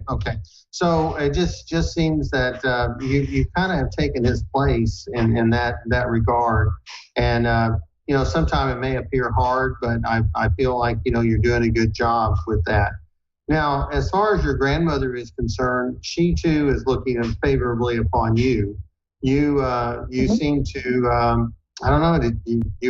You were just kind of helping everybody. Did you help out your grandmother? Yes, I was at her bedside the last 3 days of her life. Because it just seems like you were the caregiver there, and you were someone that it made her feel safe, she said. It made her feel loved, and made her feel like she wasn't alone. And that's a wonderful thing, to be able to say you don't feel alone, or you're not scared when you're going through that process. And so she just sends her love to you, and wants you to know that she's very grateful to you, because it seems to me, did they tell you to stop giving her water or something, or did you just give her small pats of water? We stopped all care at the end. Stopped all the food and everything to just kind of let her gently just kind of fade away. Is that right? Yes. Okay, because that's kind of what she's showing me. And so she's just, like I say, very grateful to you that you were there. And she just says she's going to be with you and be one of your guides for the rest of your life. So Dad is here. Dad's giving me some mixed signals. I know Mom and Dad may not have stayed together, but I'm getting positive energy from your dad concerning your mother, and at least he had some respect for her. He may not have been the best in some regards as far as treating your mother well, but it seemed like he did his best to treat you well. Is that right? Yes. Okay. So I'm sorry your family, your mom and dad broke up, but it seems to me like there was you kind of held the family together in some ways, and you're still doing that. So Melissa, anything else I can look at for you today? That is everything, John. Thank you very much for the message. Okay, well, very good. Well, thank you so much for your call, and I hope you'll tune into the program again. Take care. Bye-bye. Thank you. Okay. So we'll go to our next caller in just a minute, but I want to say a couple of things about clairaudience before we go to the next caller, because clairaudience is such a fascinating psychic gift. And it's one of those gifts that's, of course, nuanced like the rest of them. And it's especially nuanced because we say things like, well, we heard it through the grapevine, or a little birdie told us, things like that. And really it's because we have that voice in our head, which has captured some information from beyond the physical that gave us a revelation that we can work with. And one of the unique things about clairaudience is that there's a physical form to clairaudience. Actually, I feel like it's two physical forms, because the first physical form is kind of a disembodied voice that you may hear, and sometimes it's like wow, or wake up, or something like that. If you've ever had that experience, it can be startling to you, because it just seems like there's a voice that exists in the middle of the room, or just outside your space. And then the second form is what I call the divine ear. Okay. And sometimes the divine ear can be a disembodied voice, but it can be also a voice in your head that is so great and so powerful that it can only be the divine, And a lot of times you hear preachers on television say that God told me this. Well, there's some truth to that. I mean, you don't have to believe it if you don't want to, but when someone says that, it gets my attention, because you wonder what that experience was for them, because you want to believe everyone's telling the truth. I know I feel like I've heard it, and I feel like I have been blessed with that experience, and so it's quite remarkable. But let's go ahead and go to Sarah in Oxford, New Jersey. So, Sarah, are you there? Yeah, I am. How are you today? All right. Okay. Sarah, has there been some agitation around you recently? Has there been some kind of turmoil around you? Not for like the past few months. Okay, is something eating at you then? I can't get into detail on the air, but I went through some crazy stuff with an ex, but I got the help I needed. With an ex, okay, it's that's just yeah. So I don't want you to get into it was like some crazy stuff. Yeah, well, I mean, it just seems to me it just has kept you on edge. If you, we'll just speak in general terms, but it just seems that the breaking up with the ex has not been as easy as you would have liked to have been. Does that make sense? Yeah. Okay. Lots of sabotage, lots of, if you want to call it ghosting or whatever, lots of unnecessary issues have come up because of obstacles that were put in place that were unnecessary. When a relationship ends, it's already emotionally difficult. But when you throw monkey wrenches into the separation process, it makes it worse. Now, when you say ex, was this a husband or a boyfriend? Just a boyfriend. Just a boyfriend, okay. So, like I say, it can be ugly because lots of times it feels like he was very hurt by it. And he might have gone around saying things he shouldn't have said about you. Does that make any sense? Most definitely. Okay. So it just seems to me sometimes you just have to kind of try to keep your dignity and just let people consider the source, so to speak. Because people who know you understand that you're not the person that he claims you are or whatever, and that you are not responsible for the things that were said. So Sarah, it just seems to me that you're in a period of grieving, and anger is a part of the grieving period, and or it's just part of the steps of getting over a relationship or getting over a traumatic event, and that's what this is for you, a traumatic event, because I feel like this relationship was always a little bit rocky for me. I feel like you kept giving him chance after chance after chance. Does that make sense? Oh, most definitely, yeah, because we had a kid together, and like I said, everything you're saying correlates. It was crazy. Okay. Well, that's why I asked if it was a husband, because I felt like there was at least one child involved.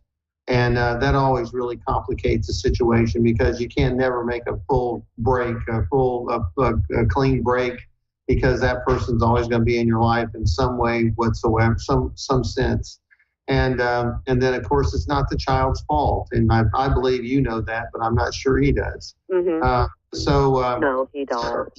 So the thing is, set good, clear, positive boundaries, and you get healthy, and as you get healthy, the child is healthy, and because one party's got to be the adult in the room, and it looks like that may be you. So it feels like he'll come around over a period of time, but he's going to have to get through this off the wall period, if you want to call it that.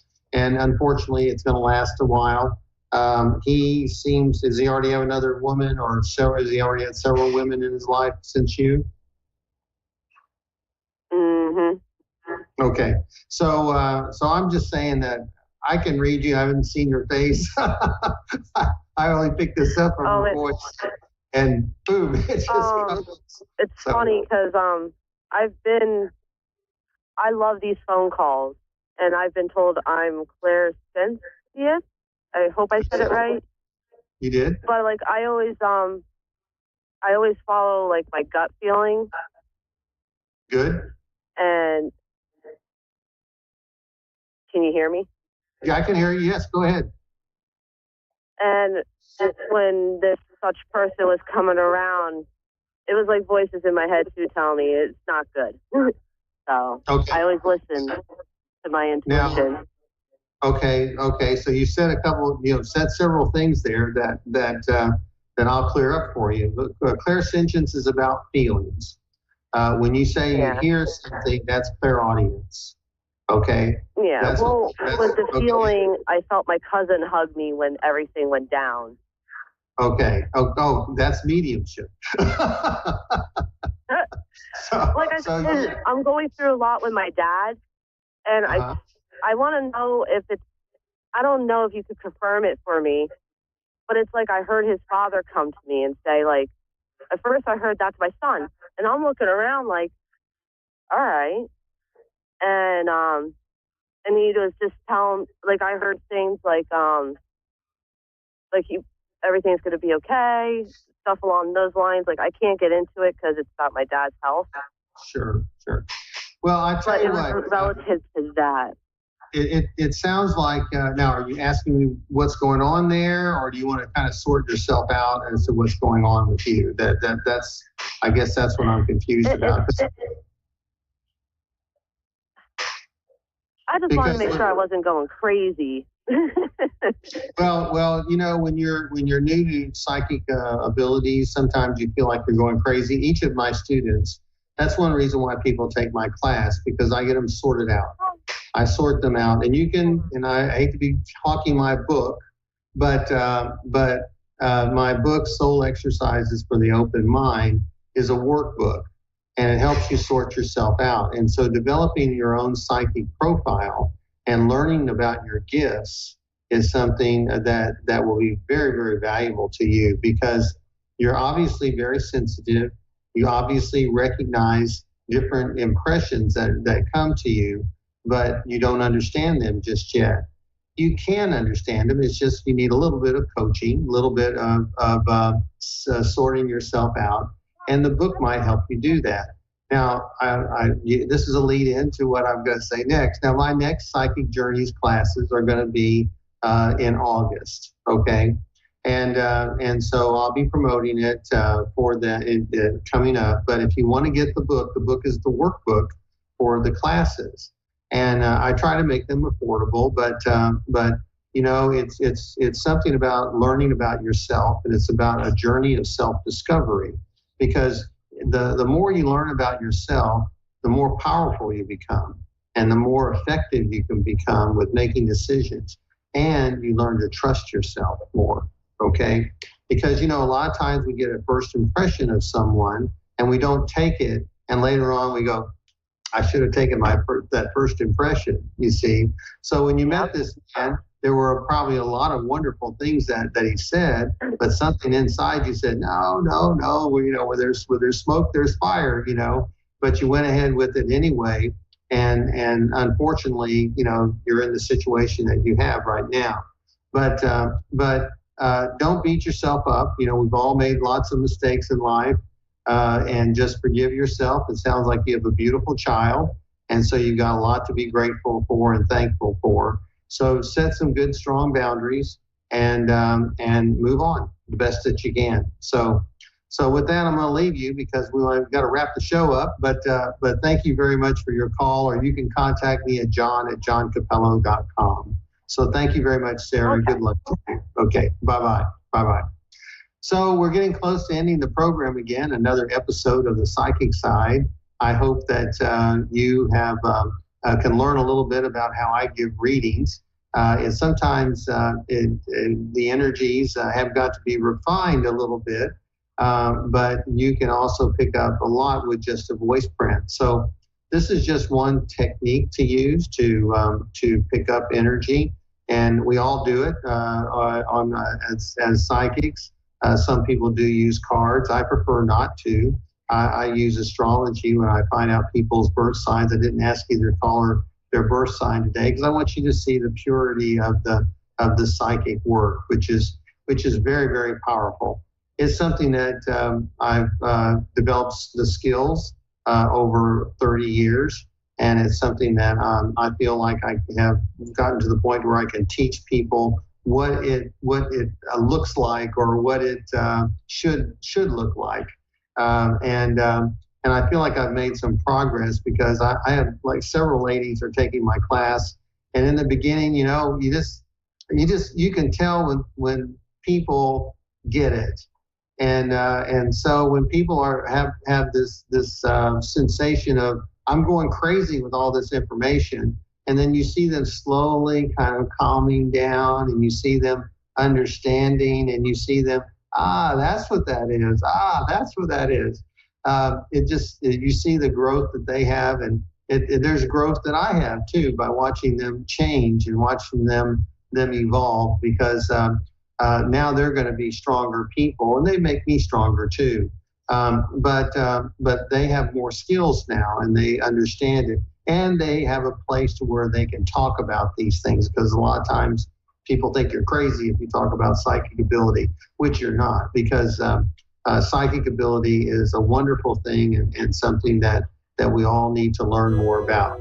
So as we wrap up our program tonight, I want to thank everyone for joining me today. I want to mention Miracles of Joy, and of course their new location in Bedford, Texas. Be sure to use that promo code over there. Let's see if I can get my finger to go the right direction. There it is. Okay. PSO223 on their online site, and get a big deduction in your overall checkout. So thank you very much. I look forward to having you join me next week here on The Psychic Side. Be sure to like my Facebook page. And so long. I'm John Capello, and I'll see you next week. Bye-bye.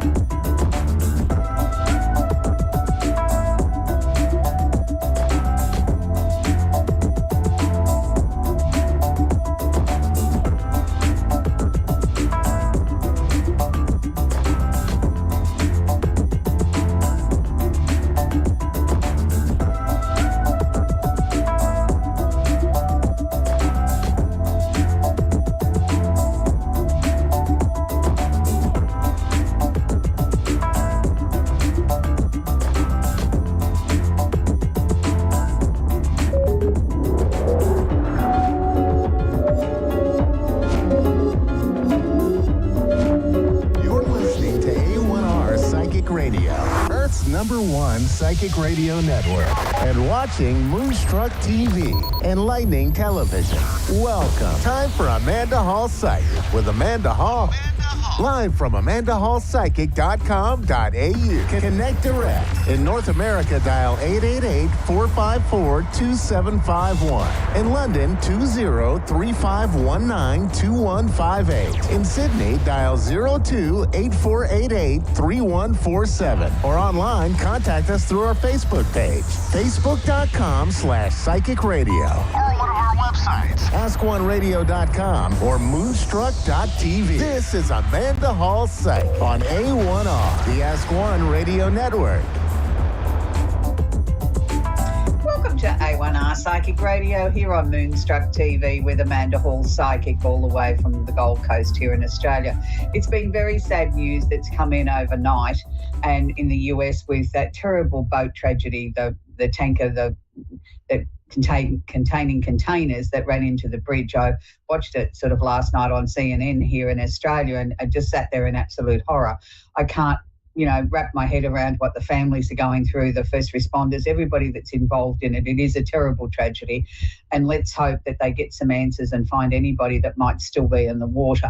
And also our heart goes out to Princess of Wales this week, Catherine, with her diagnosis with cancer. I mean, I can't begin to imagine what that means for that family. And she has young children and, we're all praying for her and we're all hoping that she makes a full and speedy recovery. It's not a battle that anybody should have to go through. And I know there's many, many families around the world that are facing that at the moment that aren't in the spotlight. And our heart goes out to each and every one of you.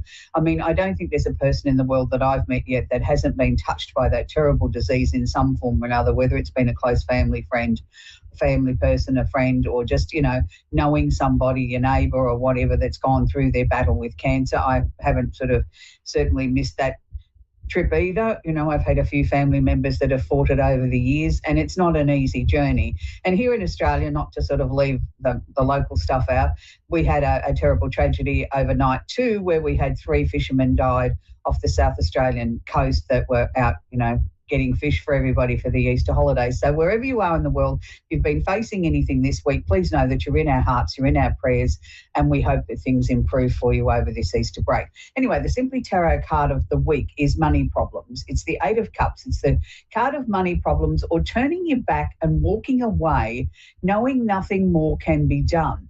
Now, sometimes in life we have a situation where we've put our best effort in, we've put our best foot forward, we've done everything humanly possible that we know about, and there's nothing left to do except to turn our back and walk away.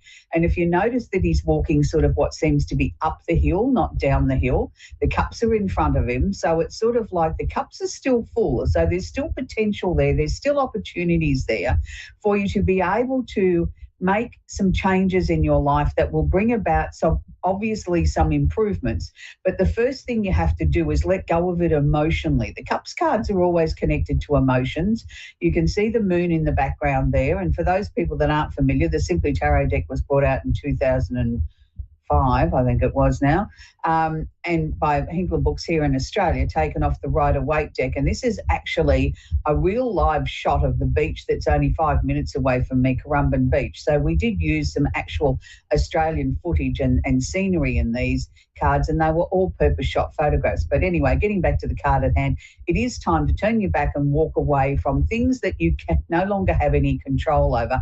And then I think you will start to see improvements as you start to slowly walk up the hill. You'll start to feel as if you're regaining your control again. And I think that's the important thing, is to be able to regain control again and to be able to move forward and say, I've given it my best shot, and now I can only just move forward. And I think that's a really important way to look at that card. So we're going to move on to the astrology section of the week. And look, I get lots and lots of messages during the week after the show that people really enjoy this and they look forward to this. And if they don't catch it live, they go back and watch it later on a catch up on one of our many systems. And it's really sort of always still surprises me how that people sort of really take to astrology. Lots of people pick up a newspaper or a magazine, or now we get it online. And the first thing that they do is head to their horoscope, whether they agree with it or not. It's sort of like a ritual, isn't it, that we all have to do so. So what I endeavour to do on this part of the show is not break down the 12 signs. I look at the transits or where the planets are sitting just prior to the show, and that's what I do. I call it my Polaroid snapshot of what's happening in the universe at the moment, and then I discuss with you how that's going to affect each and every one of the signs, or if it's going to affect a particular portion of the population more so, I highlight that. So this week it's happy birthday to all the Aries. I have loads of Aries friends, and they're some of my favourite people in the world because they are sort of, positive, outgoing, go-getting. Some people say a little bit selfish. Maybe they are, but, the first thing I learnt when I learnt astrology many moons ago was me first, and it was the Aries is me first. They're the motivators. They're the ones that get us up off the couch, and, they don't hang around to see the end result. They're off onto the next adventure. So, again, happy birthday to all the Aries. So we've got the tail end of the full moon, which was a lunar eclipse as well in Libra, which is the opposite sign to Aries. So that's where you know where the full moon is. It's always directly opposite the sun sign, or where the sun is placed at the moment in the chart. So the full moon in Libra is about bringing things into a balance. So if you're facing anything legal, now's the time that hopefully things will go your way, that things will be brought into balance more. It's a time of sort of not being greedy, of sort of looking at the other person's point of view or the other person's opinion. It's balancing those scales that, things need to be in balance. So, lunar eclipses, everybody has different ideas. I'm not going to go into much of that now because we don't have the time. But, it's always about a time of change, of letting go, releasing things, and getting ready for the new adventures that are coming our way. So moving back to the normal part of astrology, now this is going to affect the fire signs more than any other sign. So we're looking at Aries, Leo, Sagittarius, and the opposite sign of Libra. It's the North Node. Now, this is not a planet. This is one of the moon's nodes. Now, it's showing us the way forward. Now, the North Node is asking you to really sort of be the very best that you can be. Sort of put your hat on that says, I'm going to be fair, I'm going to be just, I'm going to be a nice person, I'm going to show people some action, I'm going to be decisive, but at the same time, I'm aspiring to improve my life in a way that is the betterment of everybody around me, not just for me, but I'm showing people that by my actions, I'm a good person, I'm showing them the way forward, and I'm actually able to be a leader.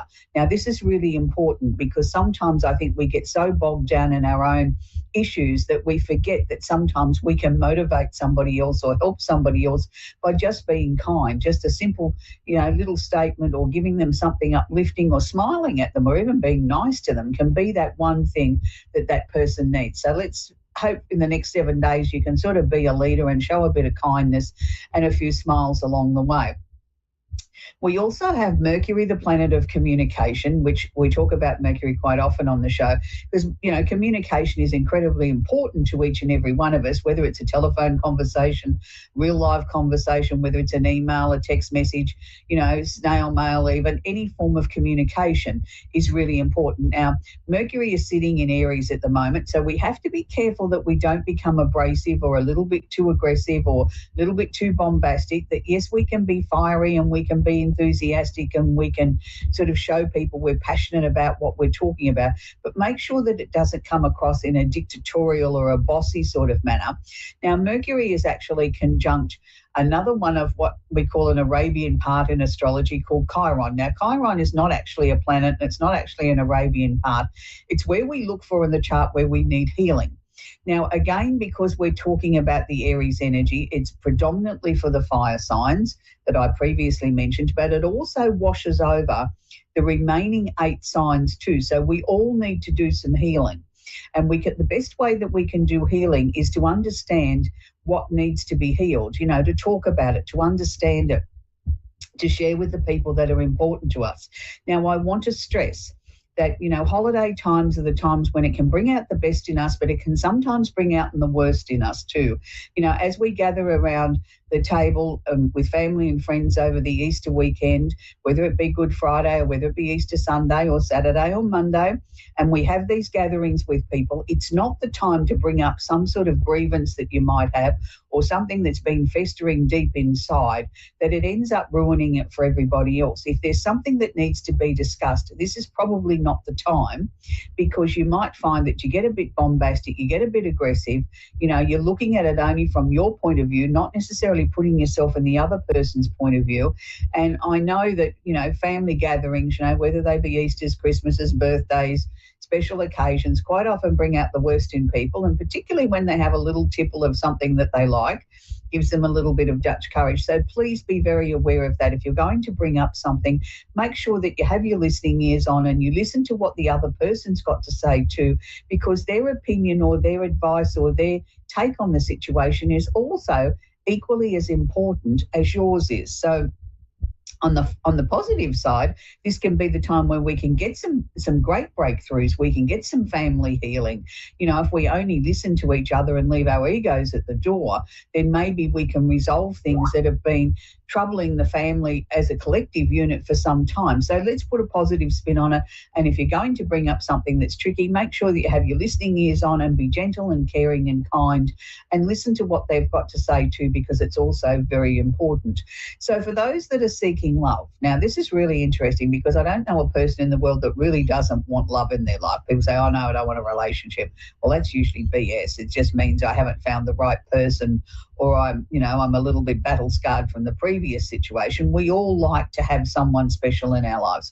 So those people that are seeking someone new in your life, this doesn't necessarily just apply to the Pisces or the water signs. It applies to the whole 12 signs. I want you to look for love in an unusual sort of place. I want it to be somewhere creative, somewhere maybe you don't go.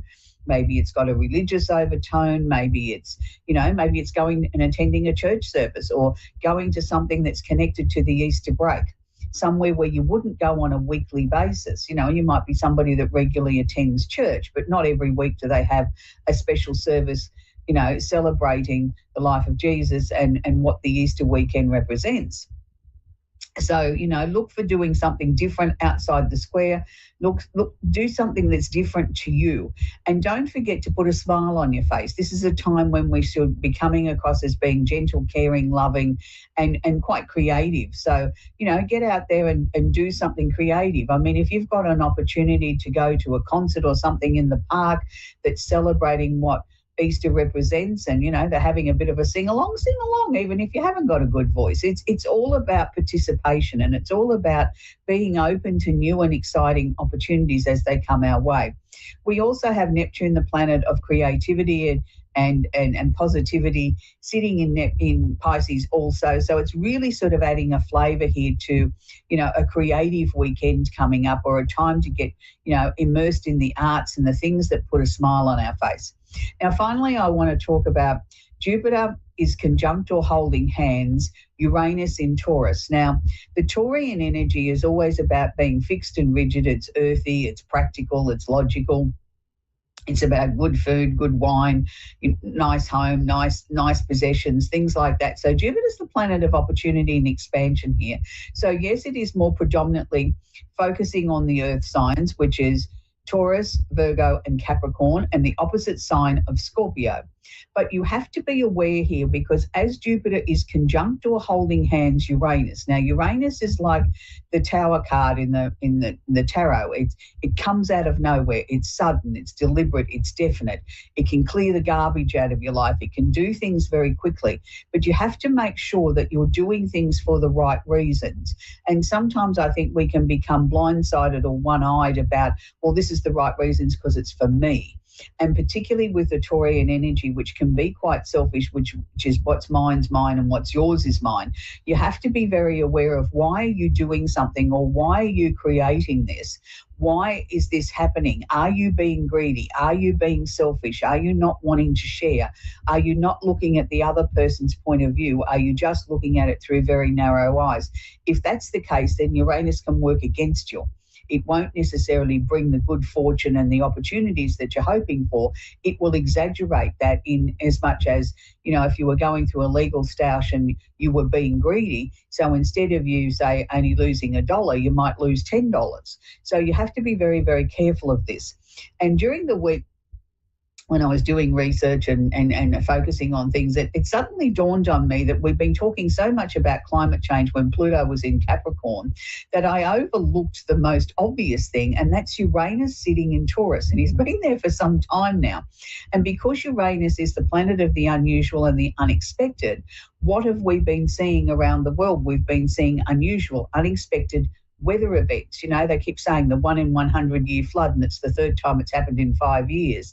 And we've seen droughts, we've seen floods, we've seen fires, we've seen famine. We've seen anything that's connected to the earth has been sudden, unexpected, come out of nowhere, weather events that, you know, even the authorities are scrambling to describe and understand why they're happening. Yes, I'm not saying that they're not connected to global warming. I'm a firm advocate for that. I do believe we've got to take more notice of our planet and start to work with it. But maybe this is what Uranus is trying to do, is shock us into getting out of our comfort zone and saying enough is enough. It's time now that we all need to collectively band together and try and prevent what Mother Nature is dishing out, because Mother Nature is showing us how angry she is that we're not respecting her world. So I'll just leave you with that thought. We're going to take our first caller now. It's Letitia in Nixa in Missouri. Letitia, how are you, Letitia? I'm good. Oh, Leticia, I'm sorry, dear. I'm not very good at pronouncing names. It's okay. How can I help? Do you have a question for me? Where do you see my new person that I'm seeing? We're in a, what you call a situationship, I guess. Yeah, that's really interesting. I don't need their first name or anything. I'm tuning into their energy. Has there been a lot of change in both of your lives as you sort of came together? It was sort of, was it an unexpected connection? I mean, we were talking like 5 years ago, I guess, and we just had a really good connection and vibe and everything. And then we stopped talking and then started talking again, and it just started like it never ended. Okay, good. But what they were showing me that there was a break there. So it's interesting that you said, you know, it started 5 years ago and then there was a break and then you came back together again as if nothing had ever changed, you know, that you just had a pause in the conversation. That's good. But in that time, I think both of you went through your own challenges in life and your own changes, that they had to be sort of out of the road, if I can put it that way, before the two of you could have this opportunity to reconnect and sort of pick up where you left off and start to be able to move forward. I feel that there's going to be a major decision to be made between the two of you before the end of this year. So I'm taking from that he doesn't live sort of close to you, that you can't sort of go and grab a coffee whenever you like. Is there a bit of drive time between the two of you? A lot of what? Is there a distance between the two of you? Does he live, you know, an hour away from where you are, or? He lives like 35, 40 minutes away from me. Yeah, so that's what I mean. It's not around the corner. You can't just ring up and say, let's go and grab a coffee. You've got to plan these things. I just feel that there's going to be a major decision around October, November this year to bring the two households together and form one. Is that what you're hoping for, that this is going to become a very serious, committed relationship? Yes. Yeah, and that's what I'm seeing towards the end of this year. You know, the discussion might start earlier than that, but I was actually seeing the physical changes coming in around October, November, and I feel he's going to be the one to make the move closer to you, not the other way round. But I'm not sure that he's moving in with you. I think there's going to be something that the two of you are going to set up as being a home that is uniquely for you two, you know, like something new together. And whether that means it's, you know, we split the difference and, you know, we move to a location that's still close enough for him to go to work and still close enough for you and the things that you need to do in your life. So there's a lot to be discussed here, but I feel very comfortable with it. I feel very confident that this is going to work out. And it's really interesting because I think both of you have walked a very long, hard road to find each other. I don't think either of you have had an easy life. So it's nice to see finally that there's going to be a little bit of ease coming in and somebody that, you know, you both can rely on each other and you understand each other, and that's a good thing.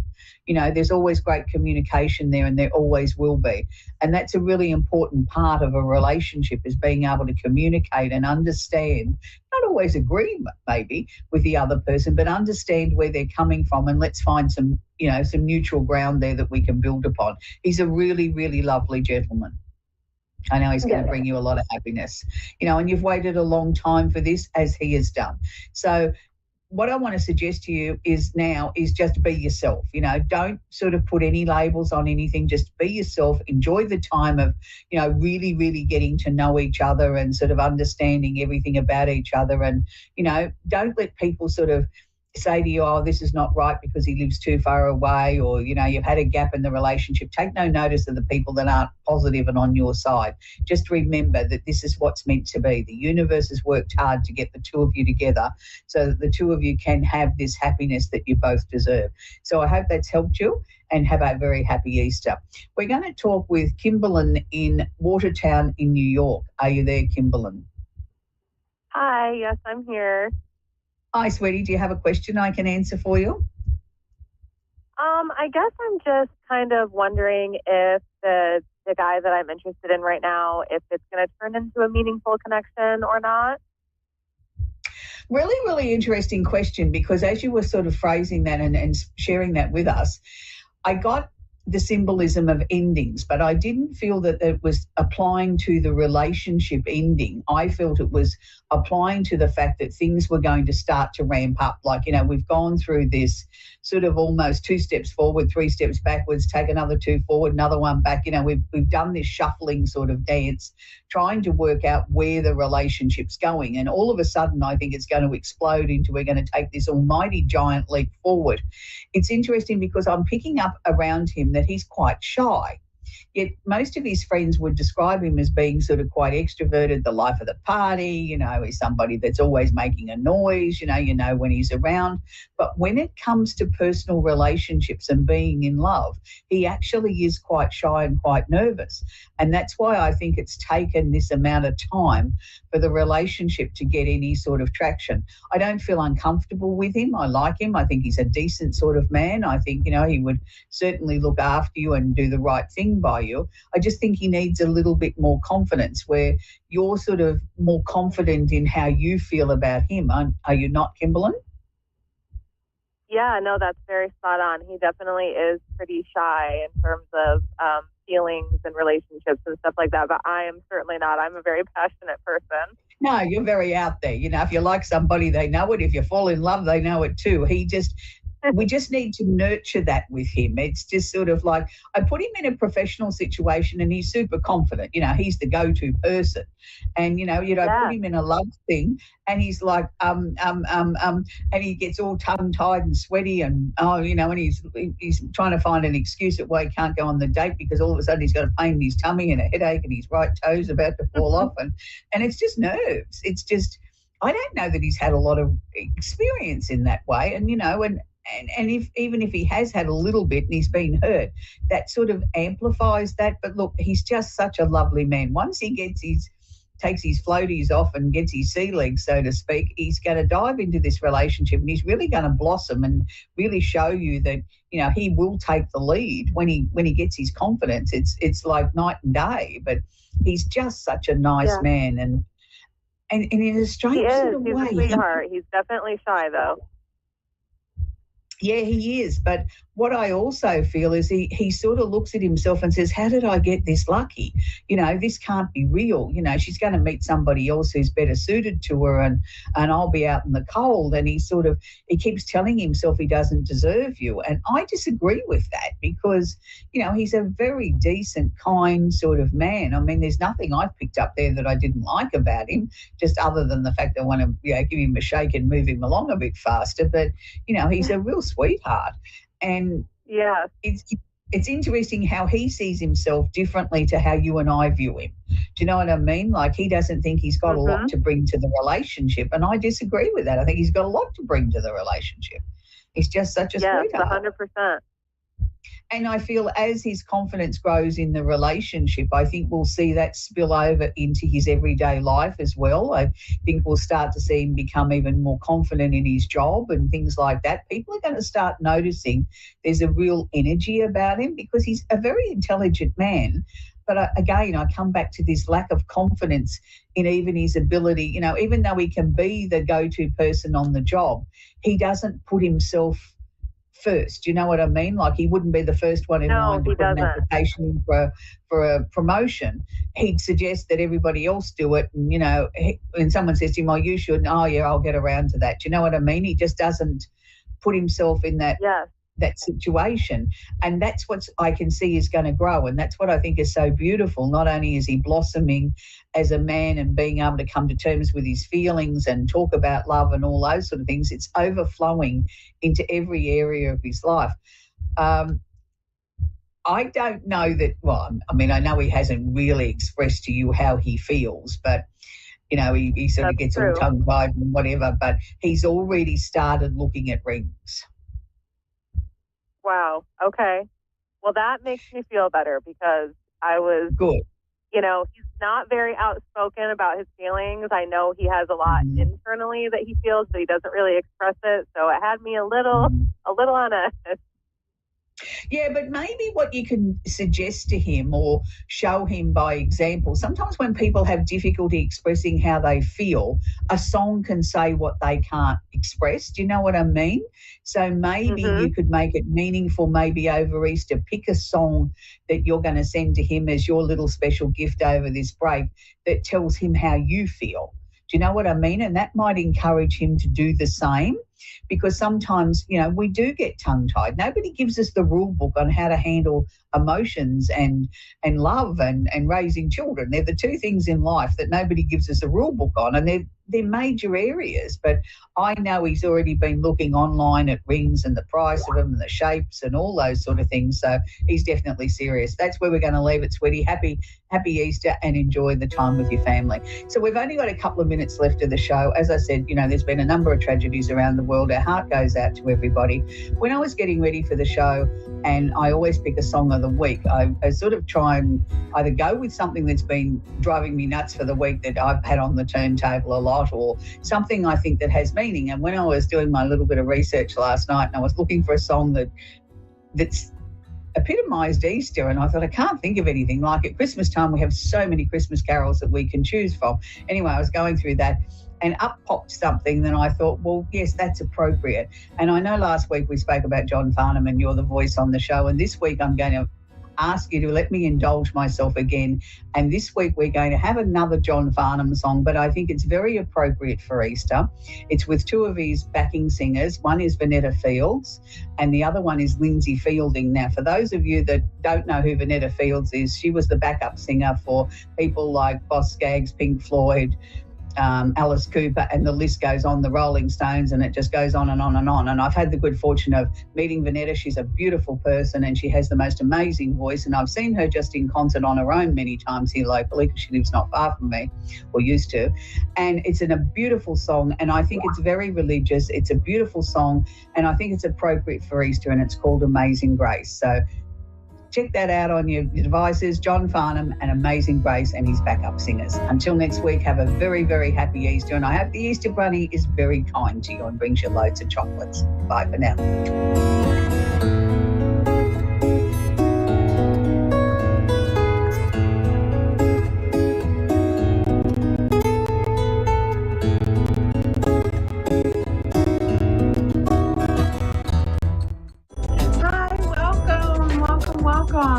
My name is Bree. I am Lavender Moon Yelling, and I am honored to be here this evening. I am super excited, and I am grateful for all of those who are joining me and sharing energy with me, and I couldn't be more excited. So a little bit about me. I am a psychic medium, Reiki master practitioner. I was gifted my gifts about 1.5 years ago, after the universe decided it was time. And I have been blessed ever since. It has been a wild ride, and it has led me to this amazing adventure, and I couldn't be more excited. So I did have a day today. The word flow kept coming up in my day today, and I felt like it's something that I needed to touch on, because we kind of forget in life that we need to just ride the wave, and we need to just kind of go for it and surrender. And I was listening to meditation this morning, and she was talking about how life is a river. And I always use that comparison because it can be bumpy and it can be smooth sailing sometimes. And sometimes we grasp